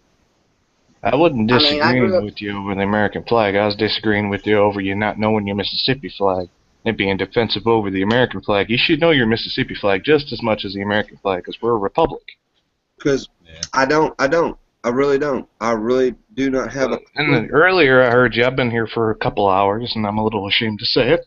But earlier I heard you talking about how you have no hand in, federal politics when you have more than a hand in local politics. But I haven't heard you mention that once.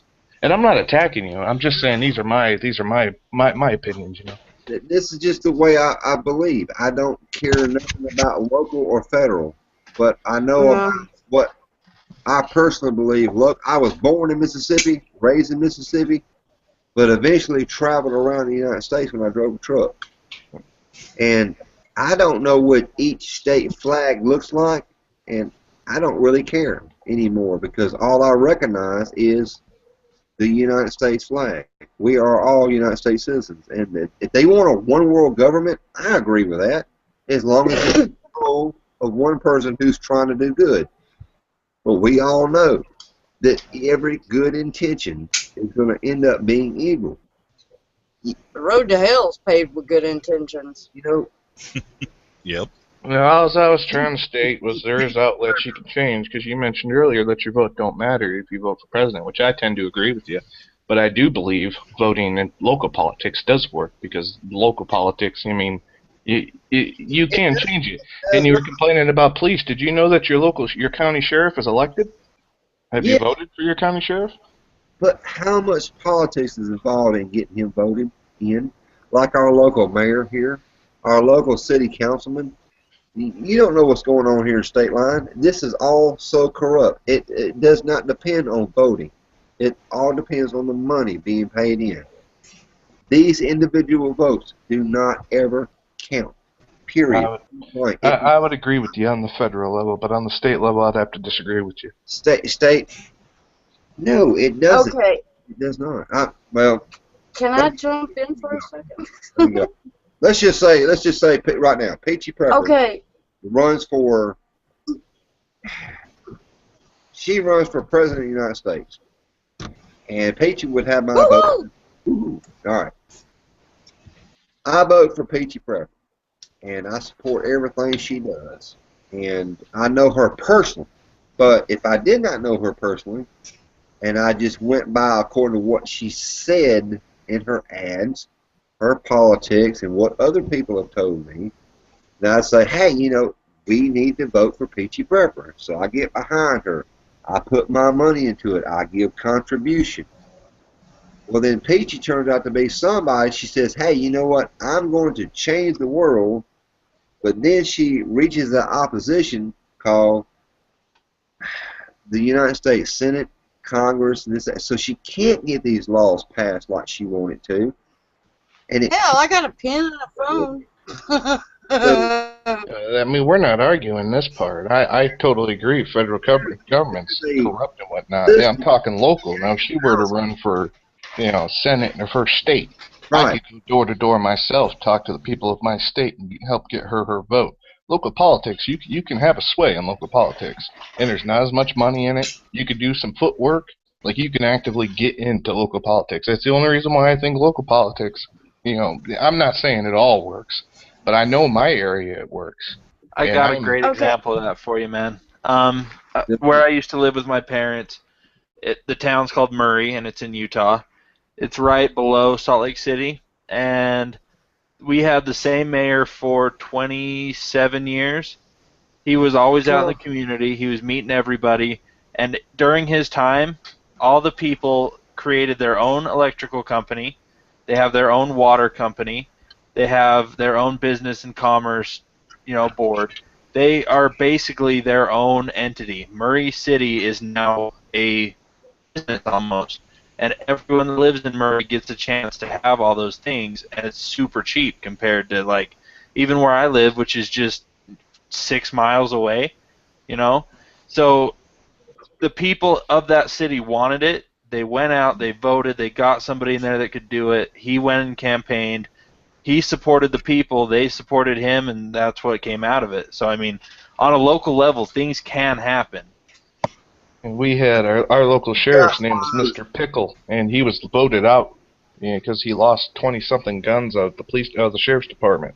He just lost them. They vanished, and he didn't try to find them or nothing.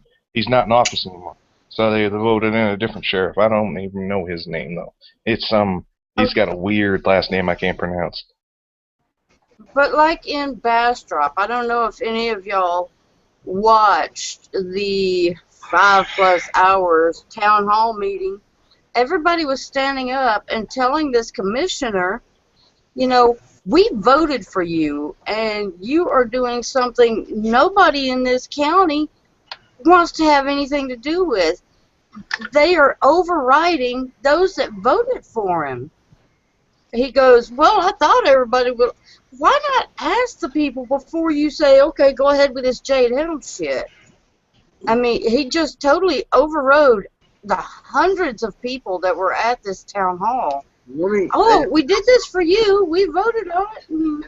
With the modern technology that we have now, why not make every decision totally up to the people? Well, yes. Yeah, I've been saying that for years. See what they really want, because popular vote. Over 200 people showed up. Should be, because it's the majority of the people that should vote. Let's just say here in State Line, Mississippi, we're going to pass a law that says, I don't know, let's just say gay marriage for some reason. Jade Helm can go on? We said here locally we want to make it legal for gay marriage. Well, here in the majority of the people voting, why not have local people who are ready to vote on that particular issue? Why does it have to be left up to an individual or state representative? What is that? Ohio's phone. Really? Ohio, is that your... Yeah. Why can't the actual people vote on every single law proposed now? Because we have the technology to do that. Why do we still rely on electoral votes to vote for the President of the United States? It's not because there's so many people in a certain area. That's the public's president, not the states anymore. It's the American people voting for him. I'll tell you what, man. I quit watching federal. I mean, I watch them, but I quit participating in federal elections a long time ago. I'm all about local politics. Well, not even really all about it, but I only pay attention to my local politics because it's the only one I know I could actively try to instill some change. There's no way in hell I'm going to make any difference in federal politics. But if you vote for somebody and then he goes 100% against what you thought he would say no to, what do you do then? Don't vote for him next time. I mean, other than that, there's ways to go about getting them out and shit like that, but chances of that working are slim to none. Just next time, don't vote for his ass and campaign against him. Let me propose. It just pissed me off the way he was dismissing everybody. If you're, man, I hate this. The latest thing to the Obamacare. Now, I'm not going to try to open up a can of worms, but this is so against humanity. When you're driving a car and you're told that you have to have insurance on your car because a car is a privilege, not a right, that tends to make sense. Yet, now if you're a baby being born, and you're born, and you get a job, and you become responsible, you now have to buy insurance, otherwise you'll go to prison for life insurance. That is a line that we've just crossed. They tried to make sense, but it's so anti-human. We are the only species on this planet that uses money to buy things, to get ahead in this world, to do anything in this world. And Obama said out of his own mouth, it was on a news show. He said, no, you will pay a penalty. She said, well, but if you don't pay the penalty, what's going to happen? He said, you'll go to jail. So automatically now, your children, when they're born, if they do not have health insurance, they will go to jail. How low is that? What?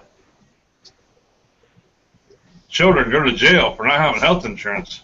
If your children are born and they do not have health insurance, they will go to jail. You will go to jail for not having health insurance. Nah. You can you totally. They can kiss my ass. If you do not have health insurance according to the Obama plan, whether you can afford it or not, if the government provides it and you're covered, fine and dandy, you squeak by. But if you do not have health insurance according to the actual Obama plan, you will go to jail. Now, my brother didn't sign up for Obamacare. If you don't have health insurance, you will be fined according to your taxes, and you have to hold out a certain amount. The next year, the amount gets higher. The next year, the amount gets higher. Then after that, it gets so astronomical you can't afford it. And if you don't pay the fine, this is not. They term it a penalty on taxes. If you don't pay that tax, you will go to jail. But where do you think the kids going to jail? If your kids are not insured, they're going to jail. No, they won't. They'll take parents to jail. They would never put a kid in jail because it's not in their control. You know what they do? What they do is first they get you on your taxes.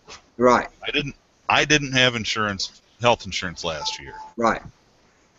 Okay, so they nailed me for $95 per month that I didn't have health insurance out of last year. Right.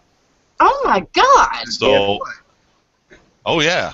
Now, let's just say, which I totally disagree with. Let's say, totally thinks that's bullshit. Holly, guess what? Let's just say you did not pay that. You refused to pay that. What's going to happen? That's right on your taxes, though. What am I going to do?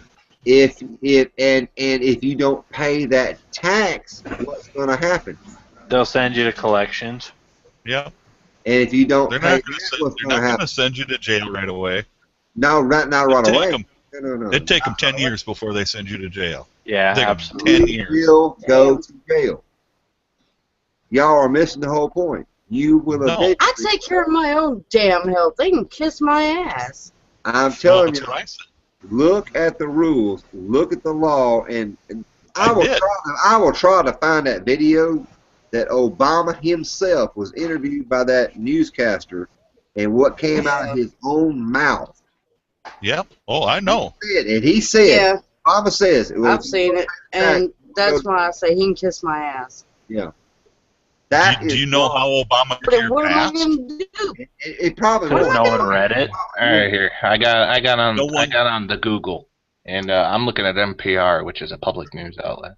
And it's one of the questions is, can I be jailed? And it says, no, you cannot be jailed for paying. The most the government can do is garnish your I'm paraphrasing. The most the government can do is garnish your wages, and the IRS can do is withhold your tax return. So the most they can do is just not give you your federal tax return. They can't touch your state because that's totally not federal. If you don't have the money to pay that, what's going to happen to you? They're pulling it out of your federal. Money, you don't have the money. Pull it out of your tax return. You're just forfeiting your federal tax return. And now, most if of you them don't have a job, forfeit your tax return and garnish your wages. Oh, they can't garnish your wages. Is what that said. They don't have the ability to garnish your wages. I forfeit my state taxes every year. As do I. Yeah. It's usually like $5 and some shit. And I just let the state have it. Mine was $120, but I owe the Ohio State University Hospital like $300.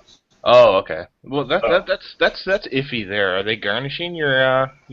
Are they taking your state return, or are you letting them? Yeah, no, they're taking it. That's weird because most hospitals at the end of the year will just chalk it up as charity on their taxes. Well, it's a state-run hospital. It's a university. That might be Ohio State University. It's a state-run entity. And That's weird because they could still file that under their charity. But here's my what's his name? Mike DeWine is our Attorney General, and that's who that files it. And it's like, the first year I got it, I was like, what in the world? They're holding our taxes, and it's like, oh, I owe this money to the Ohio State University hospital, and they said, yeah, they'll just take your state tax, and I said, oh, okay, well, fine. You know what? You'll have to wait till next year. You can take my state tax next year too, and then I'll be paid up.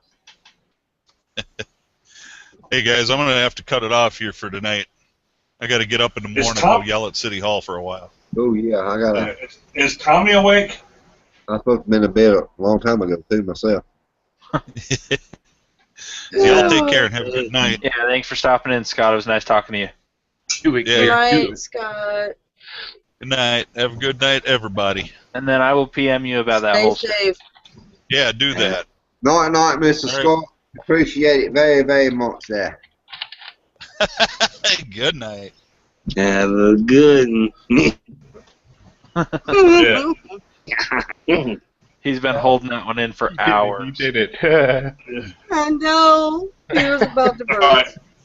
Let's wake Tommy up. Tommy! I'm messing with I gotta check. I thought I heard him snoring over there somewhere. Where is he? Oh, hell. Oh, wow. Yep, he's awake. He's awake now. Shit. Really? Holy mother of God. Sorry, Peachy, I can't sit here and talk to you at 10:30 or so in the morning. I gotta work it. Will you do that video and show me the prices of what you're paying over there? I will. Hell, I can always buy it cheap over here and ship it to you. You're just a couple of states away. Yeah, but I found out what it costs to send the Stanley Adventure Cook set to Canada, and it was kind of like outrageous. I'm gonna get the official cost, but a friend of mine, FS, and I said £5, and that's not £5. But anyway, it's like $40 just to ship it. Good Lord. Well, honey, shoot me your zip code, and I'll do some searching. So that's 39362. 39362. Okay, I will do some research on that and see what I can find for you. Speaking of the Stanley, has it reached the 4th person yet? You know what? I'm not gonna. Is this still public? Yeah. I can't say nothing publicly. Okay. Bye, people. We're cutting it off. Bye. See you guys later. Thanks for watching. Right. Get him, Tommy. Have a good one. Stay safe and blessed.